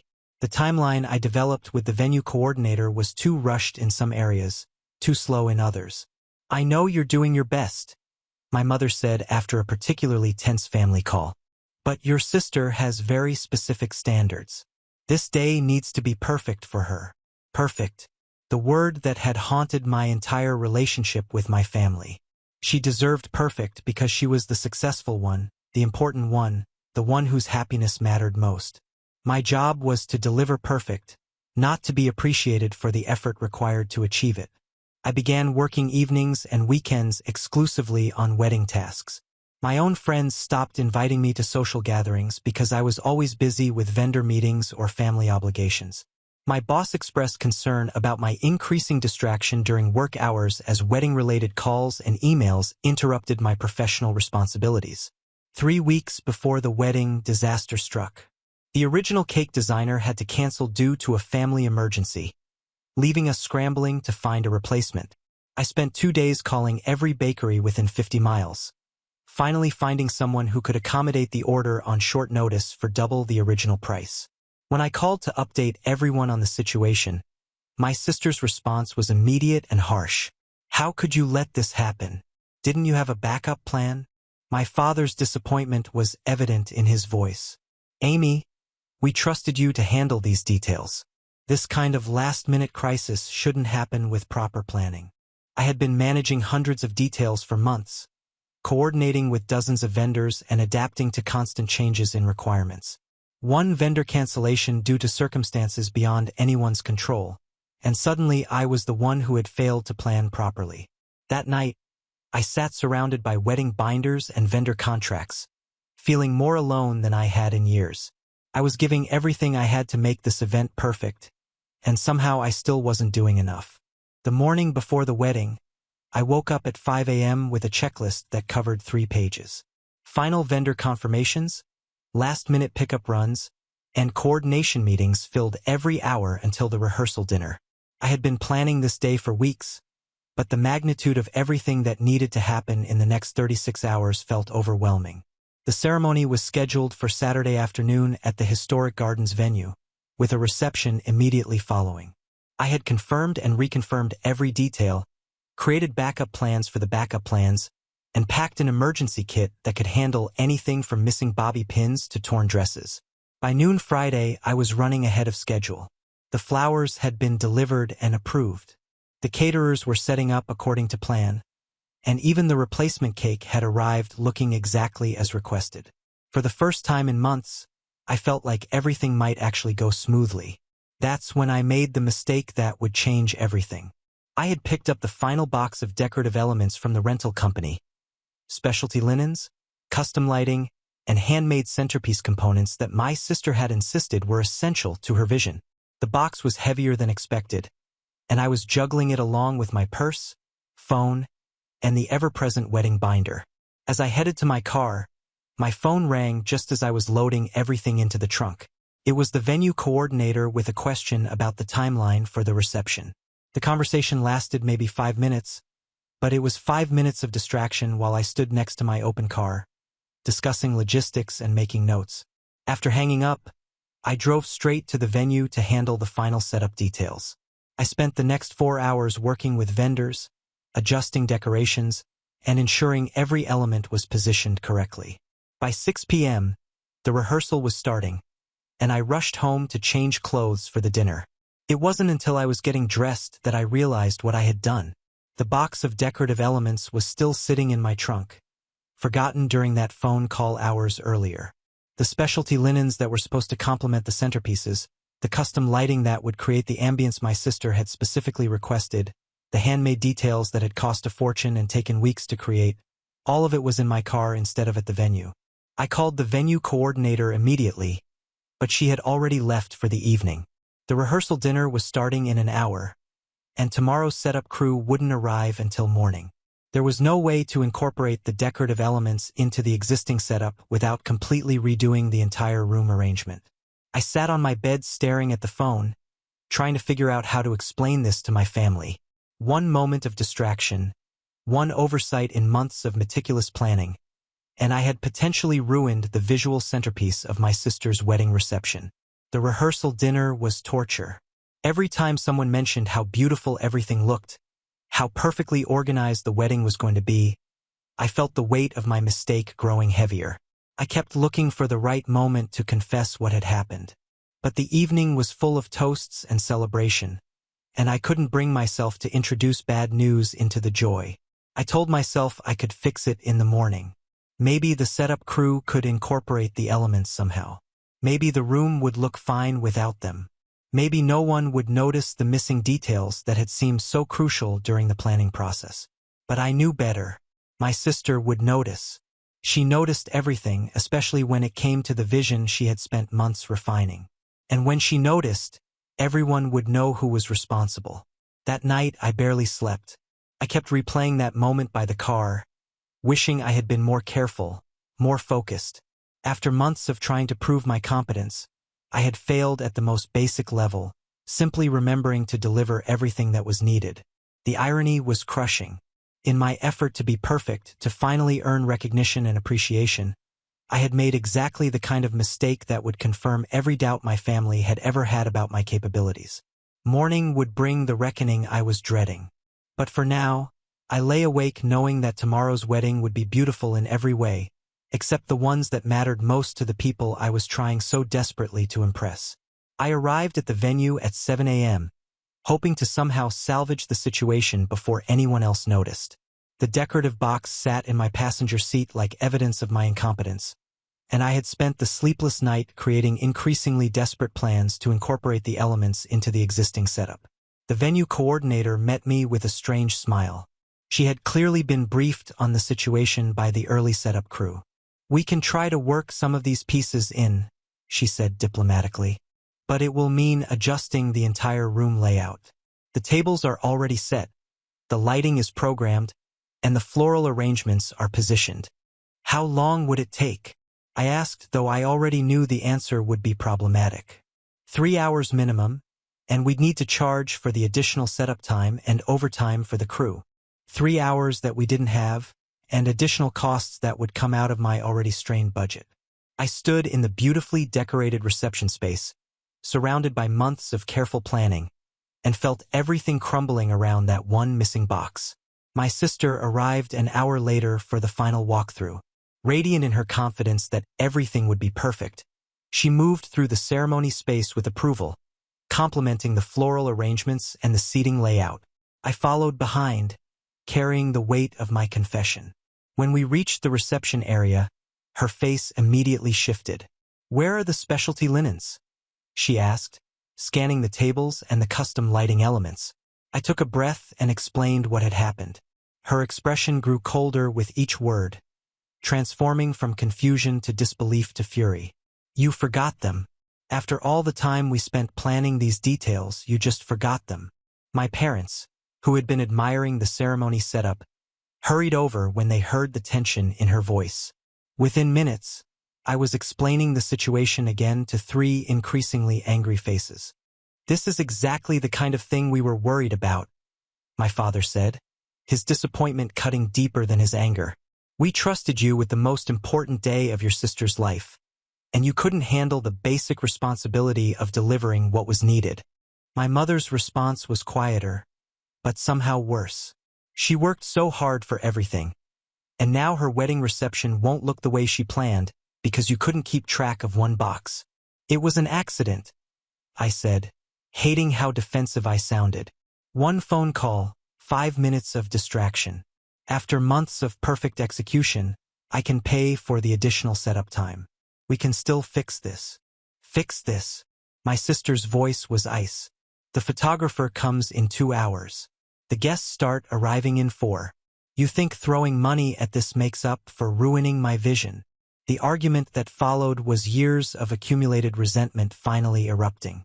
Every perceived failure, every moment of falling short of expectations, every comparison to my sister's achievements, all of it poured out in that decorated reception hall while vendors pretended not to listen.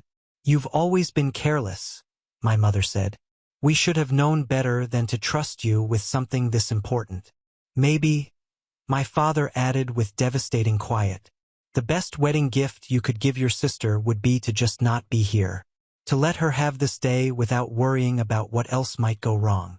The words hung in the air like a physical blow. Not, "We're disappointed."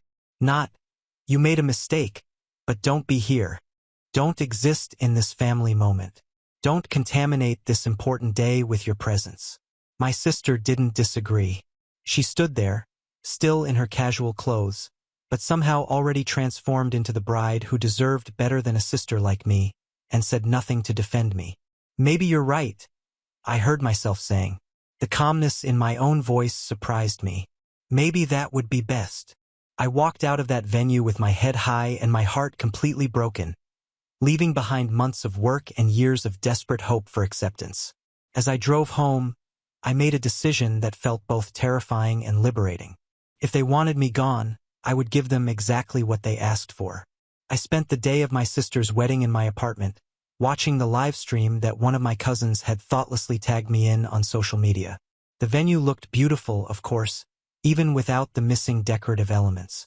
The reception was elegant and flawless.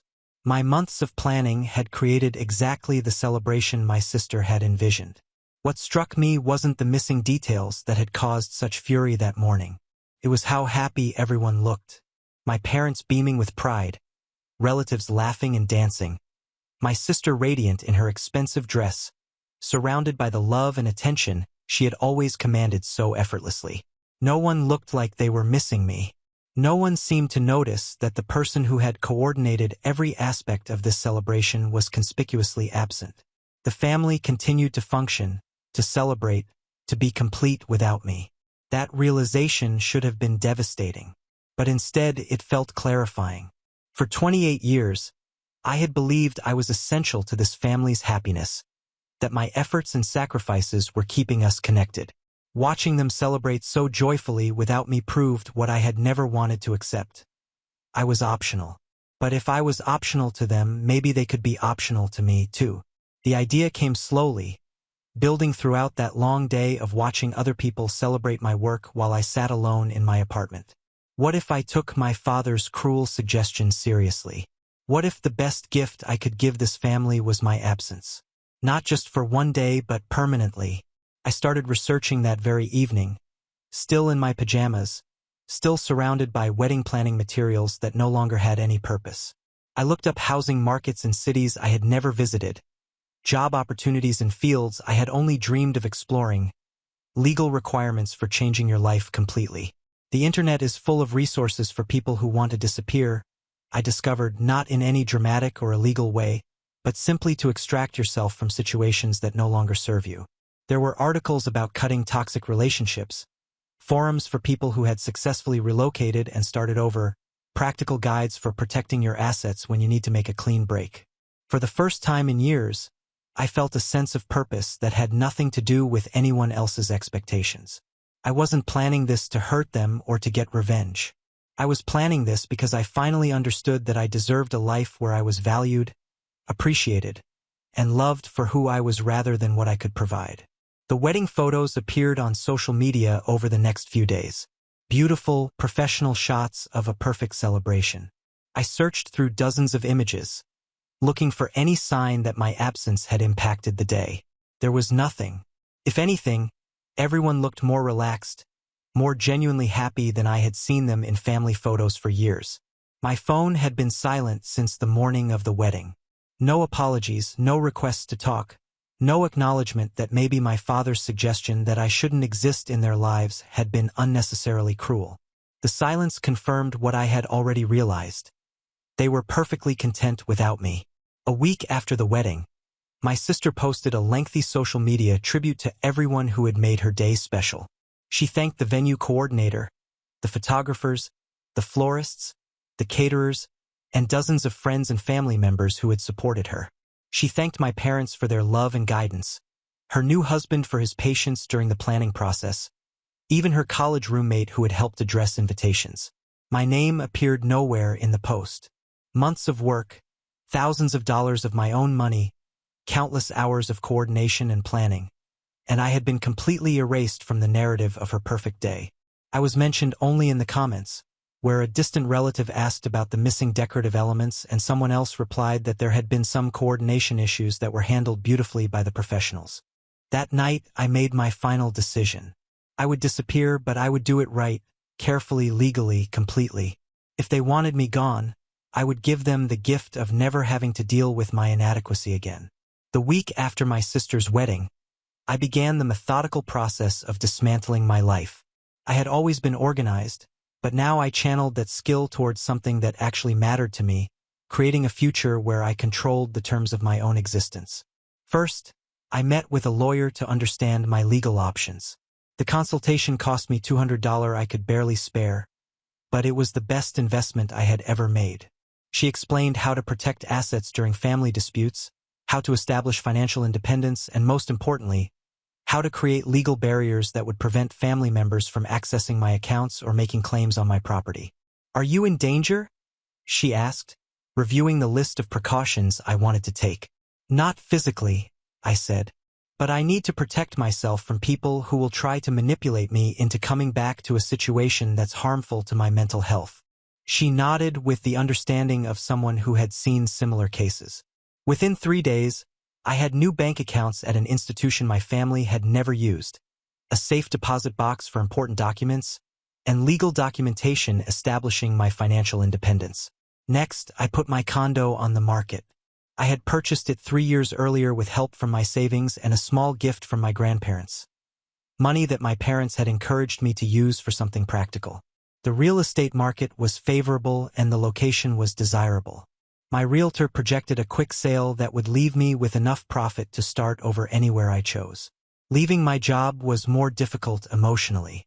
My boss had noticed my distraction during the wedding planning months, but she had also witnessed my dedication over the previous 4 years. When I requested a meeting to discuss my resignation, she seemed genuinely concerned. "Is this about the family situation you mentioned?" she asked. "Because if you need extended leave or a flexible schedule, we can work something out. You're too valuable to lose over temporary stress." For a moment, I considered telling her the truth, that I was planning to disappear from my family's life entirely and start over somewhere else. But the fewer people who knew my plans, the better my chances of executing them successfully. "I've decided to pursue opportunities in a different market," I said instead. "I need a complete change of environment to grow professionally." She accepted my resignation with disappointment, but also provided an excellent reference letter and the promise of a positive recommendation for future opportunities. Before leaving, I quietly copied all my portfolio materials and client testimonials to personal files, building the foundation of credentials I would need to freelance remotely. The most challenging part was handling shared financial obligations without alerting my family to my plans. My parents and I had joint accounts from my college years that I had never bothered to separate, accounts they occasionally used for family expenses or emergencies. Closing these accounts required careful timing to avoid triggering questions. I waited until my father was traveling for work and my mother was focused on post-wedding thank you notes. Then I withdrew my contributions to the shared accounts, leaving only their original deposits, and closed my access to the joint credit cards. I transferred the funds to my new private accounts and documented everything in case there were questions later about financial propriety.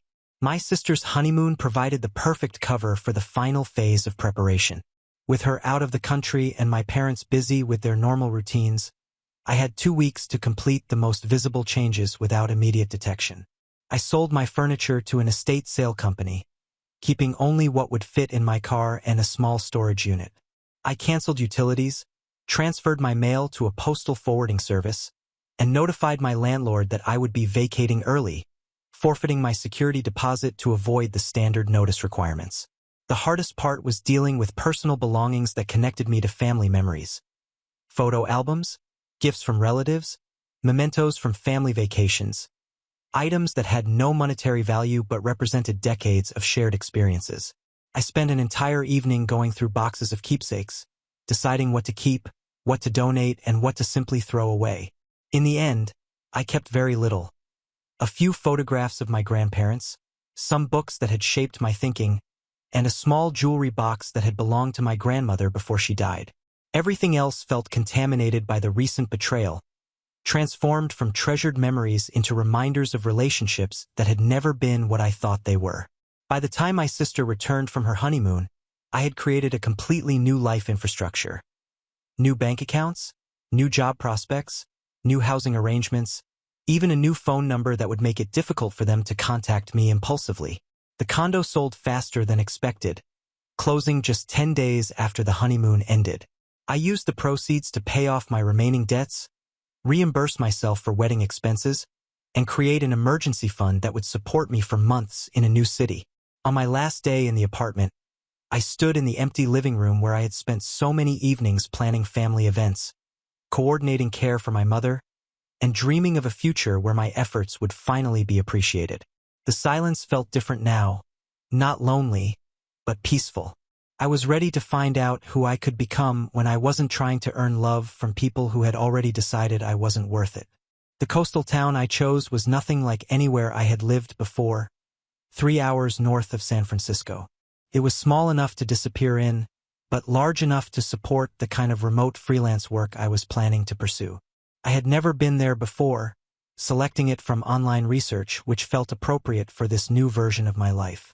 I rented a small cottage 6 blocks from the ocean, furnished it with the basics from local second-hand shops, and set up a home office that looked nothing like the corporate environment I had left behind. The walls were painted a soft blue that reminded me of the water I could see from my kitchen window, and I decorated with plants and artwork from local artisans rather than the generic professional decor I had accumulated over the years. For the first month, I lived under a kind of self-imposed witness protection program. I used my legal name for official documents, but introduced myself to neighbors and local business owners as Annie, close enough to my real name that I would respond naturally, different enough that casual internet searches by family members wouldn't immediately locate me. The transition to freelance work was surprisingly smooth. My former boss had been true to her word about providing references, and my portfolio of marketing projects attracted clients within my first few weeks of active networking. I specialized in helping small businesses develop their online presence, work that could be done entirely remotely and paid well enough to support my deliberately simplified lifestyle. For the first time in my adult life, I had no family obligations competing for my attention. No medical appointments to coordinate, no family gatherings to organize, no crisis management calls that interrupted my professional focus. I discovered that I was actually quite good at my work when I could devote my full energy to it. The local community was welcoming in the way that small towns often are to newcomers who contribute positively to the local economy. I joined a book club at the library, started volunteering at the animal shelter on weekends, and became a regular at the farmers market on Saturday mornings. These relationships developed organically based on shared interests rather than family obligation or workplace proximity. 3 months into my new life, I realized I hadn't checked social media in weeks. I had initially used it to monitor my family's activities from a distance, but gradually lost interest in tracking their lives. The wedding photos that had once felt like evidence of my erasure now seemed like pictures of strangers at an event I had helped organize but never really belonged to. The physical changes were subtle but significant. I slept better, woke up more easily, and found myself smiling spontaneously during routine activities like grocery shopping or walking on the beach. Food tasted better when I wasn't eating it while stressed about family dynamics. Colors seemed brighter when I wasn't viewing everything through the lens of anxiety about disappointing someone. I started taking photographs again, something I had enjoyed in college but abandoned when family responsibilities consumed my free time. The coastal landscape provided endless subjects, and I began building a portfolio of nature photography that attracted interest from local galleries and tourism businesses. 6 months after leaving, I received an email from my former employer asking if I would consider taking on a major project as a consultant. The work would pay 3 times what I had earned as a full-time employee, and I could complete it entirely from my home office. I accepted the project and completed it ahead of schedule, earning both a substantial payment and a reputation that led to additional high-value consulting opportunities. By the 1-year anniversary of my departure, I owned my cottage outright, had built a successful freelance business, and maintained a savings account larger than any I had achieved while supporting family obligations. More importantly, I had learned to make decisions based on what I wanted rather than what others expected from me. I was no longer Amy the caretaker, Amy the reliable one, Amy the disappointment. I was simply Amy, learning who that person could be when given the freedom to discover her own potential. The discovery happened 14 months after I had disappeared from their lives. I learned about it the way I learned about most things related to my former family. Through social media posts that friends of friends shared, creating ripples that eventually reached even my carefully constructed new existence. My cousin posted a frantic message on her timeline. "Has anyone heard from Amy? Her parents are really worried and trying to reach her. Please share if you have any information about where she might be." The post was accompanied by a photo of me from my sister's wedding. Ironically, one of the few pictures from that day where I was visible, looking tired and stressed in the background while my family celebrated. Within hours, the post had dozens of shares and comments from relatives and family friends expressing concern and offering to help with the search.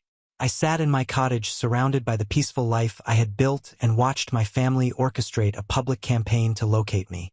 The narrative they had constructed was masterful in its manipulation. I was portrayed as unstable, possibly suffering from a mental health crisis that had caused me to abandon my family without explanation. My mother gave an interview to the local newspaper back home, describing me as troubled and claiming that I had taken money from family accounts before disappearing. The article mentioned my sister's wedding as the last time anyone had seen me, but described the circumstances vaguely, making it sound like I had simply vanished without provocation. "We're worried she might hurt herself," my father told a local television reporter. "She was always fragile, and we think the stress of recent family events might have triggered some kind of breakdown." The irony was breathtaking. The same people who had told me my absence would be the best gift I could give them were now claiming to be devastated by my disappearance. The family that had treated me as optional for decades was suddenly portraying my presence as essential to their happiness. But the most sophisticated part of their campaign was how they positioned themselves as victims of my selfishness. Social media posts described how my abandonment had affected my mother's health, how my father was beside himself with worry, how my sister felt guilty that our argument at her wedding had somehow triggered my disappearance. They hired a private investigator who traced my movements as far as the sale of my condo, but couldn't follow the trail beyond that point. The legal precautions I had taken made it impossible for them to access my financial records or discover my new location through official channels. When private investigation failed, they escalated to public manipulation. A Facebook page called Find Amy appeared, complete with photos from family gatherings and childhood events that painted a picture of a beloved daughter who had mysteriously vanished. The page accumulated hundreds of followers, many of whom shared increasingly elaborate theories about what might have happened to me. My sister posted a tearful video message explaining how much she missed me and how sorry she was about our misunderstanding at her wedding. She never mentioned what the misunderstanding was about, making it sound like a minor disagreement rather than a fundamental rejection of my worth as a family member. "I just want my sister back," she said, looking directly into the camera with the kind of earnest vulnerability that had always made people want to help her. "Whatever happened between us, we can work it out. Family is more important than any argument." The comments on her video were heartbreaking to read. Hundreds of people expressing sympathy for her loss, sharing their own stories of family conflicts, offering prayers and support for her efforts to reconnect with me. They had successfully transformed the narrative from "family rejects daughter" to "daughter abandons loving family." 3 months into their campaign, they claimed to have received information suggesting I might be in danger. This prompted them to file a missing person report, despite the fact that I was an adult who had left voluntarily and committed no crimes. The police investigation was cursory. They quickly determined that I had left of my own accord and was not in any legal trouble, but it provided my family with additional legitimacy for their public search efforts. The most manipulative tactic came near the end: claims of medical emergencies that required my immediate return. My father supposedly had chest pains that doctors couldn't diagnose. My mother's diabetes had supposedly worsened dramatically. These emergencies were always vague enough to be unprovable, but urgent enough to justify renewed search efforts. I watched all of this unfold from my peaceful cottage, feeling like an anthropologist studying the behavior of a species I had once belonged to. Their campaign revealed everything I had always known but never wanted to acknowledge. They were perfectly capable of caring about me when it served their purposes, but utterly incapable of examining their own behavior or taking responsibility for the pain they had caused. The most telling detail was what they never did. They never apologized. Through months of public pleading and private investigation, they never once acknowledged that their treatment of me might have been wrong. 2 years after I disappeared, their campaign finally reached me directly. A private investigator had traced my digital footprints carefully enough to identify my new location, though not my exact address. I returned home one evening to find a letter slipped under my door. No return address, but I recognized my mother's handwriting immediately. "We know you're in California," the letter began. "We know you're safe and working. We just want to talk." The letter was 3 pages of carefully crafted emotional manipulation. References to childhood memories, mentions of family health scares, promises that everything could go back to normal if I would just come home for a visit. It ended with my mother's phone number and a request to call within 1 week, or they would have no choice but to take more direct action. I sat on my porch watching the sunset over the ocean and realized this moment had always been inevitable. They would never stop trying to pull me back into their orbit because my absence forced them to confront something they couldn't accept: that their treatment of me had been wrong enough to drive me away permanently. But I had spent 2 years building a life based on my own choices and values. I had learned what it felt like to be appreciated for my contributions, to form relationships based on mutual respect, to wake up each morning without dreading the next family crisis or obligation. The person who had desperately sought their approval no longer existed. I wrote my response carefully, editing it multiple times to remove any trace of anger or bitterness. I wanted them to understand my decision, not to hurt them in return for the pain they had caused me. "I am safe, healthy, and happy," I wrote. "I have built a successful career and meaningful relationships in my new community. I left because being part of our family was detrimental to my mental health and self-worth, and nothing has changed to make me believe returning would be different." I detailed specific incidents, not just the wedding disaster, but years of comparisons, dismissals, and the fundamental message that my needs were less important than everyone else's comfort. I explained how their recent campaign to find me had only confirmed my decision by demonstrating that they still viewed me as property to be retrieved, rather than a person whose choices deserved respect. "If you genuinely want what's best for me," I concluded, "you will respect my decision to remain where I am. I wish you all well, but I will not be returning to a situation that required me to diminish myself in order to maintain family harmony." I sent the letter and changed my phone number the same day. I also contacted a local attorney to document the correspondence in case their more direct action involved any form of harassment or legal pressure. Their response was predictably manipulative. Social media posts claiming I had been brainwashed by unspecified influences, renewed efforts to portray themselves as victims of my cruelty, and attempts to contact my clients and local businesses in my new town, spreading concerns about my mental state and reliability. But these efforts backfired. The people who knew me in my new life had witnessed my competence, stability, and positive contributions to the community. When strangers called with vague warnings about my character, my friends and colleagues rallied to defend me. The local business network that had embraced me proved stronger than my family's distant manipulation attempts. After 6 months of unsuccessful pressure tactics, their campaign finally quieted. The social media posts became less frequent, then stopped entirely. The private investigator bills apparently became too expensive to justify. The reality settled in that I was not coming back, no matter what strategies they employed. 3 years after my disappearance, I learned through mutual acquaintances that my parents had begun telling people I had died in an accident. It was easier for them to be victims of tragedy than to be held accountable for driving away their own daughter. My sister, now divorced and struggling with her own career setbacks, apparently encouraged this fiction because it was simpler than explaining our family dynamics to new friends. I felt surprisingly little sadness about being declared dead by the people who had given me life. It seemed like an appropriate metaphor. The Amy who had desperately sought their approval was indeed dead. In her place was a woman who had learned to value herself, who had built meaningful relationships based on mutual respect, who woke up each morning grateful for the life she had created, rather than resentful about the life she had been assigned. I never married, but I never felt lonely. I built a successful consulting business that allowed me to travel and work with clients around the world. I maintained close friendships with people who appreciated my humor, intelligence, and loyalty. I volunteered for causes I believed in and spent my free time pursuing interests I had never had time for when I was managing everyone else's needs.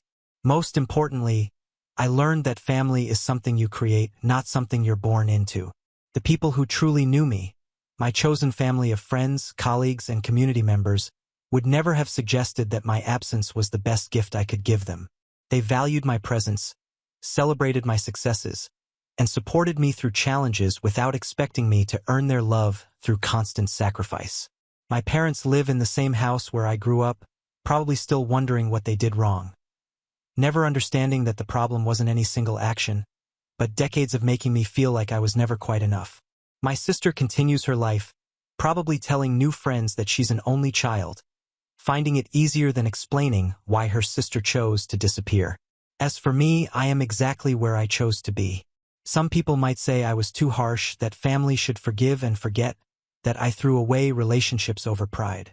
But I know the difference between pride and self-preservation, between forgiveness and self-destruction. I chose myself. For the first time in my life, I chose myself. And that choice gave me everything I had been searching for in all the wrong places. We have reached the end. If you enjoyed this video, please be sure to like and subscribe to the channel for more videos like this, and give us your thoughts about the stories in the comments section. Thank you and see you in the next video.